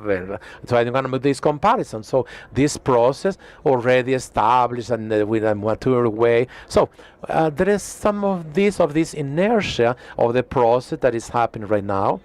And then also we are very dependent of the mechanism of the investment, the legate of the waters before we get financed about sustainability from BNDES. We paid last year, we just finished to pay. It was a finance project by the credit line, especially given. We paid already. It was not reimbursable. But that have to give you start to be more common in that sense, and to understand the project BNDES and have to be entering a cycle, more regular cycle. But it doesn't have insurance, which is the guarantee. There are many things that have to be put over there. Is the guarantee is the land, for example? Well, all of that have to be considered, and we can solve that. The insurance, the guarantee thing. The beauty of it is what we're doing together, from giving the light that exists. Yes, we have, yes, many cases. They're very important. They're already working. And we have, yes, many things of the unblock the finance for these themes, with these topics, in all the aspects. And I only talk about two that they are all up to date: the warranties and the insurance. When we got any investments in forest, very difficult to find an insurance. And people, I know that they're already working. For example, it's very difficult to get the warranty. I know that people is working on that, but they are very important aspects to consider. And we also have to go into consideration that is an initiative or the investment like any other, at the risks and the returns as well.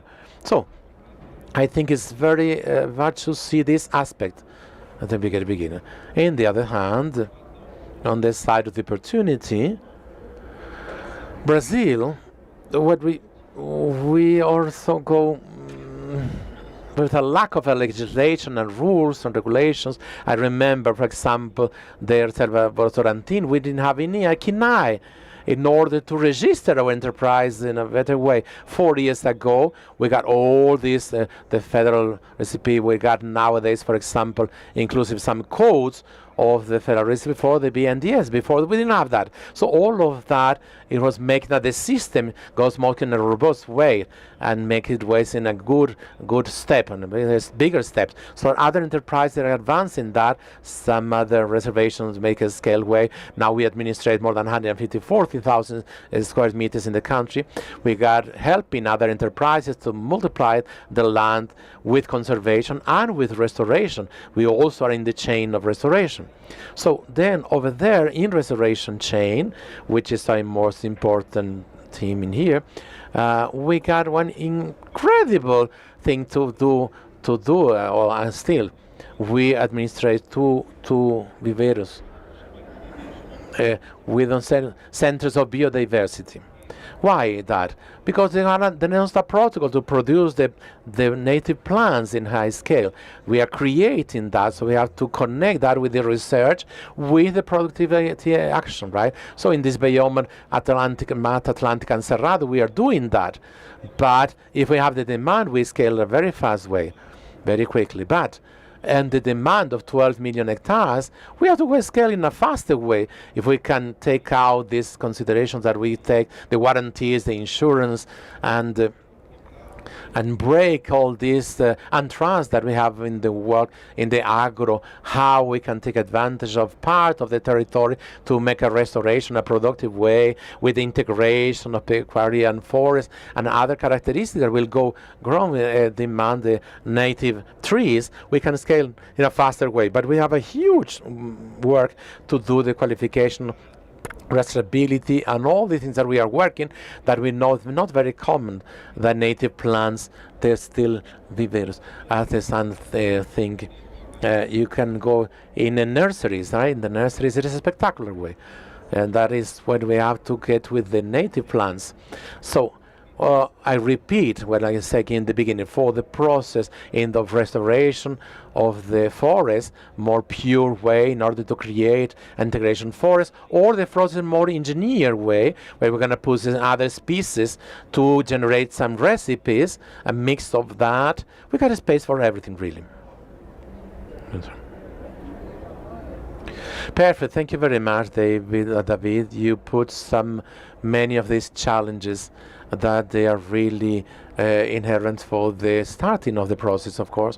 And I will add also all that, not repeating, I agree, of course, with all of the put in, but I will add some challenges and methodologies that we bring in the study that were put in the arguments, starting with this argument in the external and the international level. We got a big challenge of the regulations and rules that they are established in other realties that developed countries already, other different climates, other productive chains. So we got this difficulty for them to understand what is our different process, productive, and our reality, starting from the basic of the basic, which is the inventory of the gas of the enterprise. We got many difficult to put in base and nature, decarbonization, the ground, all this flux of carbonization, which is there given by the activities of the gas. And they don't consider that in Brazilian reality, like an example of cellulose paper nowadays bringing the standard, the inventory that we get in the protocol. We cannot make a balance in carbon. It's a rule that is thought for a model and a different business model, and that apply to our reality. So we are going to argue this outside. We've got a very difficult problem in order for them to put them in paper. Other examples is, for example, when we get that to the inventory and go into the goals, corporative goals, which is the standard is the BTI, we got a big difficult thing also to bring the emotions, how this all this climate financial could be put in the enterprise. And sometimes enterprise have this process, which is our case, right?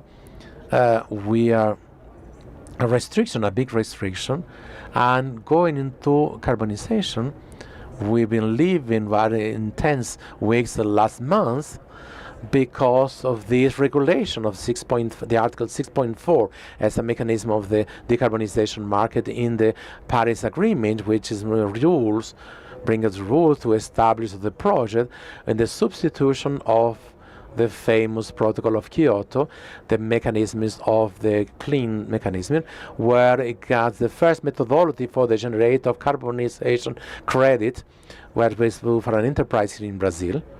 So what we have is really an experience, a big experience. But on the last week, we were, in order to get in COP30 with the motions of this basis in nature out of the Article 6.4. So in that way, if that something like that goes through, how can we think about the escalation of the future as the business had to be planned and think? So thank God on the last Friday, we get a new definition of SCB, which is the technical vendor of that they are making the decision of this technical decision of translation.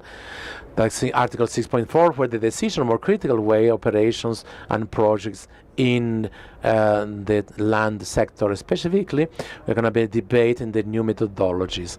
Why get so this confusion? Because before we didn't have this discussion of these technological things, which is super valid thing. We have to have the incentive for that and in order to scale. But the argument where we're so focused in the technological emotions with not basis in the nature. So at least now we did have certainly breathe. We can breathe in a way in order the methodology when we're gonna focus in every over there. We gotta have a methodology how to be the operation of the period over there. Pause, monitorment, the credit, and all that. But we're being of the things that are really in the discussion.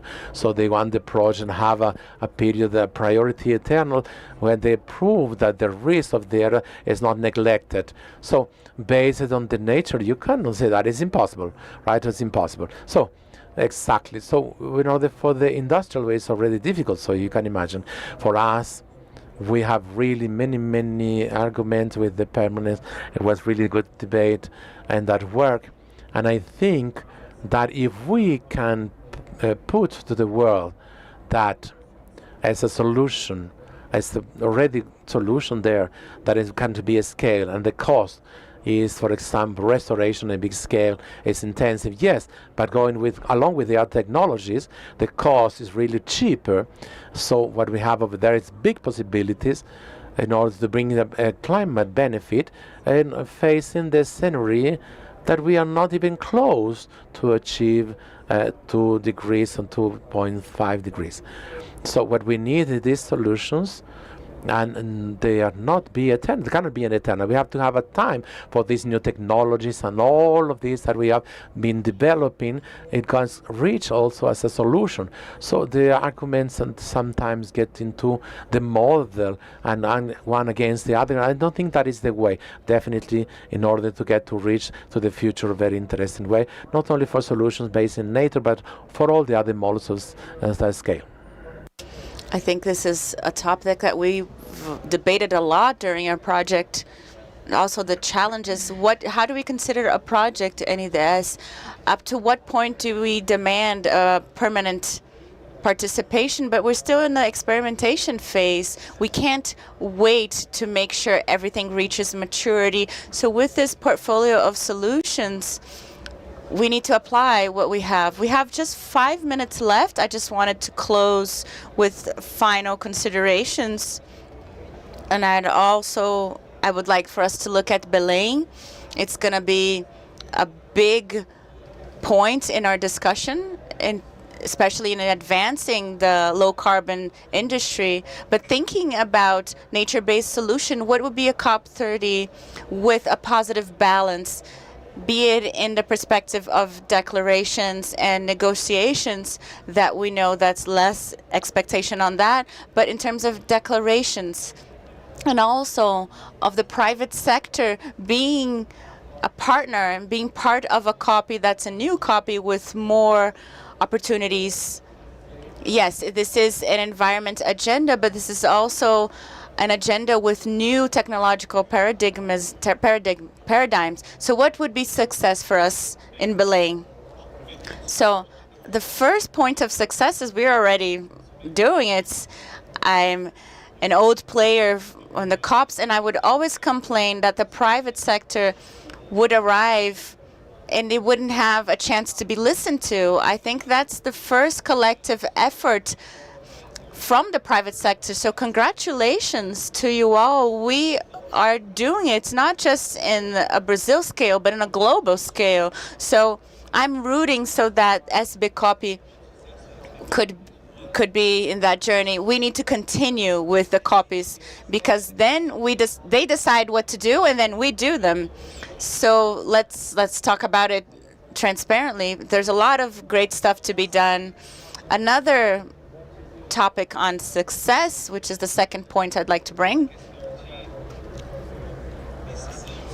We need to understand and put to action the tropical problems and our challenges. I'm going to do a very, I'd say, horrible parallel, but it's the truth, is that everyone here that understands a little bit about climate change in a way or another, coral is dying. So how are we going to deal with the problem of dying coral? This is very difficult. This probably we won't have an easy solution. But forests, we can manage forests. Forests, we can conserve. We can produce forests. So we have this purity of the stock, of the flux. People don't want to talk about this, but we need to talk about stock. We need to conserve our stock. If we don't do that, it's more greenhouse gases that we're releasing. So we need to have new ways to maintain our stock. So yes, we need to produce more forest. Yes, that's a pathway. There's a lot of research on the development of forests, and I hope IBA, with us, we can make this in a greater scale. But I'd also mention an alert which helped us with the water legacies. There's an aspect with a lot of people aren't paying attention, is that according to PCC, we're going to lose up to 40% of all the forests around the world in 100 years. And not because of deforestation, but degradation of biomass due to climate crisis. The forests aren't having the capacity of sustaining themselves. And if they can't sustain themselves, we are the ones who are going to be able to maintain them. So the methodology that we developed in the Water Legacy Program, and now we're going to scalonate in a bigger way.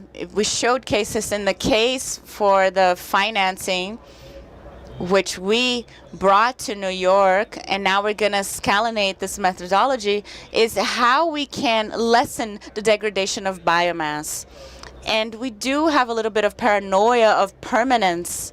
You guys, climate change is not going to stop in the next 100 years, so we are going to have to continue to having investments to keep the forest up and running, produce forests, and keep that stock, also to even make that stock bigger with more productive activities. We need to figure out how to do that so that we as a society can have the benefits from that. We are the users. And yes, we did certain things with the planet. Now we need to do other things with the planet to make sure that we're still here and also for a future generation. Also, just to corroborate what we mentioned for the private sector, for legacy will be SBCOP. We've had all these movements and action we've been doing for COPs, but just for us to be here today, debating, having this interest and engagement of companies, this will already leave a very important result for the day-to-day of our industries, of our companies. And thinking a little bit about taking advantage of the COP, not just to show to the world the Amazon, but also to show our own business plan of all the whole agro, the whole industry, to showcase to the world that Brazil has a lot of different elements, from energy matrix, all these integrated production mechanisms, the good management of land and soil. This could be one of their greatest victories if we can arrive to the COP with a united dialogue, and showing these cases of people all over the world are going to be paying attention to follow us in Belém. Well, thank you so much. It was very precise. I'd like to first thank all of you for what we've discussed here today, but also for the contribution throughout the year for SBCOP and our partnership. Thank you so much. Thank you so much, guys.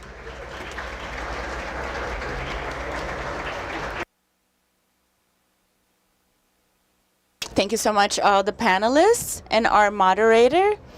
Would like to ask you please to return to your seats so we can continue with our next panel, which will be the same panel for both stages. So please just wait a few minutes so we can continue with this one and only panel for both stages. So just to repeat, we're going to have a special session where the two stages will become one. So let's just wait a few minutes for the other team panelists to finish, and then we can proceed.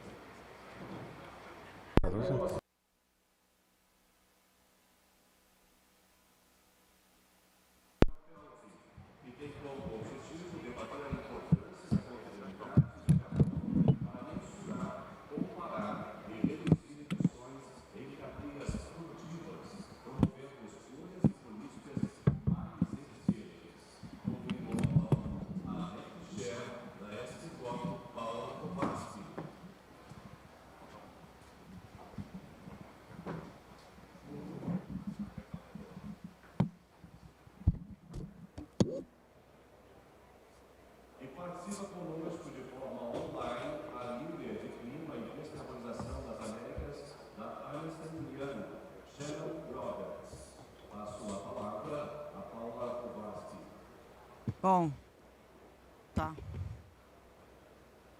Quer que eu fale daí?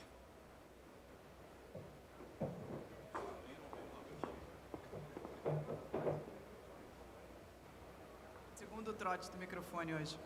Bom, boa tarde novamente. Enquanto a gente coloca a Shannon Roberts aqui na tela, vocês vão colocar agora ou vão colocar no final?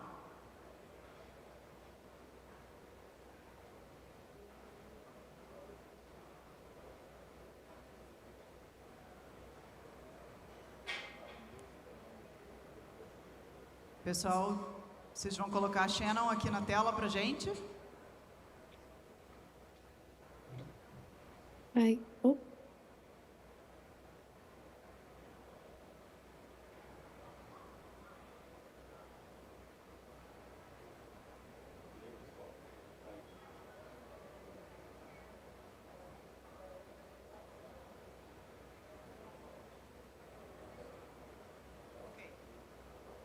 Ok, vou pedir desculpa para vocês, vou mudar para inglês para a gente falar aqui no mesmo idioma, senão minha tecla SAP vai ficar um pouco confusa. And so let's talk about carbon accounting. And you know, we talk about decarbonization, reducing GHG emissions. How many times have we heard those words since the Paris Agreement, and most importantly, over the last year or so, all of us heavily involved with COP30.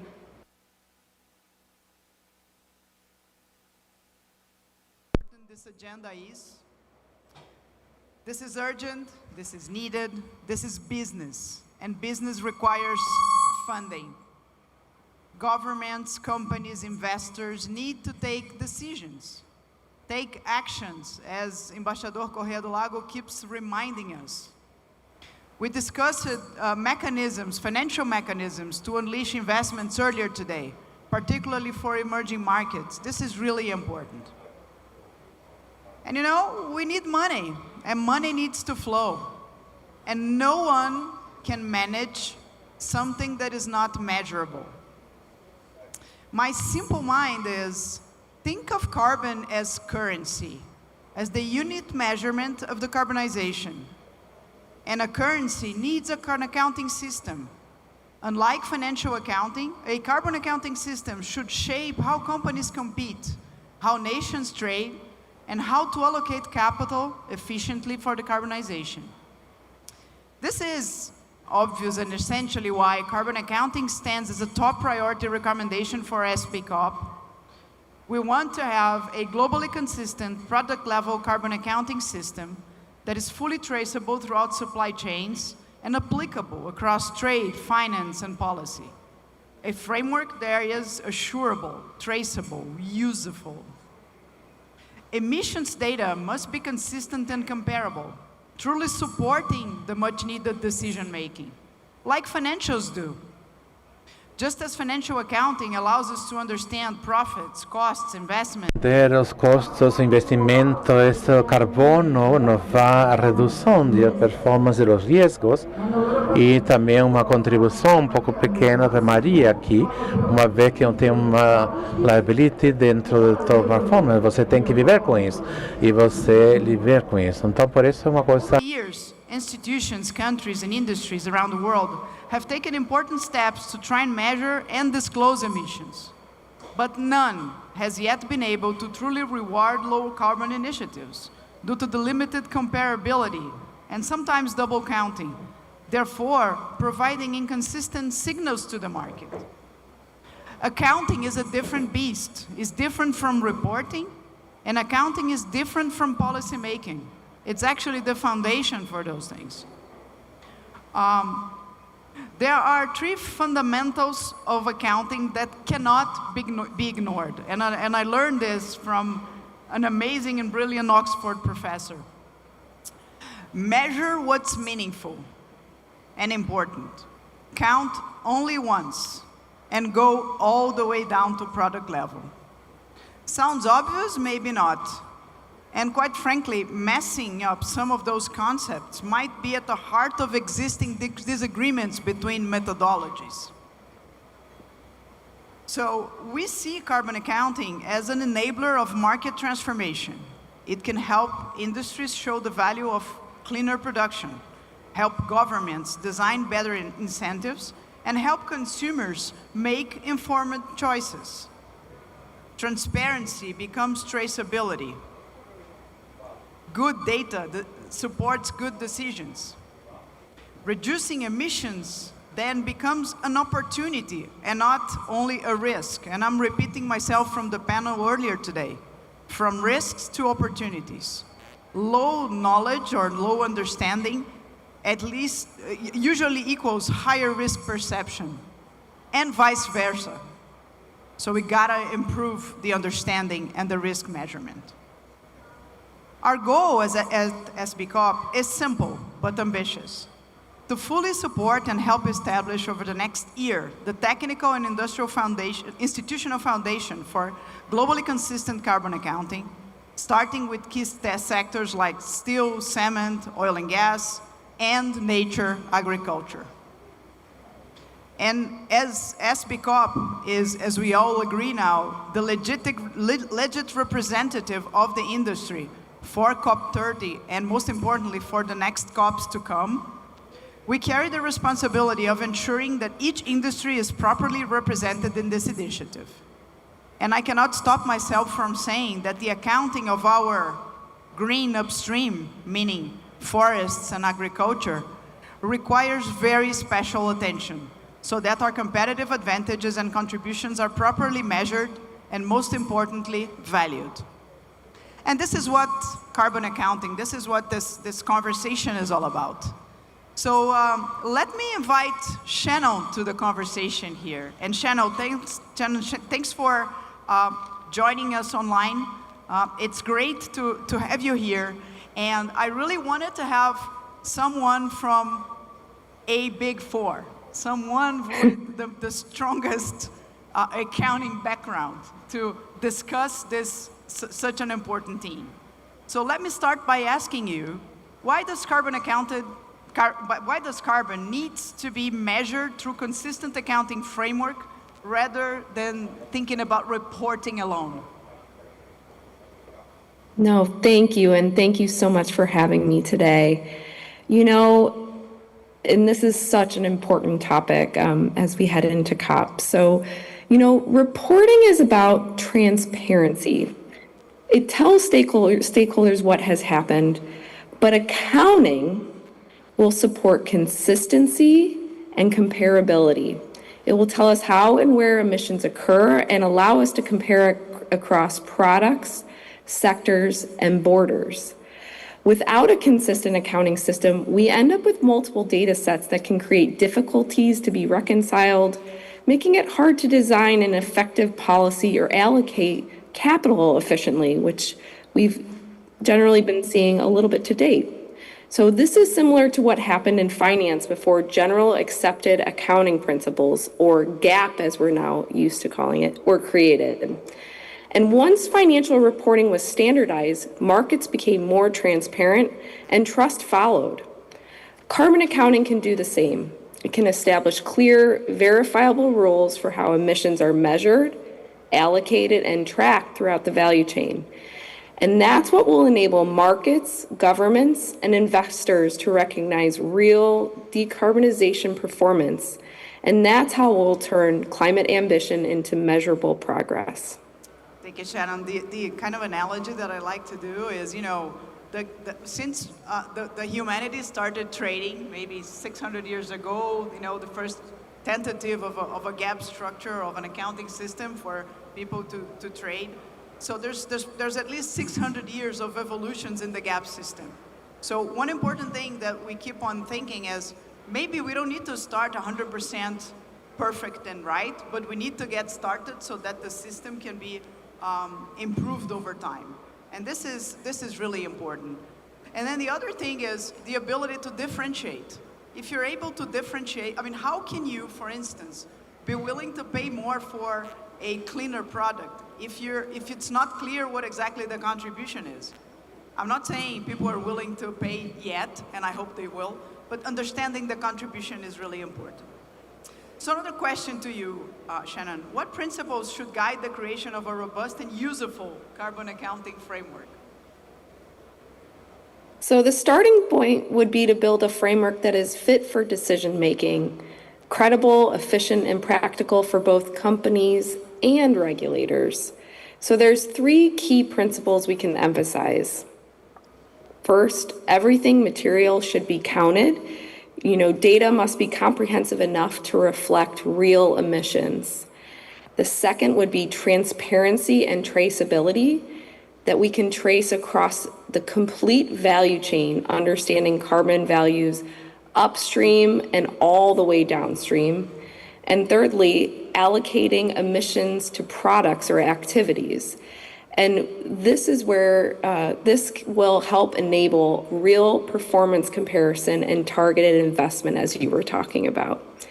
And beyond those basics, the framework should also be assurable. And you can expect us, it's definitely saying that as data quality and our auditability are critical for trust. It needs to be efficient to avoid complexities that may discourage adoption. And it needs to be useful, so designed to inform policy, trade, and capital allocation. If we get those elements right, carbon accounting could become more than compliance. It could become the foundation for markets that reward efficiency, transparency, and innovation.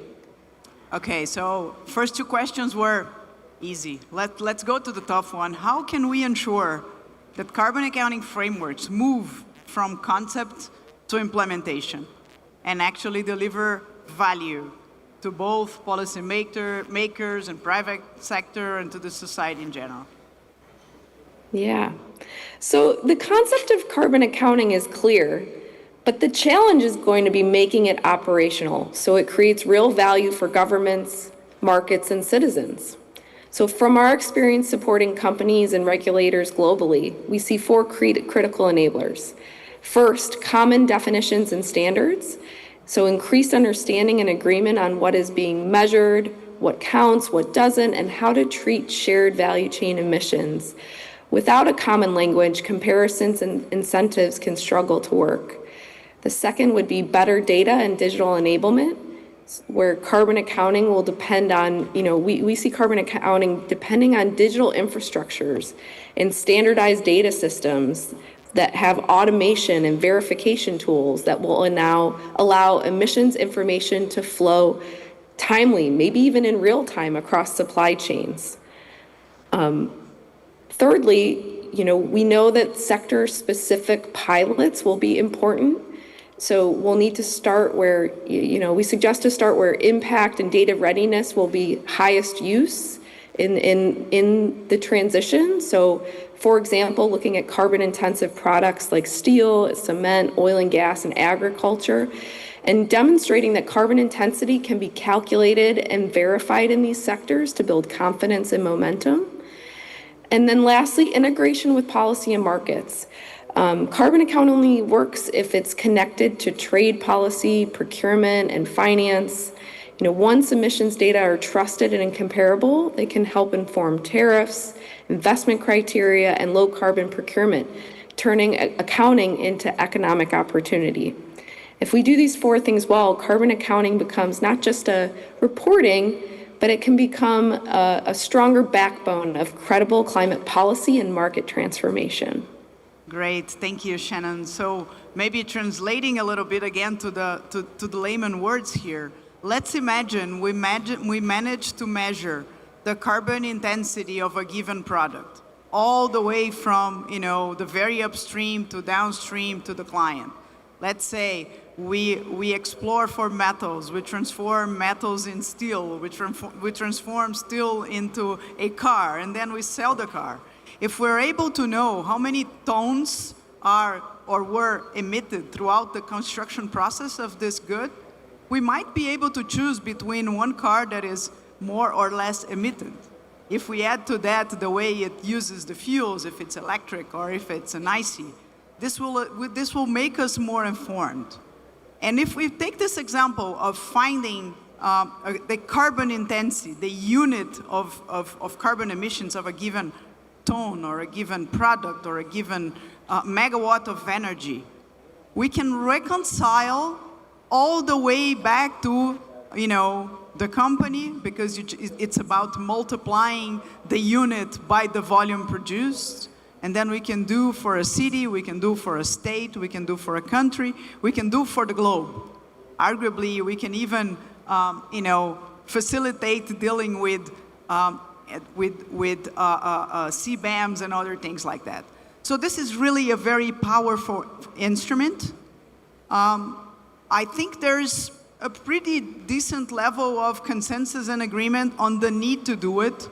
The form is not so much of a consensus, but I think this is really the moment to go 100% on a carbon accounting methodology that is reasonably accepted and approved across the world, so that we can really measure and really manage carbon emissions.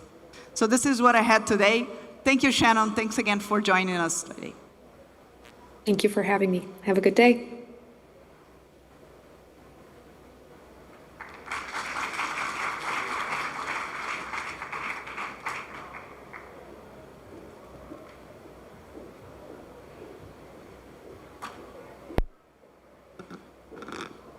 E agradecemos as participantes dessa sessão especial, dando continuidade. Vamos abordar o tema Caminhos para uma Bioeconomia Inovadora, Regenerativa e Inclusiva, que tem como objetivo explorar estratégicas sobre a bioeconomia e pode integrar for regeneration of ecosystems, technological innovation, sustainable finance, and social inclusion, with the participation of the private sector. We'd like to invite to stage Helena Pavesi, Executive Manager of Sustainability at Suzano.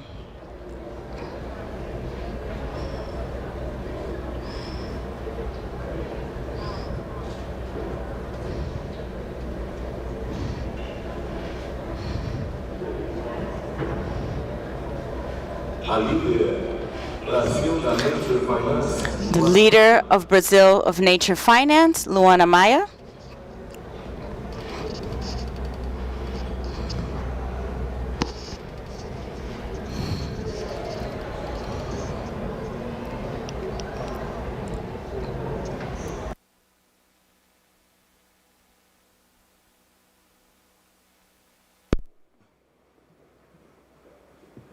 o enviado.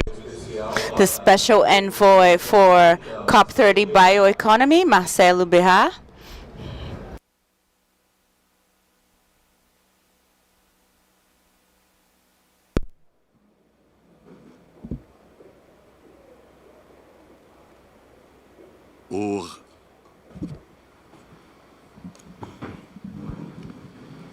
O head corporativo. The head of corporate strategy and innovation and head of Tech for Amazon Initiative, José Borges Frias.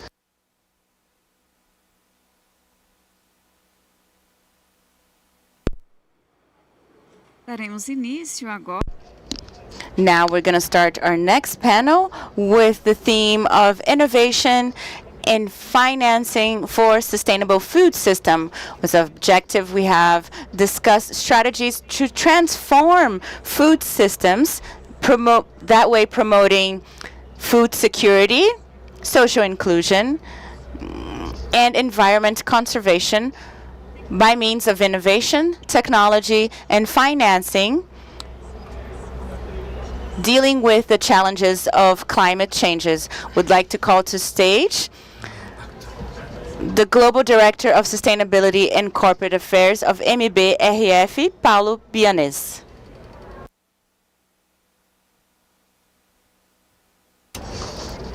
The Head of Sustainability and Corporate Affairs at Syngenta, Felipe Teixeira.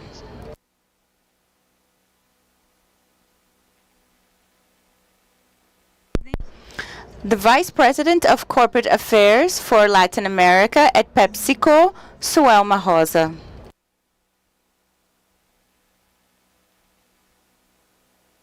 And the Director of Sustainability and of JBS Brasil, Liege Correia e Silva.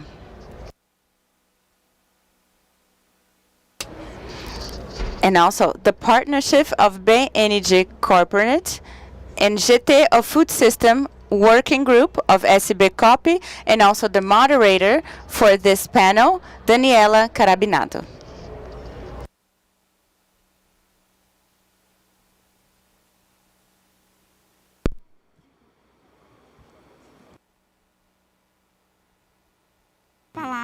And now I pass the mic to our moderator, Daniela Carabinato.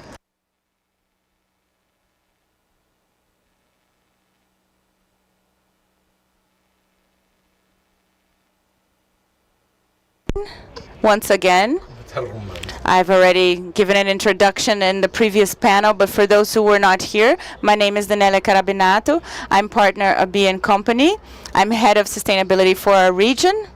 And Abin had the privilege to act as a knowledge partner of two groups of sustainable business GOP with nature-based solution, where we just had our panel. And the second one was food systems. So let me see if I can find the clicker. 1 second.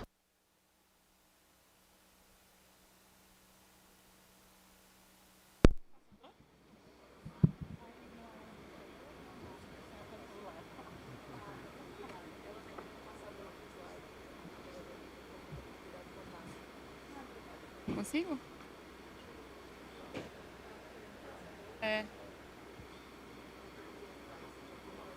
bom. Então vamos começando para a gente não perder.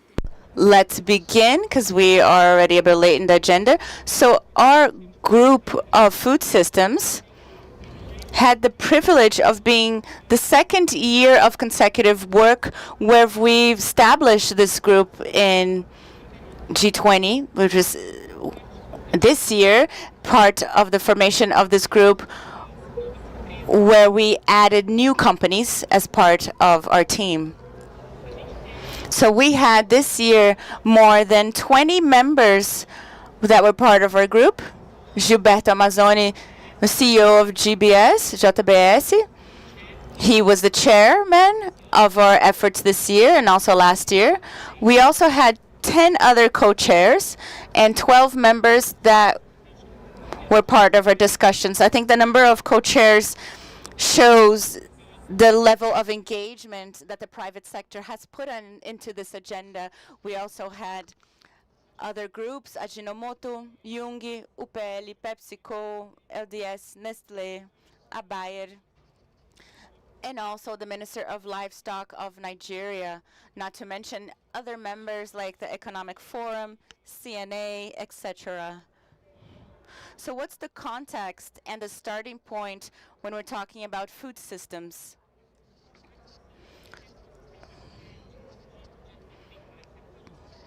What is our starting point? The problem with the environment is we need to recognize the... Okay, yes, now we're going. So the first thing that we need to understand, so what do they fulfill in terms of what they have to deliver? So when we think about the supply chain of food that was started from the beginning to the part of distribution, the 10% of the GDP, of global GDP, is part of this supply chain. So it's a very important sector because it's the sector that produces all the food on the planet that should be able to feed 8 billion people, almost 10 billion in 2050. But this sector has a few structural challenges that if they were transformed, it would make them the biggest contributor in terms of mitigation and climate change, but obviously to fulfill its role to provide food to everyone. So the first challenge that we have is that it was responsible to all the productive chain when we think about food, starting from the production to the person that sells. They are responsible to 30% of the greenhouse's effect. Currently, despite the great production of this sector, we still have 2.3 billion people that suffer from food insecurities. And a part of these adults that are in the poverty line, the main area that they do is agriculture. So there's a lot of challenges for social and economic challenges so that they can have access to food. So if we make a connection with copy, it's important to notice that even though today it's a sector that it's responsible to 30% of the emissions of greenhouses effects, if we apply regeneration soil practices and other practices we're going to discuss here, it is a sector that it can actually contribute to up to 23% of removal of these greenhouses effects. So it has a very important role looking forward.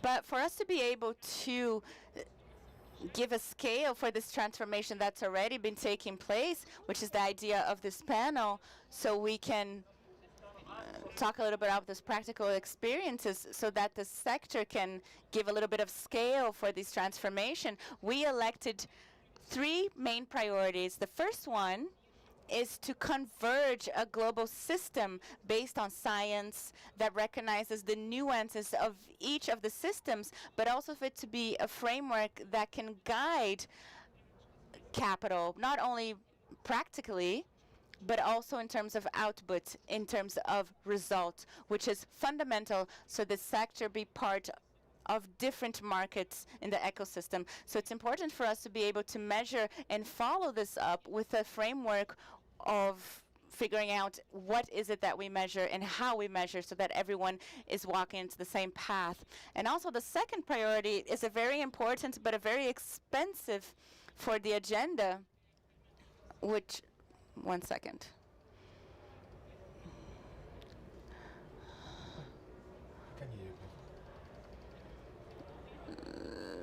So the second priority is productivity.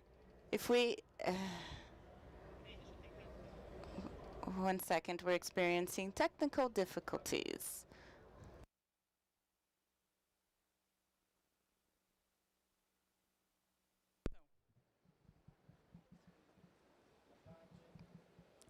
Esse funciona? Não? Mais ou menos? Tá, então vamos nele. So the second priority, which touches on productivity,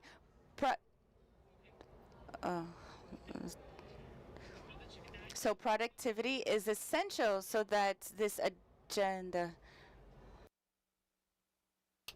Sorry, we're experiencing technical difficulties again.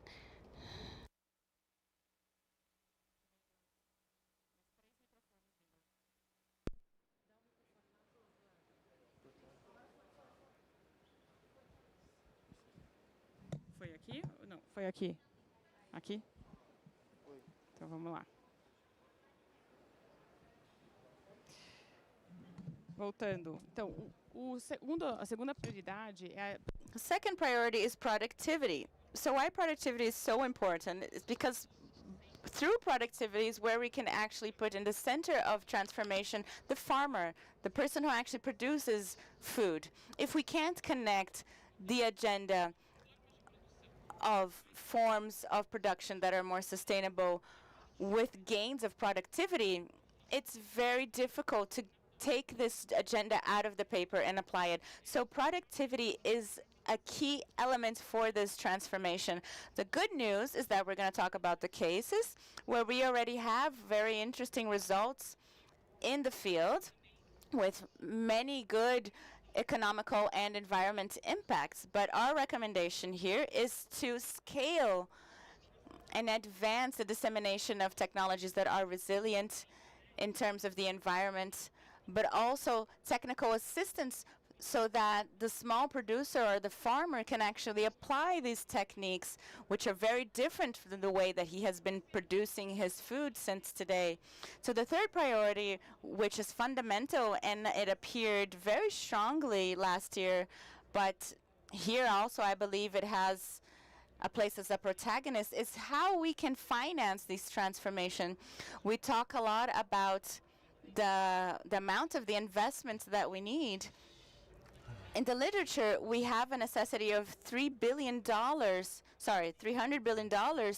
to invest in the segment, but this is less than 5% of all the global investments done for climate change. So even though we represent 10% of the GDP, it's an element that receives less investment for climate change. And I think that also not only investment is necessary, but it's the way that we make sure that this investment is received. Because like it or not, we're changing the way we produce food. So if we can't guarantee that this can happen throughout the years, it's very difficult to actually put into place these projects and help the small producer to achieve what he needs to achieve. So these were our priorities. Once again, SB Corp wasn't mainly about this. It was more about cases, practical cases, of how the private sector is being able to implement its success cases. So in these groups, we received around 60 cases from many different areas of the world.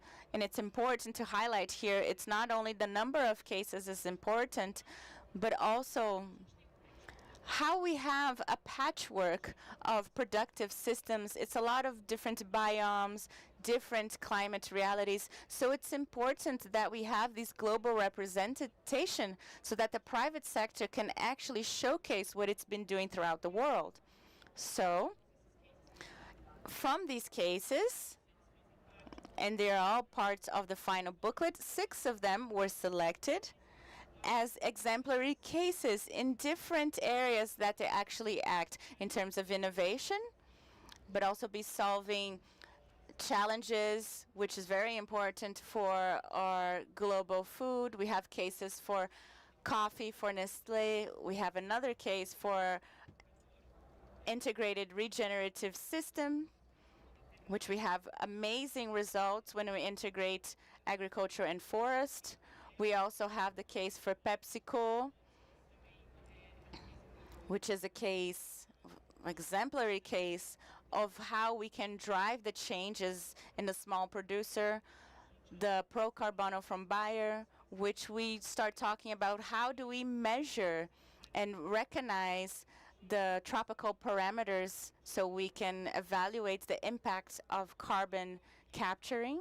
We also have the case of VPL with rice, with a production of less methane, with flooded areas, which is more related to the emissions throughout the world, and green offices from GBS, which is an integrated platform that puts together compliance with our producers to make sure the producer can manage cattle and other types of subsistences. All these cases are part of the booklet, and they're very concrete in what they actually deliver.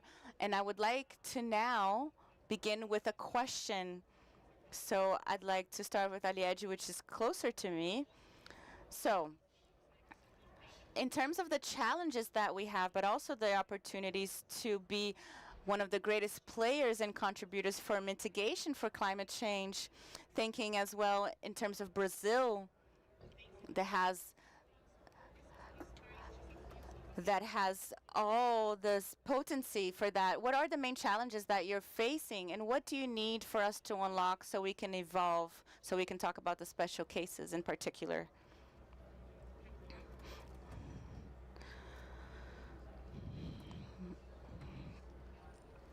Thank you so much for the question, Dani. I think for one of the main challenges is scalability and environmental challenges, environmental financing. So what we receive in terms of finances is a small portion of what we actually announce, big numbers in the copy.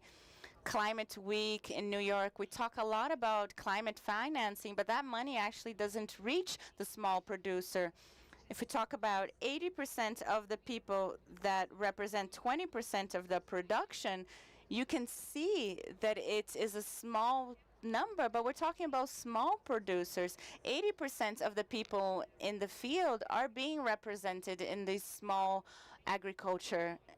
So we see a big challenge not only for climate finance, which is the main thing we'd like to talk about. When we talk about climate, we talk about food security and how we can scale this, which is very complex, because we're talking about arriving the small land that's in a state very specific. So for these producers to have compliance, it's very difficult. So he only can get financing if he has this type of compliance. So most of the time he's not in the system and he is inside this loop where he cannot get any profit or even make its production bigger. So he's gonna eventually stay in a illegal production. So what you've been bringing here in this panel, we have a big challenge of bringing to the field technical assistance, regularization, obviously, which is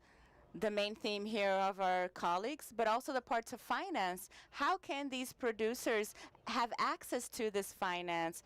It's already known here in Brazil the importance of agriculture and also livestock, not only for their GDP, for globally. So how can we transform this asset and show that we are actually part of the solution and that the integration of livestock and agriculture, which is something that Brazil has been already being a main player in this for many years, we already use regenerative agriculture, we already restore our soils, we already have projects where we look at the biodiversity of the soil. But how can we bring this to showcase that Brazil can be a leader in this area? So in terms of doing, we already do a lot of things, but we need to be able to talk about them and actually include all the producers in this. So I think inclusion and financing are the keywords for that. Selma, thank you for being here. Talk about the perspective of PepsiCo. Which are the challenges that you have? Also, something a big global thing with regulations. So I want you to talk a little bit how you navigate all over this agenda. Which are the key elements in order to go through this? Thank you very much. It's a pleasure being here. I'm very happy to be with the partnerships for many initiatives. Adding to this, what Liège was talking about from our perspective, three big elements that I can say that we are observing with the big challenges. The first one of them, and maybe the most important of them, is the systemic challenge. It's not a technological only, it's not only a financial challenge, it's not only a methodological challenge exclusively, but it's the integration of all of them. So you bring this dimension of the operation at global scale. Only in here we got 8 cases of the markets, many diverse markets: Thailand, United States, Brazil, Poland, France, and in this dimension of the integration and in a logical that could be unifying of 150 different frameworks of metrics, measurements, and the systems, production systems that are considered the basis of the analysis, like the ecosystems temperating the challenge of the adaptation of the cultural tropical agriculture, and go into the new basis of measurements, this dimension, which is the dimension of integration. To do the measurement one time and use many times, but especially to establish which is the standard, universal standard that can be followed, considering the peculiarities of the ecosystems. And then a third dimension, another for us that have a value, a very vast different one, when we talk about drinking. I say one of the principles, think of potatoes in the world, and we have to search technological solutions. Also have a big agro technology, because our potato is a genetical adapted for these the ecosystems of these that we operate. So the perspective of the systematic of the territorial integration. So in case of Brazil, in order to finish my talk, all of the elements of governance of the territory, of the land, property, the land of the right and the use of the land, all these complexities that get us go to implementation effectively, this public policy that already existed in order to talk of environmental compliance. So these are many of the complex systemic less than the individual pillars of technological and finances and methodologicals. Thank you very much, Selma. From the perspective of Zingente, Felipe, tell me a little bit what are the challenges that you are having. Thank you very much. Good afternoon to all of you. Thank you very much, and Senip, and the invitation. It's very difficult not to be repeated, because the challenge nowadays, they are so explicit, the recognizing of the opportunities that we have as a country in order to deliver this demand that we put ahead of us, the demand for a production in order to give food for the whole world, and look in decarbonization, the agriculture at the same time. So I think what is the happiness that we have in Brazil, that we are able to do that. We make already demonstrations, produce more in a sustainable way. When we got the Brazilian agriculture in 50 years of history, making the application of science technology, producing in a tropical climate, and the decarbonization can come from the same way, applying the technology with the finance and recognizing. So try not to repeat the financial thing that we are very well put, only adding that also from the resources, and they have to reach the people, correct people. The way of the using of the resources is very important. The agriculture nowadays is able to implement the techniques or recovery of the place, regenerative agriculture. He's able to have profits, but have a time of the payback that is important. So the finance that granted to the agriculture to initiate this work and then start paying this financial at the moment that he has his return is very important. So the existence of the resource and the way to finance the agriculture, the technology is the second point that was put in. We have to produce better in a sustainable way, but more food. Even like that, when you see the productivity in agriculture, we cannot reach until 2050 producing all we can produce without putting more area production. So this is the challenge. We now, without taking one tree. The happiness of Brazil is that we can do that. If we look nowadays on the field and the grass, we got 60 million territories of grass, 80 million of this, or in a degradation way on 40 million with a big potential for agriculture. We produce nowadays, we produce in agriculture specifically, we produce in 60 million hectares. We can bring more 50 million hectares with not touching one single tree, but recovering degraded areas. Whether we need more the finance and technology. And the third element that I will bring is to recognize that. Recognizing not the image. The image is very important for the Brazilian agriculture, but not the image only. The recognizing of the activity that he make practice inside his farm. And nowadays they are not recognized in the system and the chain. Europe is always charging us be more sustainable, but they don't want to pay any single real for something that is produced in a regenerative agriculture. So how can we grant the agriculture on the cattle production that all these sustainable practices that can be recognized? The agriculture nowadays it's demanded by law, and he do it because of the need of the question, the climatic changes, to maintain 20 up to 80% of this area of original vegetation in the biome that he created. And he don't receive any recognition of this recognition or the image or the financial way. So what granted the agriculture and the agricultors can be recognized for the sustainable practice that we have. Paulo. Okay, but the last one in here, yeah, I will say again what all of you that you say agree with everything. Hi, good afternoon. Yes, exactly. So I wanted only to put in one of the segments of that we listen here in another perspective, the side of the challenge that we have. I will bring an example of more specifically, probably most the challenge one of the cattle production in Brazil. Of 5 million of rural production, 2.5 million, they are dedicated to cattle production and cattle. In the chain of supplies, I got 30,000 producers nowadays registered, and actives nowadays only probably 8 or 9,000. JBS have 3 times this number, but of course they are in a middle level, very small in a comparison with the size and the huge of the producers. From all these producers, the heterogeneity is really huge also. We got many of them, many with technology, and some of them with really low technology, distributed in a country of continental dimensions, you know.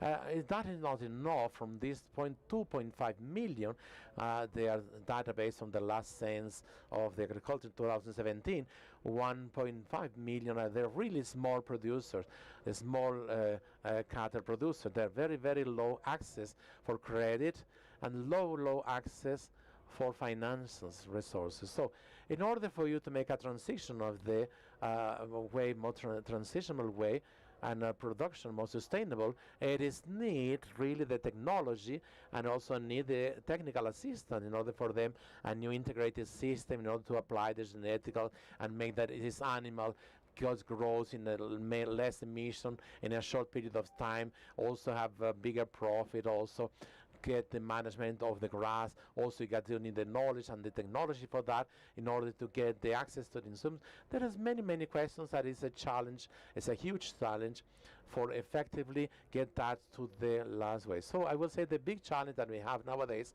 is in fact of the finance to give escalation. But when you talk about finance also, we have to divide in 2 different axes. The first one of them is very famous of the catalytic funds, the blended financials of the life. I used to use it kind of like a cord head, because we don't see it, and they don't reach the principle that they have to reach.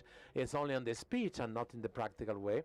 Whoever of you know of big finance that effectively reach the point that not only the SAFRA plan, because it's an incentive from the government, please tell me, because I need to know. I don't really know something like that. So in the other hand, we need to rethink the credit systems in Brazil, the credit on finance within the credit system in Brazil.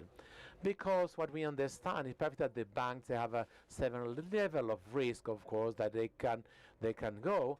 But anyway, on that hand, we have to rethink the design of some of them, that we can make the mitigation of the risks in order to this money reach this small producer, right?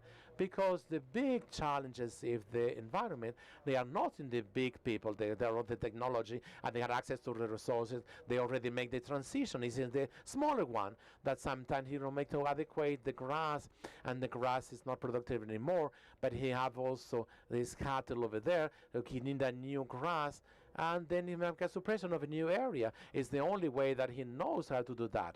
So this financial have to be rethink. The system of the credit in order to reach this small producer have to be rethink of a new perspective in order to make the mitigation of this risk that the bank will accept, exactly with new guarantees and new arrangement that the industry can also come inside, making the guarantee that they will buy these animals in a cycle more huge, but getting the risk that could be extended on the way of this cycle of the animal. Remind that the animal in a way go to 30 months, probably 3 years, so it's a long cycle that gives us much challenge. So I will say, not in order to repeat all the things you say that I agree, bringing out this perspective that no, we don't have any changes, any transition, and we will continue many pioneers like this if we don't care to get the money to get to the point. Simple like that.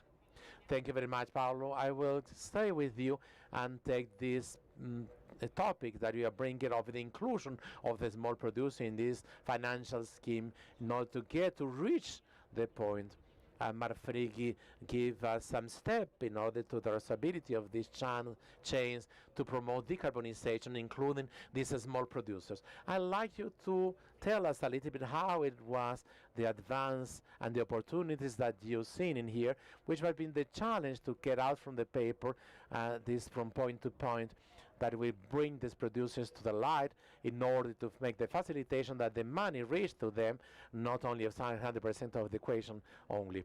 Perfectly well. So my perspective, as I just say, and we already listen in the panel, right? I get through reached 17 years in the financial system. I was in the point that we don't give the credit for a long time of time.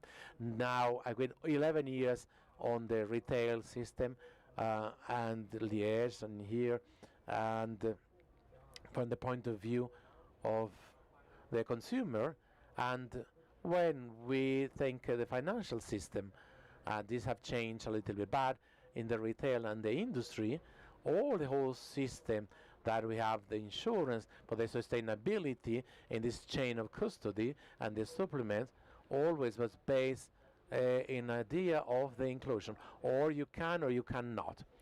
So given that, okay, they are given what the people who cannot, we just put it aside, and then was only the mercy on how he can produce and distribute this product. But there is a maximum of cattle producing that the cattle doesn't die in the ground, because the three big ones that represent 25 to 30% of the market, Brazil have more than 1,000 industries in that sector. 75% of what we produce is distributed inside the country. Doesn't have no pressure in order to have the same standards like JVS, Minerva, and Marfrig. Marfrig is not exist anymore. It has a different name, MBRES. So what we can see starting now is we are doing that in the last 20 years. Until now, the situation continues the same. Maybe the way is not this side. We also saw that in order to make a transition, we got to really support and technology for the people in the point with this two perspective, how we can help to finance this transition to a sustainable production, and also how can support technology and support and capacitation for this small producer, right? And then like that, it was in July 2020, like to launch it, that it was in my head till 2019, all the whole year, and the first semester of 2020, a program that is called Marfrigi Green More, Green More. If we extended to the also for the porks and chicken as well. So based in this idea, in the more inclusion, and kind of understand why we can exclude this producer. And from this understanding, from 2021, from the last year, taking all this period in time, we make the reversion of, we don't exclude 4,500 producers, which represents nowadays 26% of the animals that are given for the company. So they will be all apart, aside, if we don't include it. So basically what we give to the producer, the means of finance, the application of technology and technical support, the regularization and environmental, sometimes are very simple things to do, in order for them to can apply other things, the technical things, decarbonization, technical stability. So nowadays, inside the sector of our chain of cattle, we already go restaurant-free, 100% of producers, 85% of indirect people, counting from the origin, until the end of 2025, 100% of our chain of custody will have the monitoring and the control of the origin until the moment that we kill the animal. Also some science-based systems. We submit the goals of decarbonization of the company, the reduction of emissions on 1, 2, 3, based on SBTi. It was the first company of the globalist sector to obtain the approval of SBTi. Now we are working to submit COP30 as well. So this also was fundamental in order for we to understand in this context of what is important to have the measurements, a global acceptance, and also in the way how much four of these basic elements can be go to the producer in order to decarbonization of the integrated systems, integration of the pecuary and the cattle production and the farming and the grass, which is a fixer of carbonization, the better of the genetics also to get lower the time of the animal. Now we're killing of 29 months, 17% more for animal. So the additional things that they put at the last phase of the animal, which are proven to be diminuing the carbonization, which is the methane. So there is a solution, the technology is right there. So the big thing is how to finance this in scale. So Felipe, I want to take advantage of Paulo. He touched some of the elements, some of them technology.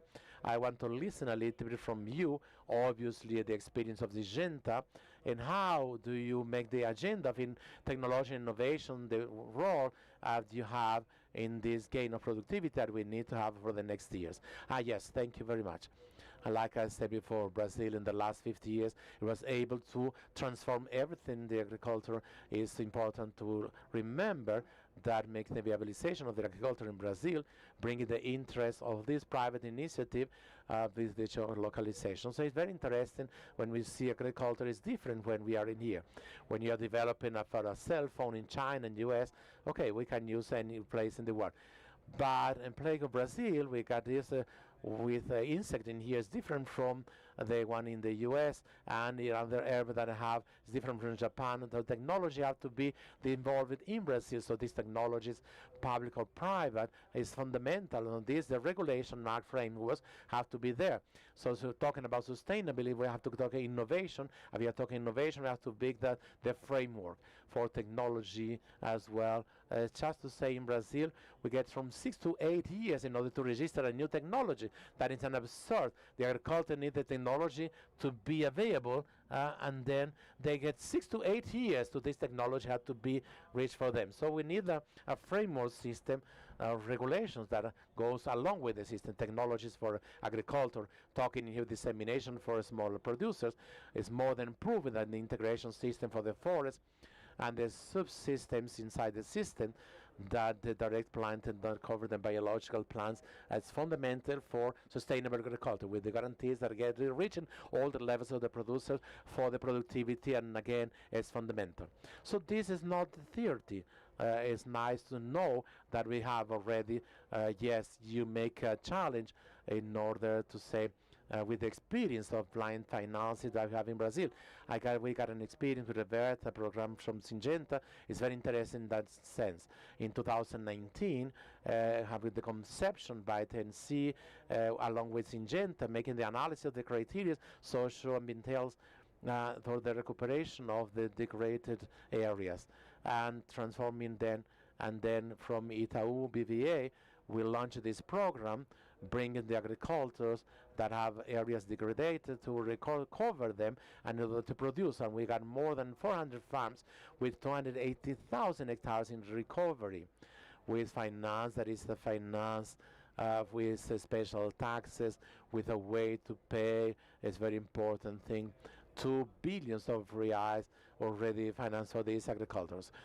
Brazil can do not only is a theory, but we got practical experience that we can say, and we are very happy to see the path of the green way of the government going on this line. So what we can understand is, in fact, we can need to do to bring the technology, granted the technology reach the agriculture, and the enterprise also have the industry have a fundamental role in this technology, that they have the incentives for this, and the framework role, the intellectual property that justifies the technology is also fundamental. And with that, we can grant this transition that we need. Thank you so much, Felipe. Selma, I'd like to talk about a topic which is a big topic for consumer goods and food systems. And one of the challenges that we always hear during our meetings is, how are we going to connect this story with core business? How we're going to connect the sustainable agenda especially in terms of operations. I'd like for you to tell us a little bit on PepsiCo. How were you able to integrate the transformation, which is the way we deliver our projects, with the core in the way providing value? That has always been a challenge. And I'd also like to remind us to what are we actually talking about here? We're talking about the company that produces your breakfast, your snacks, and also present at FIFA, but also we're talking about corn with all the snacks that we have in Doritos. We're talking about wheat. So it's a big amplitude that we're talking about. When the company started developing its food, which is more than 80% of the profit in Latin America, PepsiCo started understanding that its main role was not of an off-taker. So I go back to the potato chain. We're talking about the producers, which is the big, medium, and small producers that is always local. So the potato consumed in Brazil is Brazilian. The one consumed in Mexico is Mexican. The one consumed in the States is American. So it's strongly linked to the relationship with this producer and the profit that this producer can have.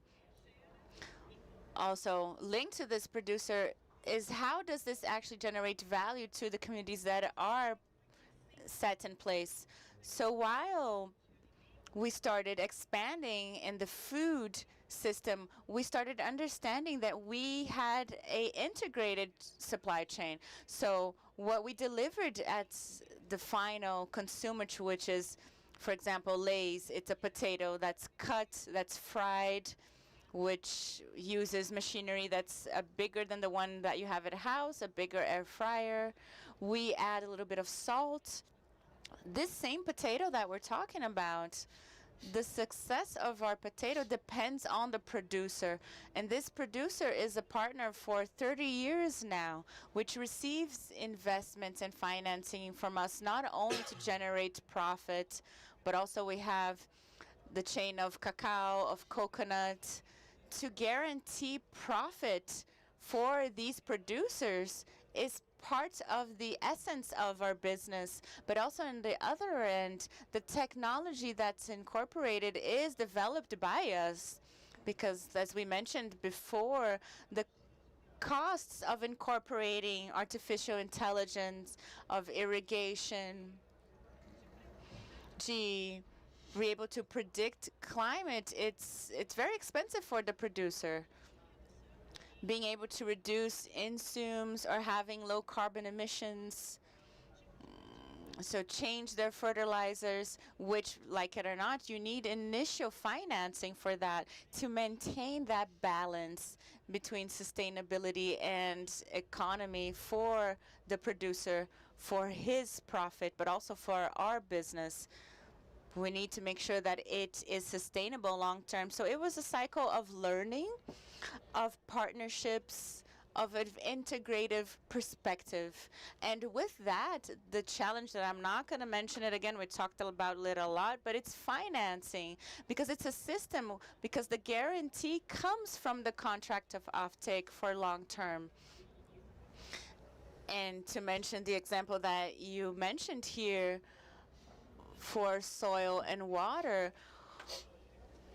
making use of metrics of capture of carbon in a soil, which are the metrics that we have for sustainability, but they are given to the producer as an extra gain for the benefit that he produced, which sums up for, in the end, an income that's dignified for him and all his workers. So sustainability in long term for our business depends on this integration in the supply chain. Yeji, I'd like to talk a little bit with JBS.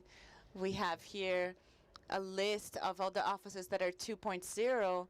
It's a great example of a holistic perspective of the challenge, not only demand from the producer, the adaptation and formalization, but how can we help him get there and also be able to provide new possibilities to produce and integration with other cultures. So I'd like for you to tell us a little bit more about this holistic approach that you have to help more precisely the small producer.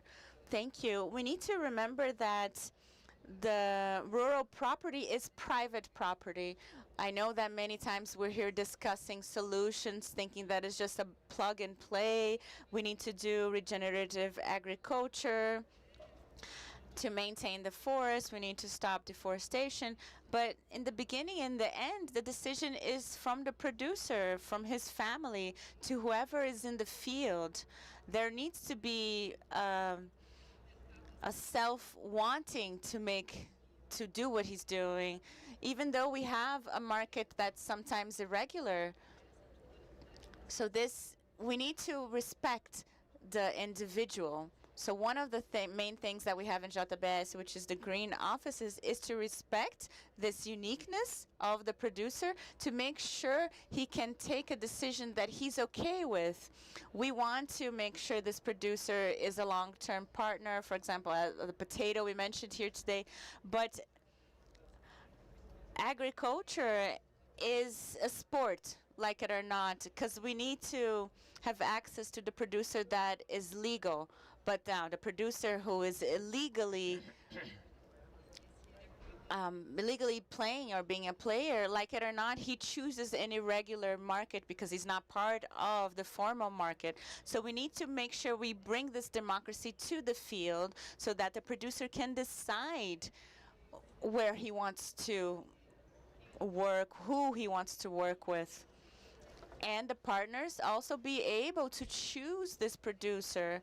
So the producer that is backed up against the wall, for example, when we're talking about the green offices that we have here with MAFRE, with the regularization, there's a whole logic. And in agriculture, we need to see this competitive edge that we have as a company, which is a different logic that is very different from other areas. So in sustainability, we started doing regulations for social and environment. Now we offer this service for free. We have one physical unit and a lot of virtual units and techniques that can receive any type of agriculture and producer for free.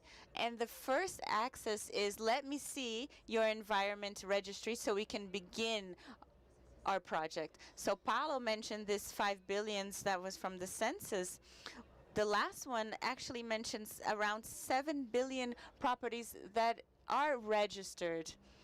We talk about what Selma mentioned here, the challenge of property. When we talk about property, it's another challenge because in one property you have many types of registry and none of them are from the original owner. So not only mention the regulation, there's a lot of challenges. So we started with regularization. I used to joke around that I wanted us to have a little bit of a plaque that says, please make sure you regulate, so that in that way the producer could be able to regulate and formalize what it produces. But we have so many producers who don't have environmental registry or production registry, and this is the basic elements that we need. So we help the small producer to achieve that.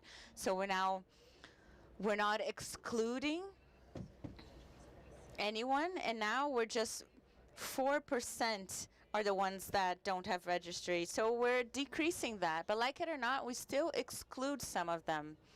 And now we have the logic of inclusion, which is what we focus now. So, okay, now I have my environment registry that's legal, but my productivity is very low. So how can I achieve the profits that I need to maintain my kids and my family? For example, my young kids don't want to work with what I'm working with. So it's very romantic for us to think of a farm as an easy job, but it's a job that requires a lot of work. And we have this romantic perspective that it's beautiful to be a farmer, but it's a very difficult and demanding work. So the young people, in terms of succession, they don't want to be the succeeders, the successors.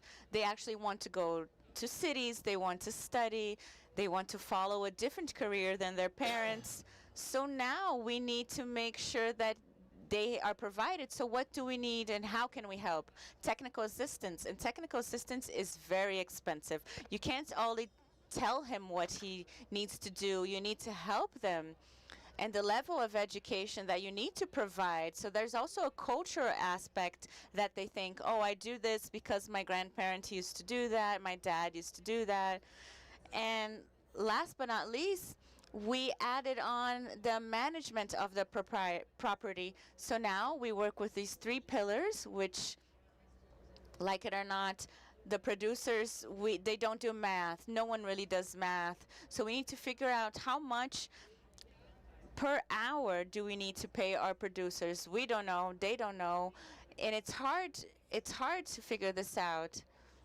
We need to figure out if it's worth producing cacao or is it better to actually remain in agriculture. So like it or not, you have integrations in one property where you have different types of food and production, and you think, wow, that's beautiful. He produces 8 different things, but that's more of a challenge because you need to maintain and make sure these 8 different things are working.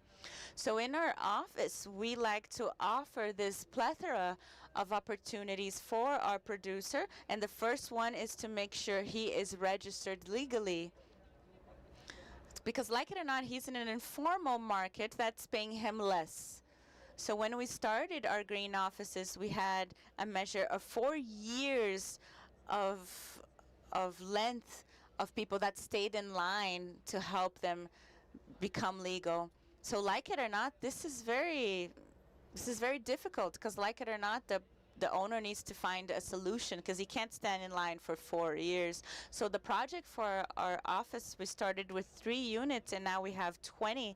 That works with this logic with the 3 pillars, with management of the property, and legalizing it and helping with reduction. So just with the regulatory system, we have more than 2 million families that are assisted, but still that's a very low number. We have a big challenge, but as a company with the size that we have, that's the size of the challenge that we have. I'd like to thank Paula, Felipe, and Soelma for their contribution, not only now, but throughout the year with SB Copy, but I also like to invite you all to please read the project, the work that this team has produced throughout the year, and get to know the cases, be it the 6 ones that we selected or the others. Because one of the big contributions that we produced is to actually highlight all the advances, but all the challenges that the private sector faces in trying to implement projects, and also showcasing the results. And now all we have to do is make sure we can make sure that these projects grow in all these areas. So I'd like to thank all of you for your participation. Thank you so much.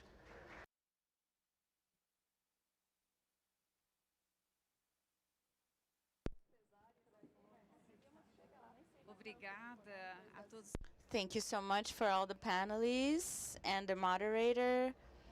Please, I'd ask you to go back to your seats so we can start, so we can proceed with our event.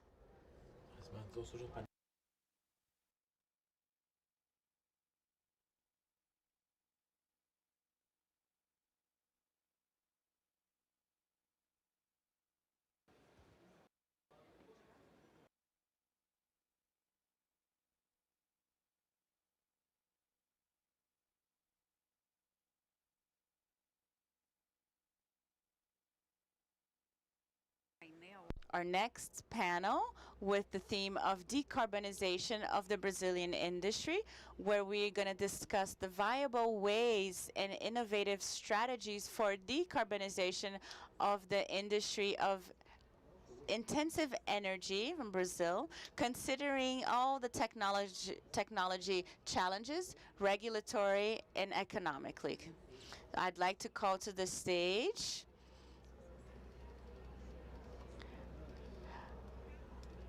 Carolina Sartori from the chemical industry of Brazil. I'd like to also call the president of the Syndicate of Cement, Paulo Camilo Pena. The Director of Institutional Affairs at Brazilian Steel Institute, Cristina Wan. And the Superintendent of the Environment and Sustainability of CNI and the moderator of this panel, Davi Bontempo. You're all welcome, and now I pass the floor to Davi Bontempo. Well, first of all, good afternoon to you all. I know we begin a more dynamic part of our debate. We bring three big sectors that have been working intensively with CNE in the context of working better and having new regulamentations. So sectors that have been working in many different spheres, be it in the National Congress or even in the executive power. So we bring three main topics we've been working with our partners. First of all, last year we approved the carbon market. So this year we are finally entering regulation, which is a little bit more complex and long term, but that we've been following up to guarantee the participation of the private sector in governance and the debates and definitions, but also trying to work in the most profitable and better way to make sure our public and private policies are more effective. We also are going to talk about climate, which is a very important work where we're going to define our goals. Who can actually talk better about this are the sectors that are represented here in this panel. And also themes and topics like taxonomy and regulation and public policies that we all been working with. I'd like to all extend my apologies. Our secretary actually had to deal with another concern, but we are going to begin our session with sectors that are very much aware of public policies and have been working together with the ministries and NGIC and other main players from the executive power and legislative power. But I'd like to begin mentioning that our debate, by beginning with a question that has to do with technology and economical challenges, but beginning by asking you what is the best route, what is the best way with the sectors that already work with decarbonization? How have they seen how have they been able to fulfill this objective without losing their competitiveness? I'd like to begin with Carol, so she can actually help us with that question, and then I'll pass the mic to Paulo and Chris so we can have a more specific question for their sector. Thank you, Davi. I'd like to first begin to say thank you for being here in this panel.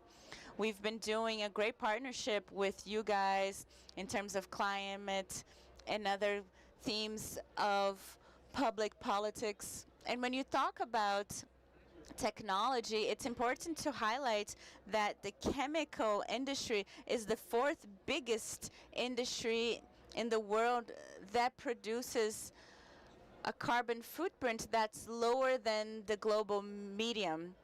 So for example, our production is less than the one produced by Europe. So we actually conducted a research to see what are the routes with technology that we can help the industry to lower their taxes of greenhouses effect. So we bring forth 3 important pathways, which the first one is the access of biomass. Biomass has the potential to substitute other substances, technologies like IBEX, CCS, which are technologies that will help reduce the residues and actually remove carbon. And also, the last but not least, recycle, which would help decrease the emissions of 3 scopes. So these are the 3 routes, 3 pathways that we've been researching in studies. It's a spoiler that we're talking about here now. We still haven't talked about any of these results, but I'm already bringing here this perspective for all of us. We have these 3 pathways for the chemical industry that are of great importance for us to help start decarbonization.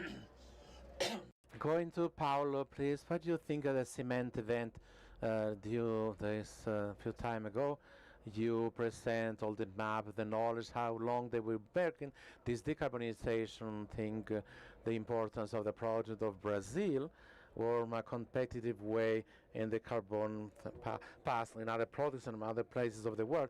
I want to listen to you from this work already done, which are the principal paths that you can see from decarbonization, also how to be the competitivity in the area, the sector. Hi everybody, it's a satisfaction to be here, arguing and here, and to say that for us is very, very important the stimulation of this debate, which is we started a long time. This industry have a database of information built along the 25 last years with an implementation of the database, which is the most robust of the transformation industry that reunites a significant number of countries, more than 50 different countries, but the 30 entities national represent of the cement industry. More than a technological route, I will say the important thing in here is to remark some of the aspects of the regulations and also the economical impact that they are fundamental for us to understand and continue this prosperity in this route of the construction of industry with less carbonized pain. So citing the market of carbonization and also I would say extremely comfortable here in order to say 2 of the sectors that will absolutely fundamental for this construction, along with the National Congress, with a law that costs a really big, significant effort, I will say, from the intensive sector with the coordination, a refined coordination with the politicals, not only the medical, that the school making justice for the absence of the Secretary of Economy, Green Economy, and the CNAE as well in the construction of this project. We are in a process of the implementation on the carbon market, and this process will continue up to 2030, 2010, when will be effectively transmitted in an operational way. And the technological route and this cross with this instrument is absolutely fundamental in the thing that the economical and the impact of the precipitation of carbonization will be implemented as certain technologies, especially already mentioned in here, and will also do that some of the sectors that they also have a minor value, they produce more value, like cement, and they will also reach the technology that nowadays they are very distant from our capability to absorb in this moment. So another different aspect that I consider is fundamental is what you call the role of the state nowadays that can be measured with 2 different projects, 2 different programs that they are really high that are going on, which is the PAC and Mia Casa Mia Vida. The last one, in particular, the cement industry, it was benefited in a very significant way. But in the other hand, we can see the systems of technological from the construction and the quality of these constructions, this building, doing that, making dynamic, a bigger dynamic of the implementation of the program that makes the viabilization of the challenge of the government that is put in the last government, getting to 2 millions of units in this period. That is really a promise from the past that probably we will get more than 3 million units. That is very important of the point of view of the deficit of the housing that we have in this country. The third thing to say is a very delicate thing with respect to the credit, where the industry, even though the project of the new Brazilian industry on the plan of more production, the industry, we consider that the competitivity and the productivity were most the privilege that is okay, but in some way the process of the reduction of our emissions should be with a higher process in this process. No, in the talking with the others, there are meritorious fields like fuel for aviation. They are talking over there about that in the defense, a legitimate defense of the system, ethanol for cars and all that. But it's a fundamental thing that we can also talk from the criterias in the Brazilian bidding process, sustainability and other criteria that demonstrate the need of a reduction of our emission of carbon emissions, and the need to develop the premium products and with less emission of carbon, and the chemic had also to develop a premium, and also the own steel also develop this product with the market in a competitive way that the market can make facing this demand. So this credit nowadays have the viability in the innovation field, and we have some access to a field for innovation in Rapid, in NEFT, NDS. But when you talk about in projects that have a process more slowly for the implementation, but when you talk about in project of technological mature, that you have to look at the horizon of 2030 and 2035, we got a huge difficult to get this credit, which is fundamental. And technologies that also we dominate already.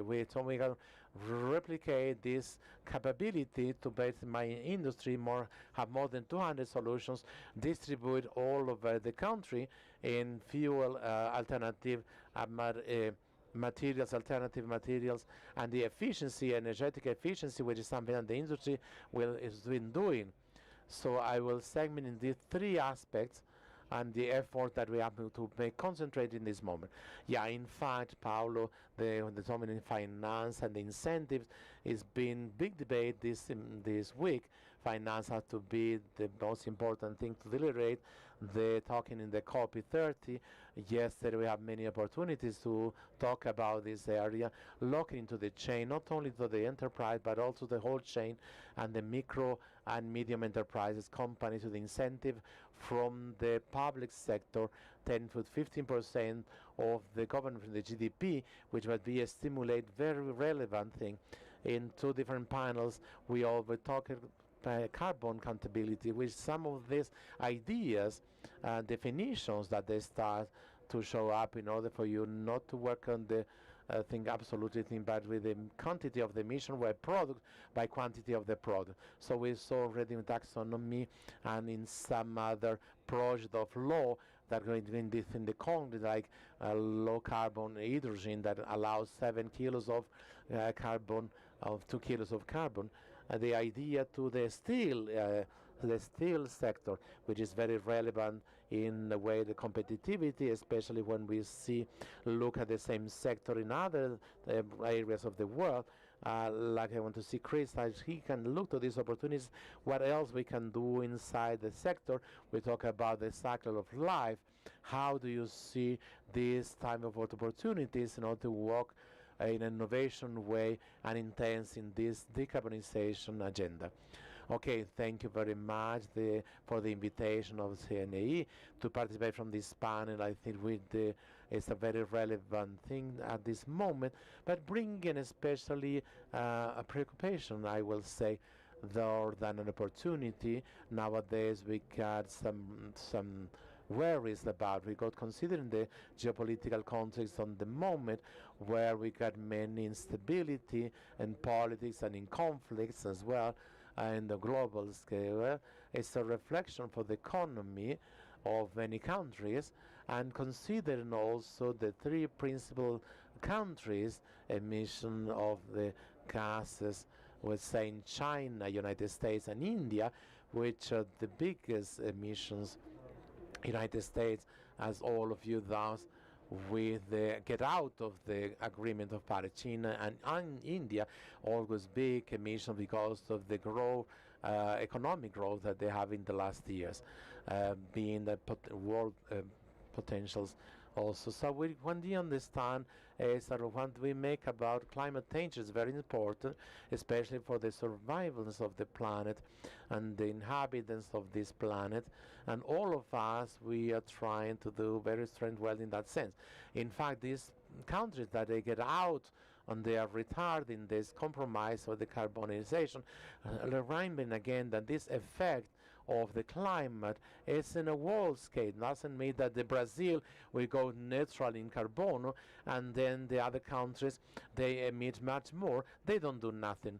So we still continue the impacts of all this that we've been seeing, that in flooding and burning, many of climatic changes that are very prejudicial for the survival of this human species and animals in all order. So it's really a question that worry us, because we have a need, and when you talk about the effort, be all of us, it will be need the effort in the way of politics in order to convince and the return and the additional strength of all these countries that this reduction process of gases in the effects in here. So recently we got something that's saying that it's difficult of the countries that confirm this NDCs. Yes, so what we've seen, this is something that we have to need in the global scale. So all of us consider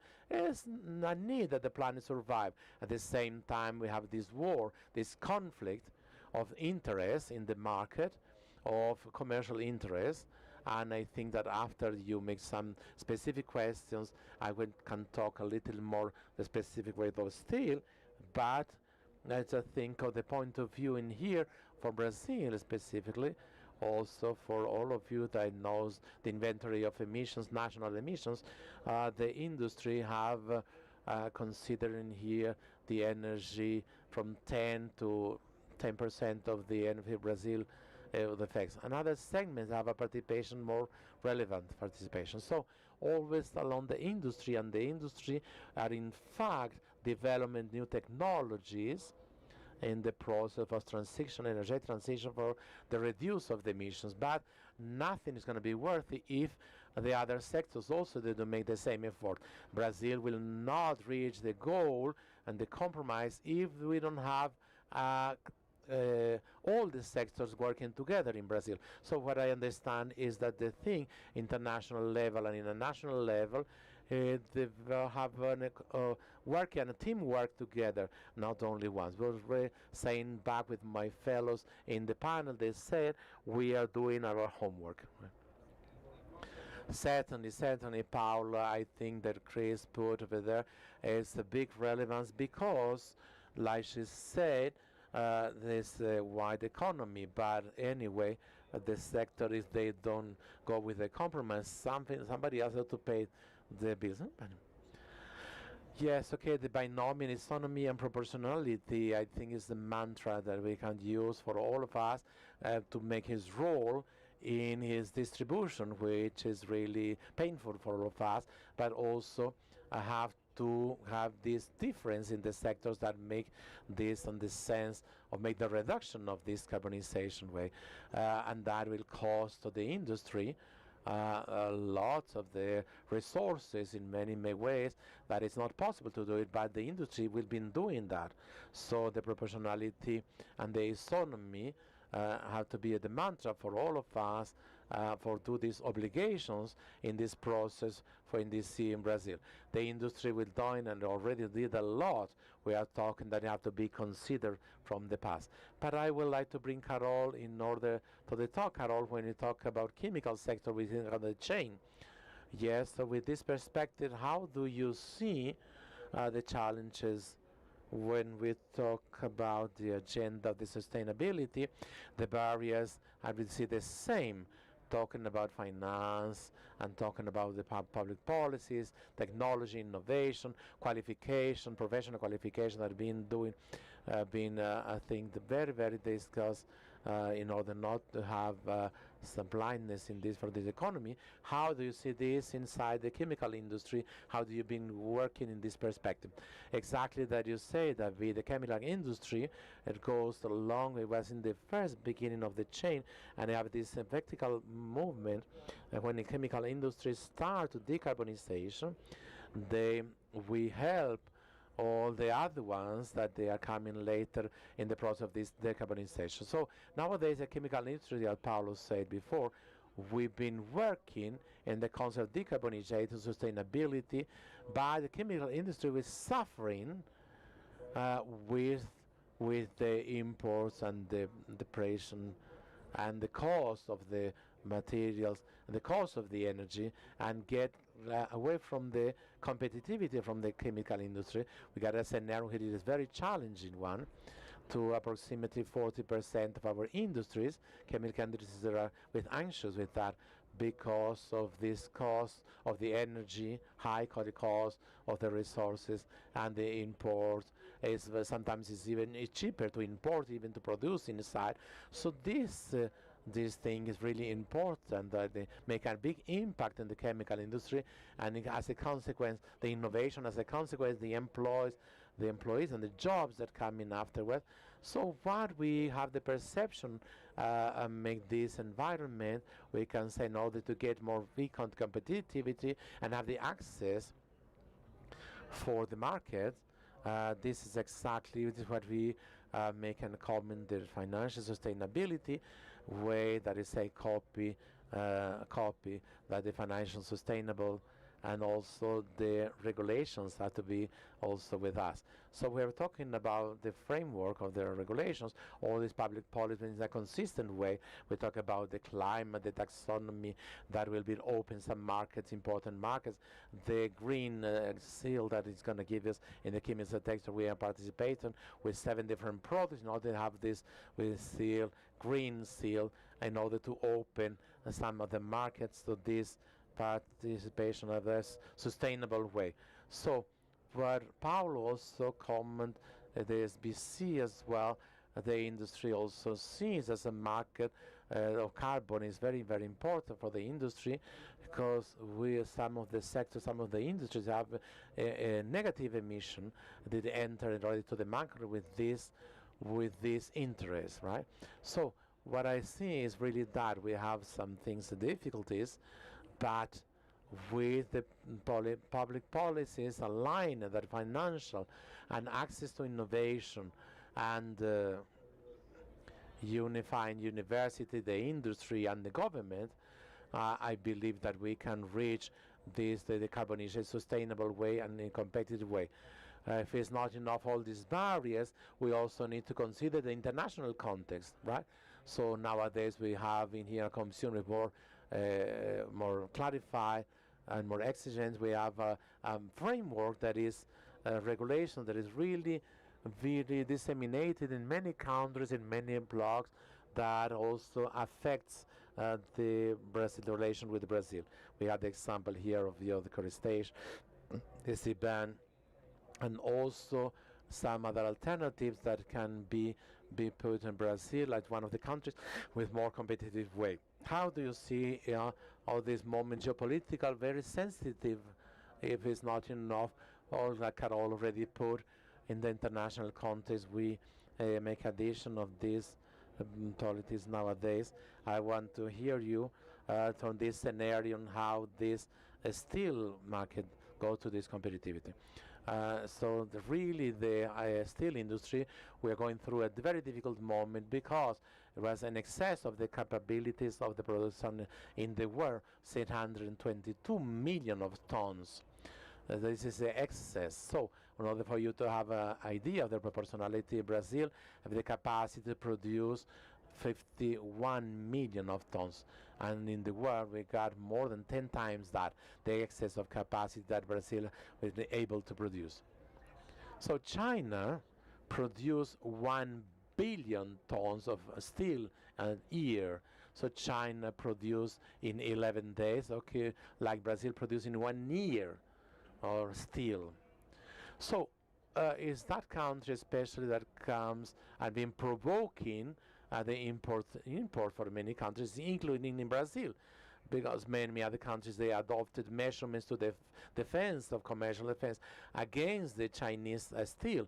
Why? Because the steel, they have subsidized from the government, of course, and then because bigger part, they got a state control directly way and an indirect way. So how do you compete with that? When they are talking about the implementation of technologies like the thingy green hydrogen, there's SOS, there's the technologies that demand capex and OPEX, where the cost is very high. And like we say before, we need to be financed. So what is say not only that, but European countries like, and then Canada, they give even resources to loss fund. For example, we have an idea of using in Germany that have 1 billion euros like a loss fund, and even like that, increase in level of debt, you know. So it's the calculation of the study that been done by this sector show us that the implementation of technologies like this one that I already mentioned, that will elevate the cost of the steel in more than $100 per ton. So like we already leave a problem of competitivity with the import of steel from Asia, especially when you elevate your cost of production in that value, how you're going to go to the market, right? Not only we can export, because all of you know the United States, which is our principal market, put a tariff of 50% to the Brazilian steel, the import, and other countries also. So, like you mentioned before, the thing of CBAM. We are going to invest in order to have the reduction, the carbonization thing, and with that elevate our costs, and at the same time we're going to allow that they continue the import of products of this bigger carbon. This will kill really the national industry. Really, it's going to kill the national industry. Certainly, we have to stop to admit we are not going to exist anymore. I believe really strongly this is not the solution for a country. For this is the dilemma that we are facing actually. Thank you, Chris. So you gave us a perspective of a very difficult scenery. Entrepreneurship in Brazil is very difficult nowadays. I'd like to hear Paulo too, because Chris mentioned technology and innovation.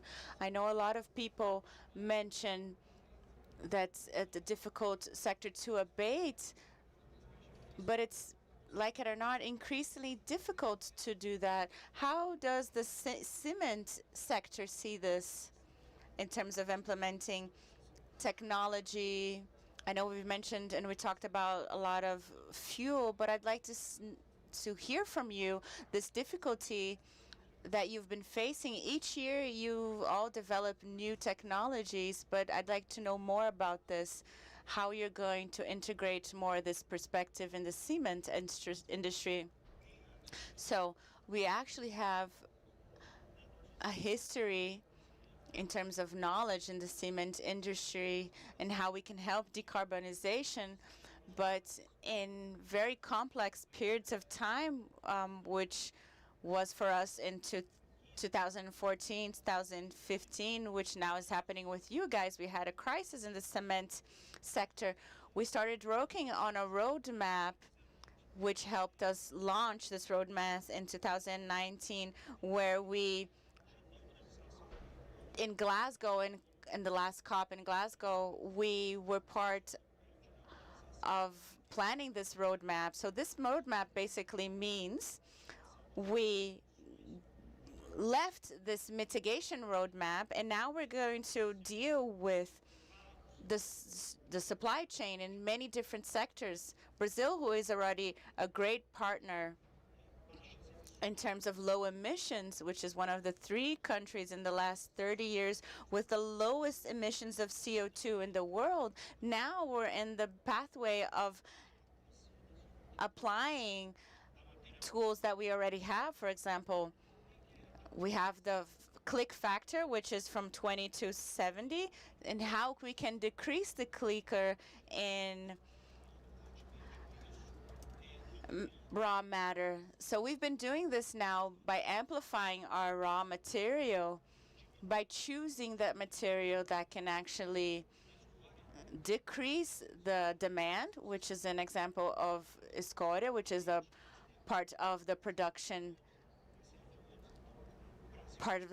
of steel. So Brazil is going to continue to do that, since it's already one of the 2 countries that's the biggest in terms of raw material. In terms of strategies and alternatives, we've been working in many other pathways. We're just a little bit below in the indices with Europe. And in the last 10 years, for example, the countries in Latin America, we have a tax of thermal factors. We are now working with a concrete that's more efficient. But that big idea is to make sure we can produce concrete with less cement with less clicker, and less clicker with less CO2. But I just like to summarize and close here my statement in regards to public politics.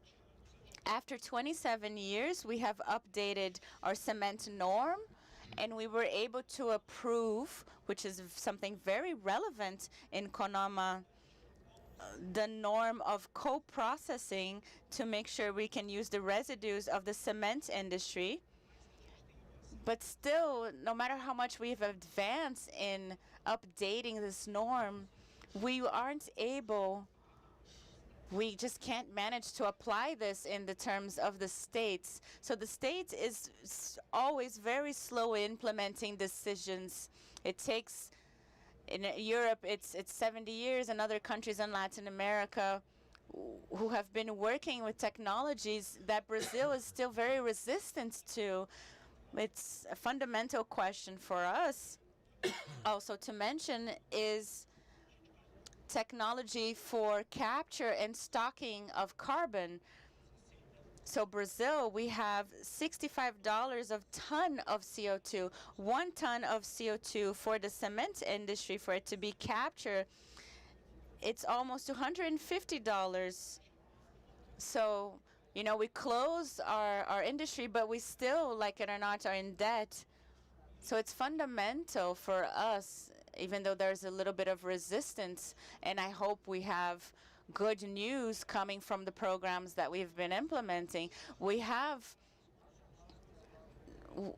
and we need challenges that are nature-based that can help us so we can have something that's more accessible for Brazil. So I think the vision for public politics, for it to be effective, for example, our plan of solid residues, establishing a limit, a date for that for 2014, nothing happened.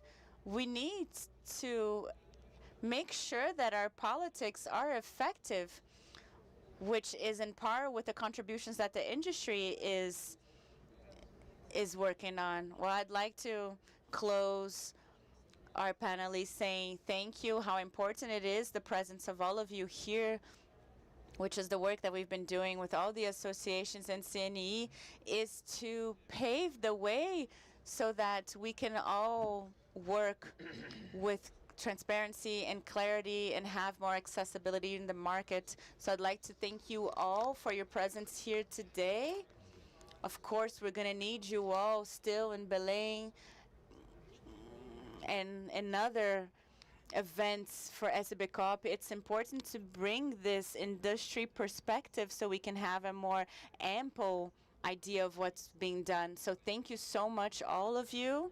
Let's continue and let's see each other at Belém for the copy.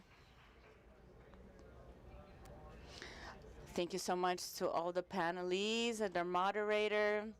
I'd like to ask you, all of you, to please return to your seats in the auditorium. And in a few minutes, we're going to start our next panel, which will be the same panel for both stages, okay? So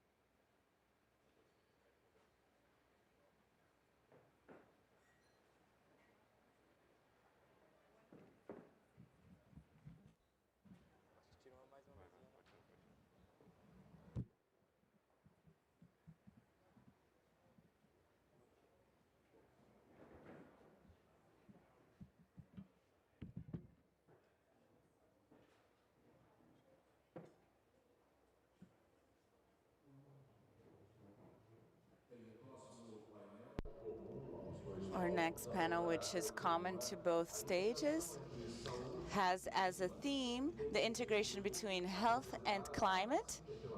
Its objective is to present the interrelationships between health and climate, as well as policies and practices that enable low carbon, resilience, and climate prepared for climate emergencies.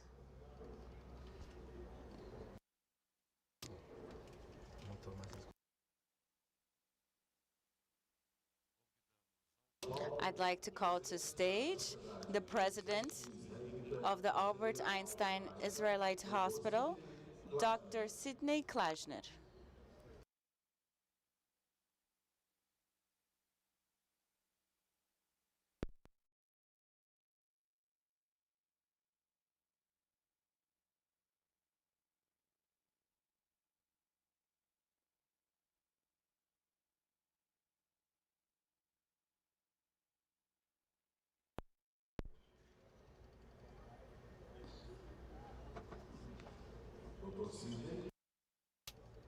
Dr. Sidney.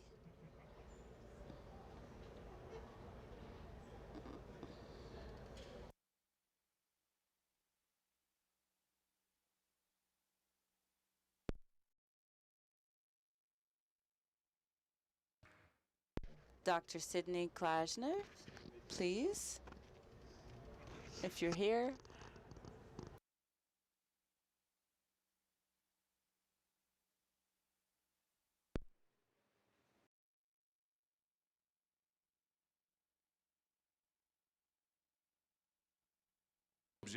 I'd like to remind everyone that the objective of this panel is to present the interrelationships between health and climate, as well as policies and practices that are more efficient and low carbon, but as well prepared for climate emergencies.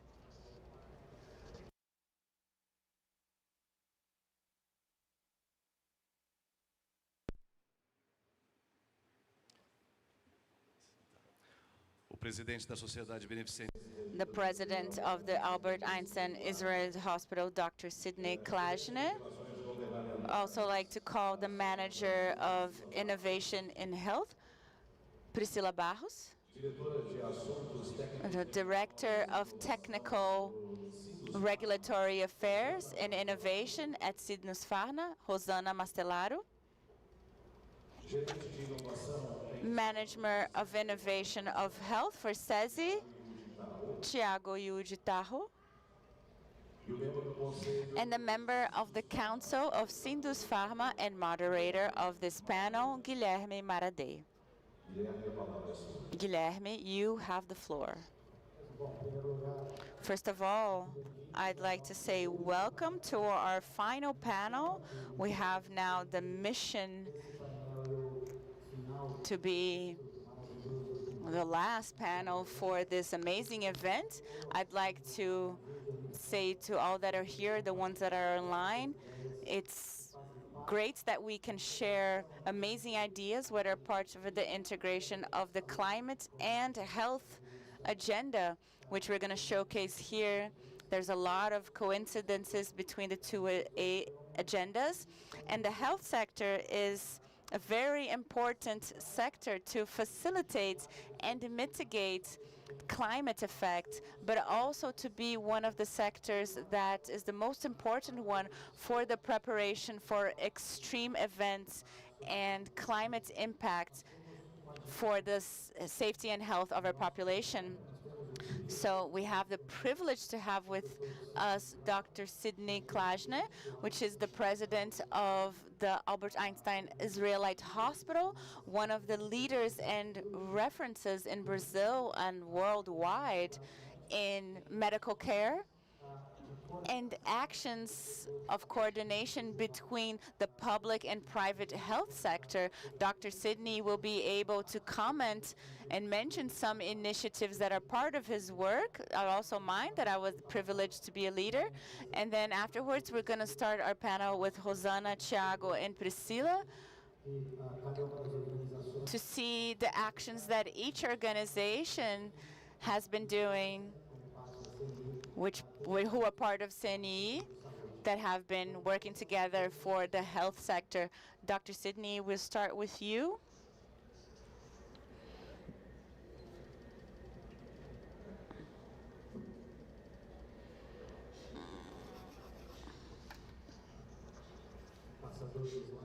We need the clicker for the slides, please.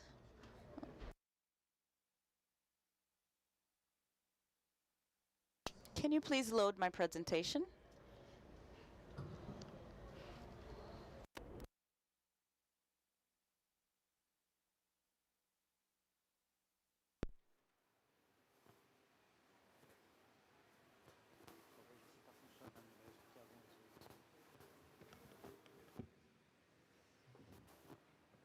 Pode carregar a apresentação?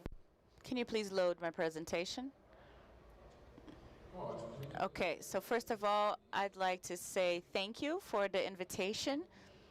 In the name of Ricardo Mussa and Guilherme, it's an honor to be here with you all to share a little bit not only our main concern in having the thematic of health being debated when we're talking about climate, but we see recently we've only been given the attention for the topic that's only going to impact any type of climate and temperature, but also it's important to showcase a few of the experiences that us at Einstein, we've had the opportunity to have in regards to climate, is its impact in health, which will motivate our discussion in terms of resilience in health. We're going to begin by watching a video that brings a little bit of a summary of what I'm talking about.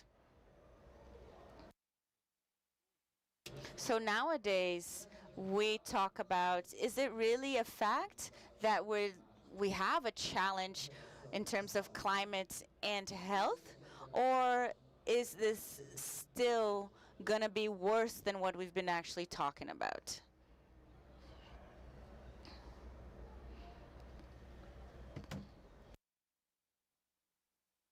You can go back, please, to the slide.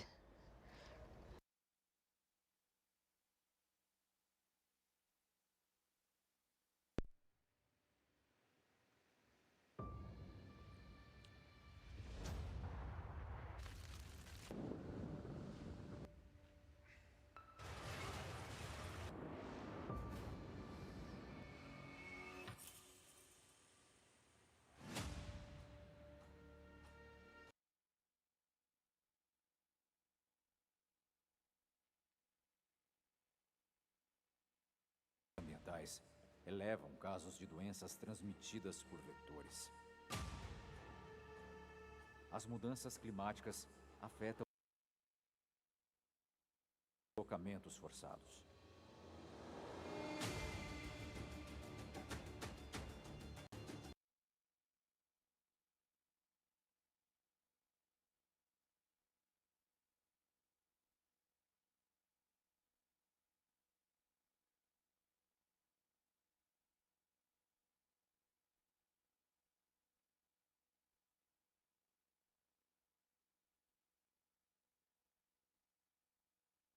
Com o efeito das mudanças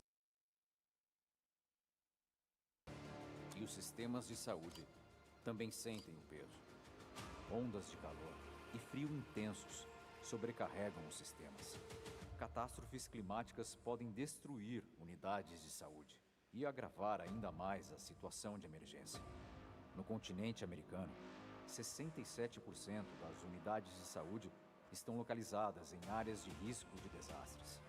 Na última década, danos na infraestrutura deixaram 24 milhões de pessoas sem acesso a serviços de saúde por meses. Como responder a esse cenário?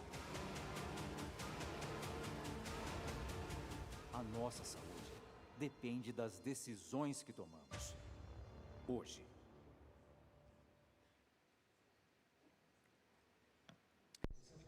So this is just a small summary of what we live daily, but also in a very recent past. You know, we're talking about scenes in 2023, 2024, but it's important for us to mention historically to where actually the whole health system started, so we can see now 100 years later, so we can have the health index, which we mentioned before, in terms of classifying the countries that are today examples of health. And these are countries that have indexes above 89, 90, 91, countries that have invested in public health. So public health, we're talking about basic sanitation, quality of water, protection from climate extremes, which is a great planning that was done for preventive health. In if we contrast with diseases, we know that 75% of the role that led these countries to have a high index has to do with financing and investments in public health and prevention. At the same time, nowadays, we live with facts that countries, more specifically countries in Europe, were prepared to reach a stage where becoming an elderly, for example, in Europe, we have a 21%, as Portugal also has a high index of elder people. And if we think about Brazil, the increase of our elder population above 65% was an increase of 60%. Our country is not prepared to have a pyramid with such a large base, which more or less is similar to a cube, which happens not only to us, but throughout the world. And this is concerning when we're talking about health, because once we have impacts of climate extremes and temperature extremes and how they result in health for our populations and the vulnerabilities of the people that are facing these conditions, as we can show here and it was shown in the video, we're going to have 250 million more deaths for malaria or dengue. We're going to have 70% more deaths for climate increasement for our elder population, which we can see now, the increase of temperature, and it's not uniform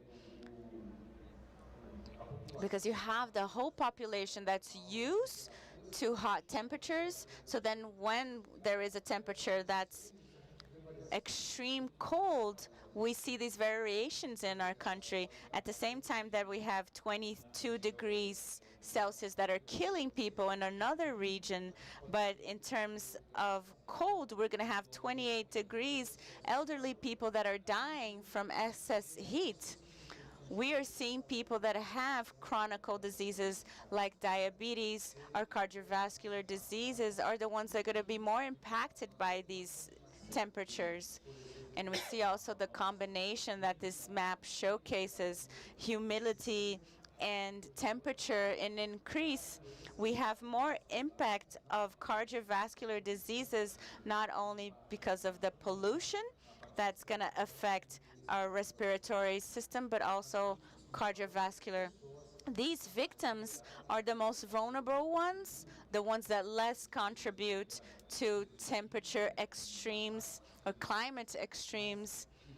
But elderly and children, people who live in very remote communities that are very far from having access to public health or have a certain lifestyle or condition that is more of a risk in terms of temperature. So we can see more of these news regarding these people that are impacted, but we also see how that is a risk for our health system. We also have an example for our northern coastal region with the rains and the floods last year with Rio Grande do Sul that caused big damage for our health system. We know that, like it or not, hospitals have a risk of 100% paralyzation due to these extremes. It's not a privilege for countries that are developed, but throughout the world, the same time that we had fires that increased the impact of the hospitals in terms of respiratory challenges. For example, just in Einstein, for private Einstein, the respiratory cases was higher than the pandemic. But the fires actually covered the air more than half of the Brazilian territory, not to mention the floods that destroyed health units and hospitals who were not prepared to deal with floods, but they had, like it or not, generators. But like it or not, they didn't have energy, so they couldn't operate. At the same time, we have examples of 2012, Sandy, the hurricane in New York. After it went through, even sometimes during it went through, we saw the impact that it caused in the transportation system that impeded patients and doctors to actually arrive in their units, impeded the population from having access to this unit. So we had a gap, we see a gap, a huge gap for this patient who was able to come back to this health unit. More or less 6 months it took him to go back, and we saw an increase in his arterial pressure. But it wouldn't, like it or not, that pressure wouldn't be back.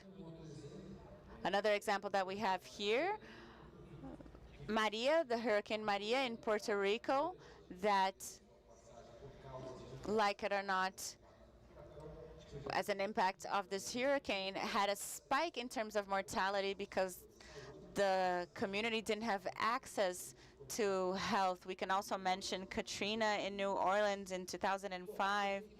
So why do we, as an Albert Einstein that has our origins in the private sector, why are we talking about climate? So Einstein was funded by doctors in the Jewish community. We had today celebrated this year 70 years of existence. So it was a hospital that was created in a way of contributing for the Brazilian society.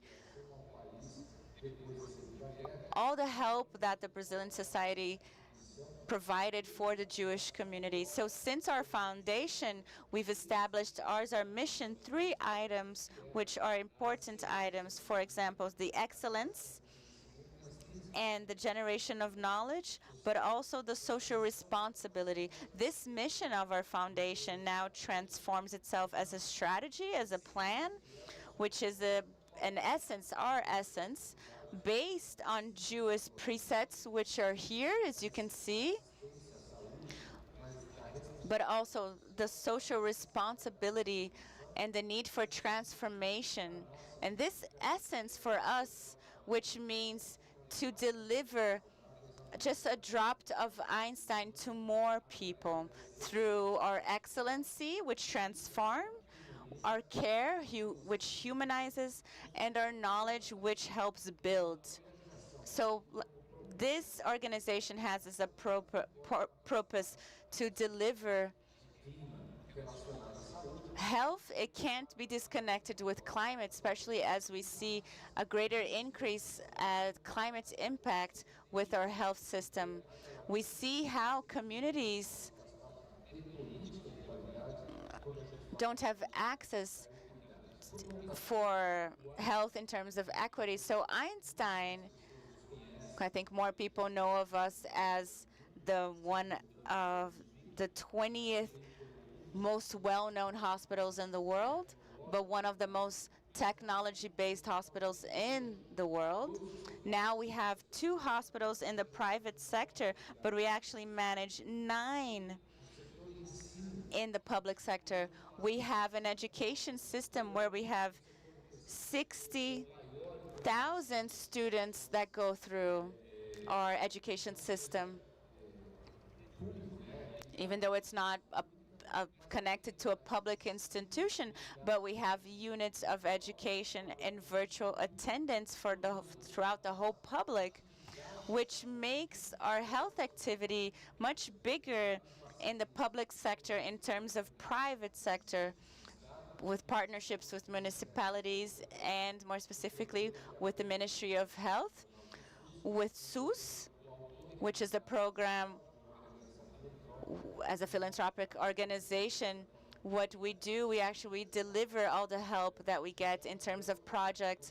Ricardo and I would talk about the value of the investment of these health sector, which almost achieves 1.3 trillion reais, which are connected to sustainability and the mitigation of the impact of the climate in the health sector. So we can talk a little bit about our participation, bringing about the necessity of our health system to be more resilient and be more prepared with 3 sectors of action, which is the education of the population, the capability, professional capability, but also then the infrastructure of health that should resist climate change. So with that, we had the opportunity to debate and forum like COP last year, and the one that's coming up in less than a month, and Climate Week in New York also last year, and in the meetings with the Global Pact, where we had the opportunity to become an ambassador of UDS 3 that talks about health and well-being. So this is a role that not only we have the initiatives for the population, more specifically the vulnerable populations, but also to highlight the necessity of the health system to be prepared, not only its professionals, for the population, for the mitigation of this impact, but also to bring these opportunities to other countries. So we've been doing this with our presence in South by South, which is a futuristic festival that happens in Texas in the month of March. In the last few years, we've been a great participant where we bring technology to mitigate the impact of that, not only our actions in the Amazon, where we're going to talk a little bit about. Like, for example, two of the projects in partnership with the Health Ministry, with the PROACT, which one of that is VeraSys project, which is a project that search again along with the professionals of health, going in the local indigenous populations. We are talking about 400,000 people, indigenous, that goes in the Amazon area, more than 50 different groups, and making the map of the health condition, especially the impact of the climate changes, of the analysis through the time, like the prevision of the climate effects and what happens in this population, put them in a big platform, a big database that will give us the information 2026. I will hope that the Minister of Health can use for the investments of activities as a prevention in this area. Another example of the project, which is Vigilance, is a project that makes the association not only of the part of health of the population, indigenous and Quilombola, but also association of the database of the quality of the earth and the water in partnership along with the association that are acting over there. Also to have some database that have and give us that we can make the prevention of these climate changes, prevent in these populations that they have vulnerability. Other projects that we have with the Health Ministry, they have to stay with the population, especially in the rivers, especially that we say the ambulatory specialization health to give them to give with an expert. They have to go from in a ship, because they don't have highways in that area, especially in the north and the central west, that many times they go 24 hours and go in a reference, for example, in Santarém, like we can see some cases and document some cases that they have to travel 24 days from Parintins to Santarém in order to make a consultation with a doctor. So what we do, like in a notebook with the internet signal that have been simplified, doesn't have a big signal, with a community unity base of kids in 15 different specialties in the telemedicine Einstein. And from this consultation, the doctor goes from the primary attention, so the patient and his family. And this consultation also nowadays, after from the end of 2021 till nowadays, we have the opportunity of 150,000 people that already passed through, 95% of them, 400 points of primary attention that they have contact with our center of telemedical attention.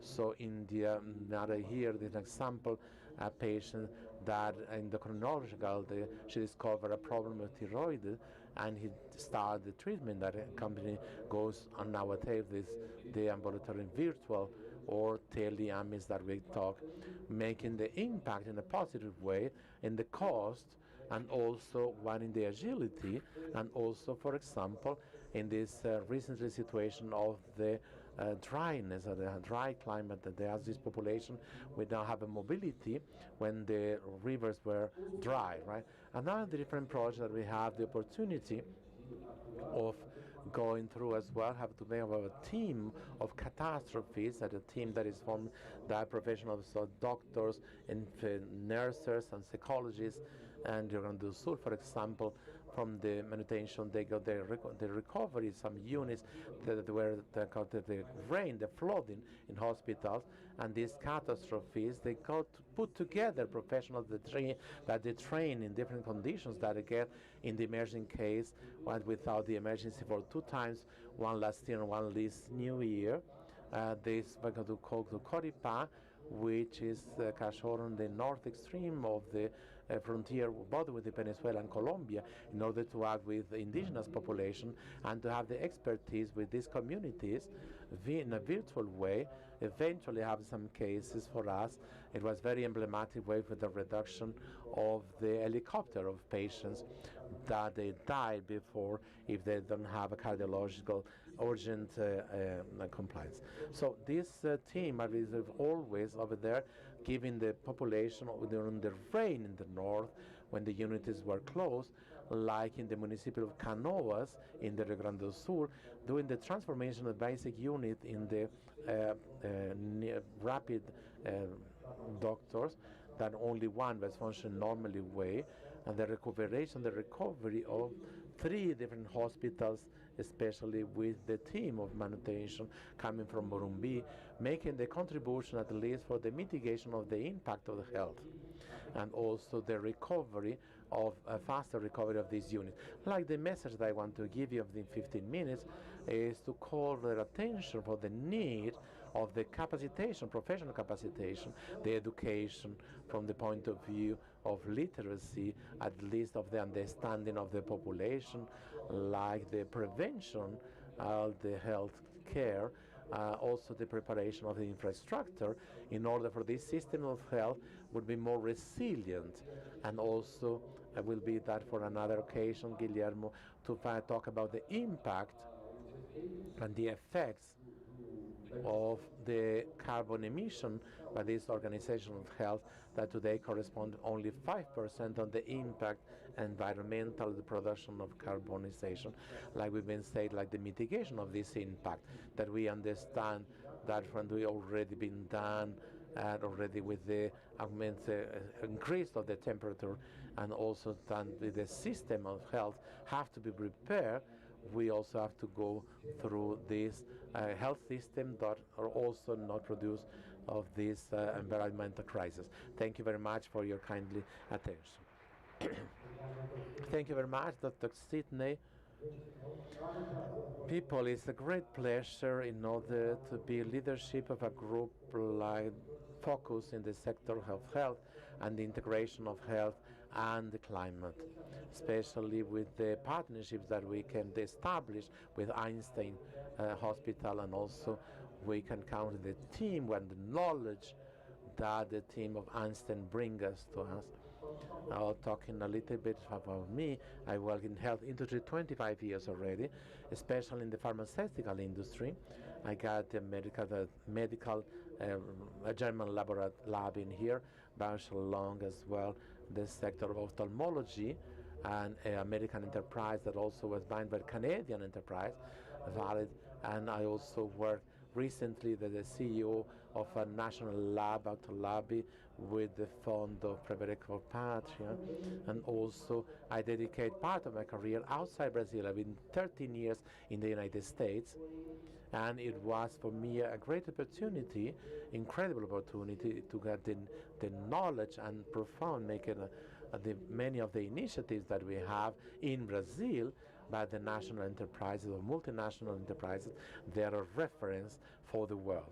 Brazil really have many initiatives, some of them that Dr. Sinic has shown, like the telemedical attention and assistential medical assistance for to get the answer and the preparation for emergency event and disasters, that Andres leadership, like also in action in the flooding in Rio Grande do Sul and some of the extreme events that we have recently.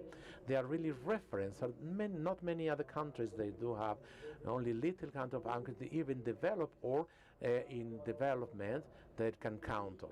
That for that is a privilege, a big privilege to be debating this, the recommendation and initiatives that Brazil can do in order for, in the future version of this COP, other countries also, the medical health and always continues to be a central theme, a central topic, like nowadays it's a fundamental thing for health. Let me see, I got only one slide that I want to go deeply in order to mention in health. That is a pillar, fundamental pillar of the climatic agenda, because of two principal motives. The health is responsible for a significant part of the emissions. Even the sector of global health will be our country, will be the 5th biggest emission of the gases in the world.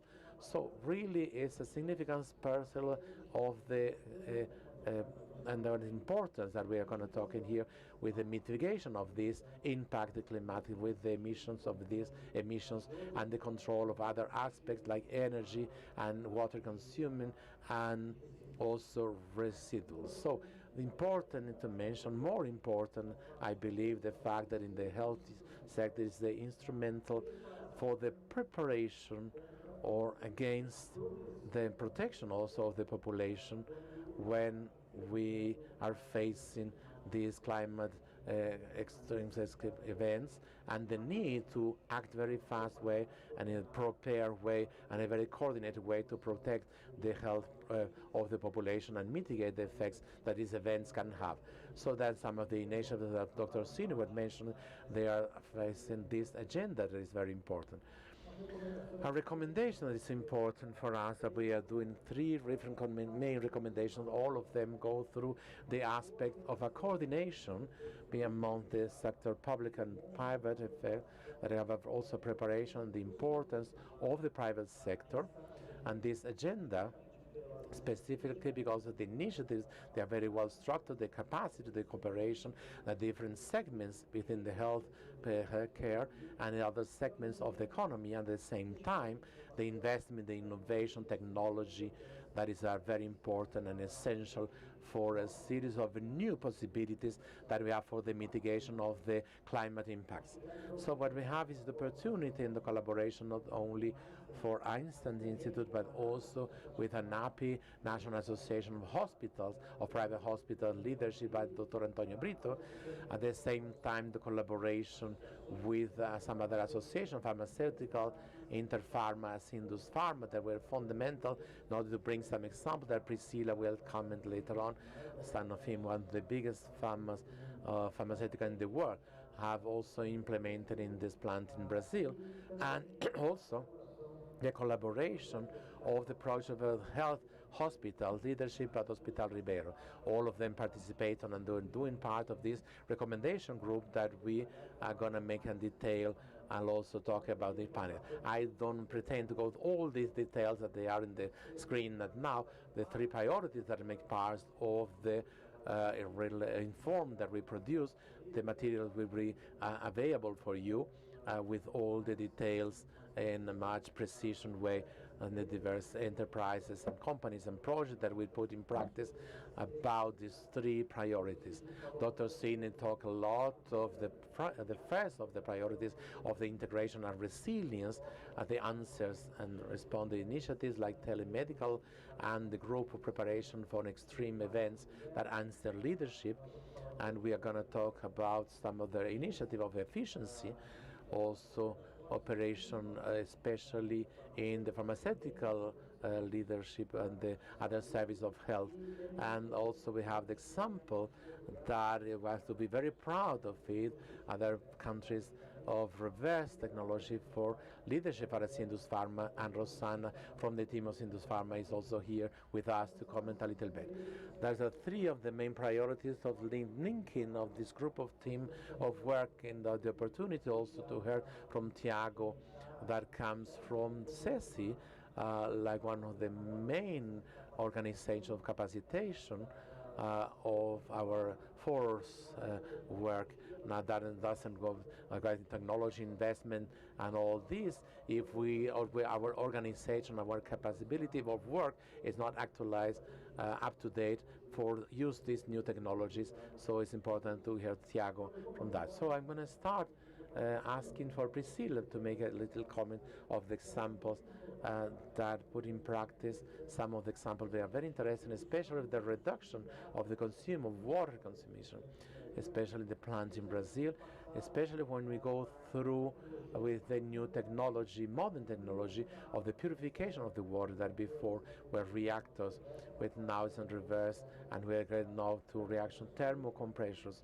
So that I understand that reduce a lot of the water consumed in 15% gradually along the years. This is only one of the examples that Priscilla will comment little of the global group of investment and initiatives in order to make the mitigation of the climate effects in Brazil. Thank you so much. So we have a series of solution in digital tools that we focus to actually change the scenery so we have a greater contribution for this global climate agenda. So we actually are a player in two fronts. First of all, in mitigation and then in adaptation. In mitigation, we have this example that you have mentioned to reuse water in our factories, which this decreases our carbon imprint. And we also have efficiency climate projects where we have a goal of 100% of use of renewable energy until 2030. France has already fulfilled this. We also have a great use in solar panels, so we can bring clean energy, so we can use it not only in our homes, but also in our factories. And also a big investment of euros in 2030 for this climate agenda. In terms of adaptation, we work with great efforts to decrease the effects of climate change, especially for vulnerable communities. Unfortunately, when we have these climate crises, we know, and we've seen a lot of data received for that, that they are the ones that are most affected. But also with our philanthropist branch, where we have a lot of actions and responses for these climate emergencies. Here in Brazil, we had recently a very strong result, which was how we responded for our floods in Rio Grande do Sul, where we were able to viabilize the donation of medication, which had a great impact for 2 million patients. And we were able to do this donation in partnership with the Health Secretary of Rio Grande do Sul, which was a very strong and very transparent process. So we donated only what was needed so that we didn't have anything that was thrown away. And we were able to help all these communities that were affected in terms of climate emergency. So we do have these fronts because we understand that these climate emergencies are going to continue to happen in the known and proximate future. So the companies in the private sector have a role in this mitigation. We also have other digital tools that we make use. We work in partnership with SESI because we understand that in the patient's journey, it represents 50% of the emissions of carbon of the health sector. So the journey of the patients was starting from the diagnosis and treatment and hospitalization, internalization, consultations. And we live in a very big country. Most of the time, these patients need to dislocate and move to actually receive help.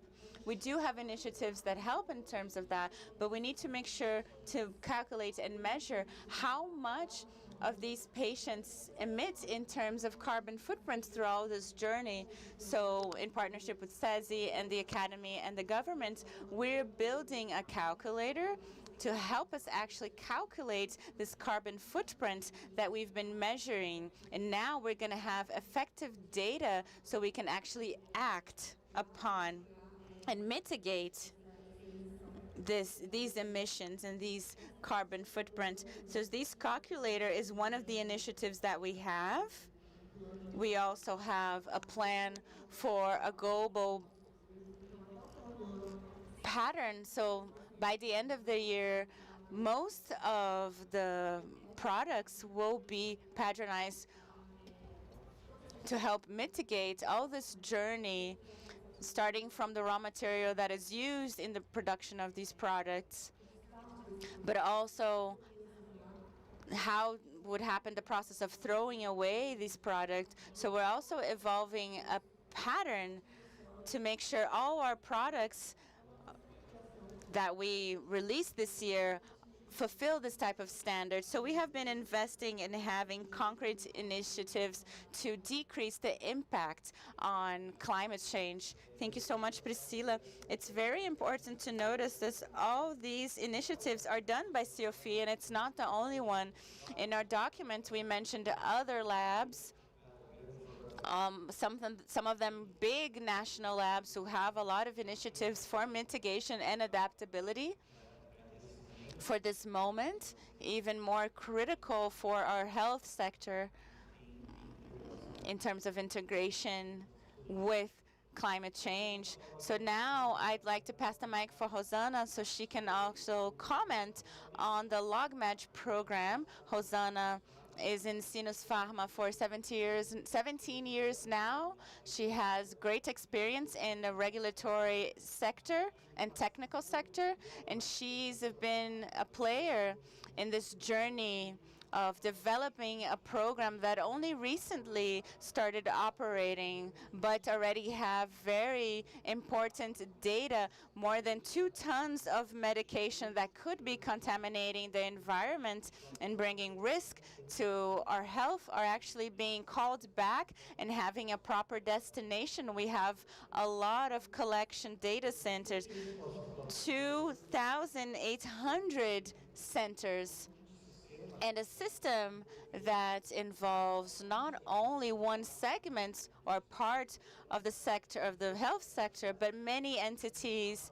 And Sindus Pharma as a leader in this process, but also 17 other entities in all the health sector, including distributors, pharmacies. So please tell us a little bit about this process, because it's an inspiration and a reference for other countries. Thank you so much for the invitation, for the introduction. I'm very proud because this is a project that does and provides a big benefit not only for the government, for the population, but is a collaboration, a collaborative work and as intersectoral work. So the logic is very clear. Once the distributor goes to a pharmacy to deliver a medication, he actually withdraws that have already been collected by the population, which are the medication that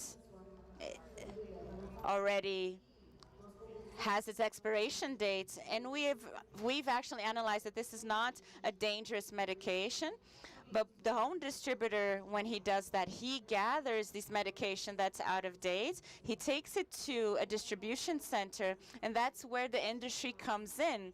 The industry does the adequate destination. Certain states now have amplified their co-processment for this residue. For example, in structures for building, construction, and others in great parts of the states, these residues are incinerated, so there is a proper discard. It doesn't contaminate the soil or the water. And this is financed by the industrial system. This is a project, there is no cost for the government, and all the agents contribute, the whole chain contributes, and it's a benefit not only for the patient, but also for the environment. So this is a sector that's been growing throughout the years. Just in 2024, we had 134 million patients that were taken care of. We have a lot of units, and our goal is not quantitative, because we also, with something that Priscila mentioned, is the rational use of medication. If our quantitative measure or goal was a certain way, no, that's not what's important. It's qualitative. So it's certain units that established in big cities and then smaller cities with the objective of acting in 26 states and the federal district. And it's a case of collaboration between different sectors without, not to mention if we have, there is no finance, public finance, each one actually can act in their own expertise, and it works wonderfully. It's a program that I believe that should serve as a case for other similar initiatives, not to mention the coordination that happened inside this industrial sector and the pharmacy sector, but all the companies in the pharmacy sector that helped in terms of the dispense and to help actually put this program together, but also the partnership and the collaboration of all the supply chain, all the retailers that have collection units in their own stores. So it's a case of collaboration, of coordination, which is so much needed in all the initiatives that we find. It's very difficult to do something like that, specific parts in the economy. We do need more collaboration. So perfect and excellent. I'd like to pass the mic to Thiago. We don't have a lot of time, but it's very important to hear, Thiago, the role that SESI has been implementing in the capacity of professionals and with technologies that are directed for sustainable climate.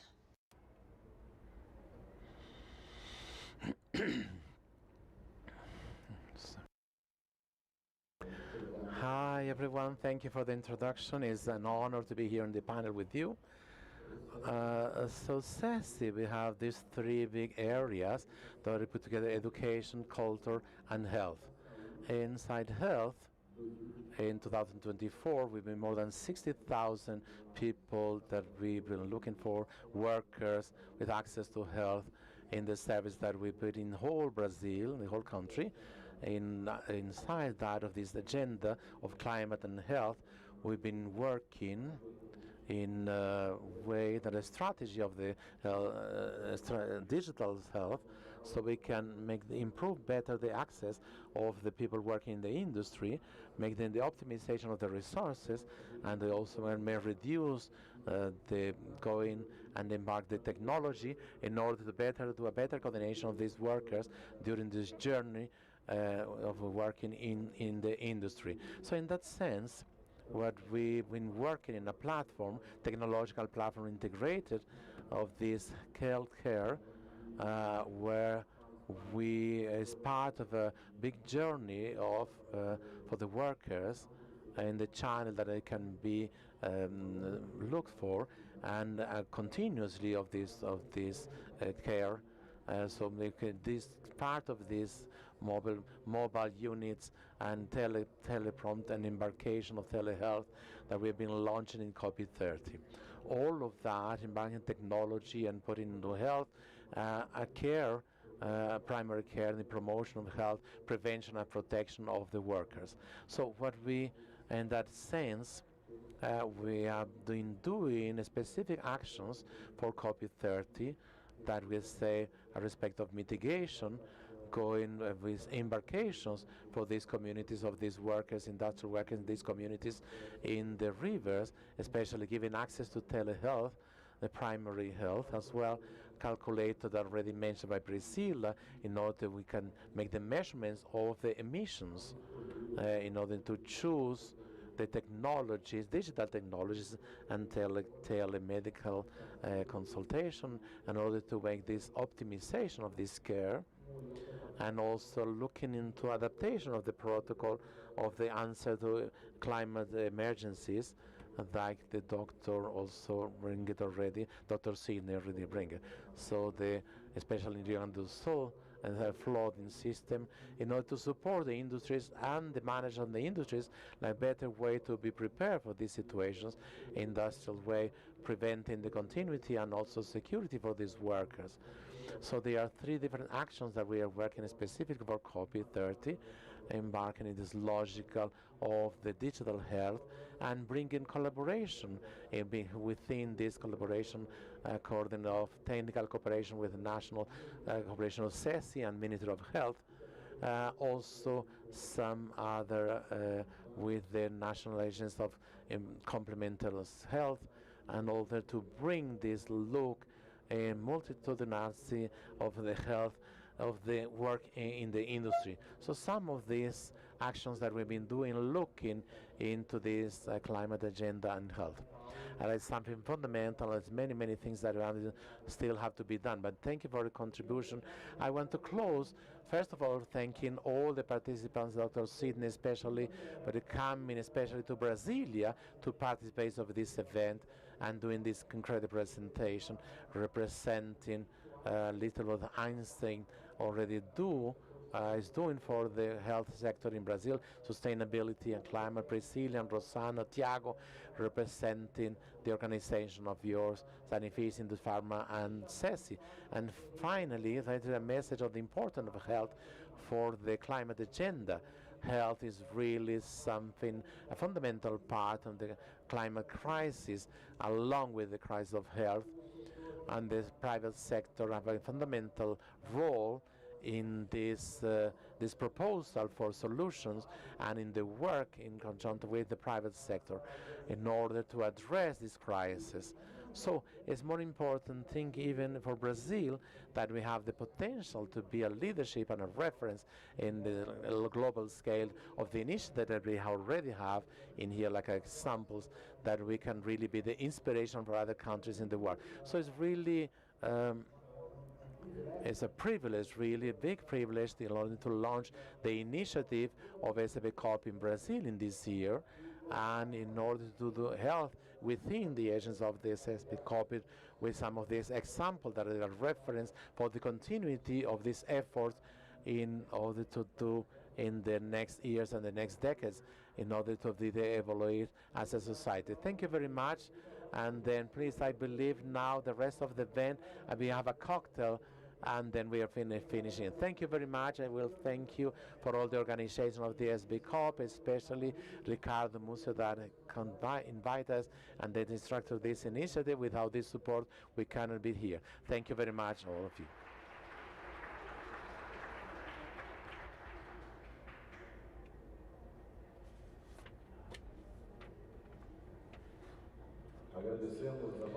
Thank you very much for the panel's people in here. Also, thank you for the participation of all of you in this event. We remind you, please get back to radio transmissions acquired at the beginning of the event. We invite you now for the cocktail that will be served on this space, really on this side. Thank you. Have a very nice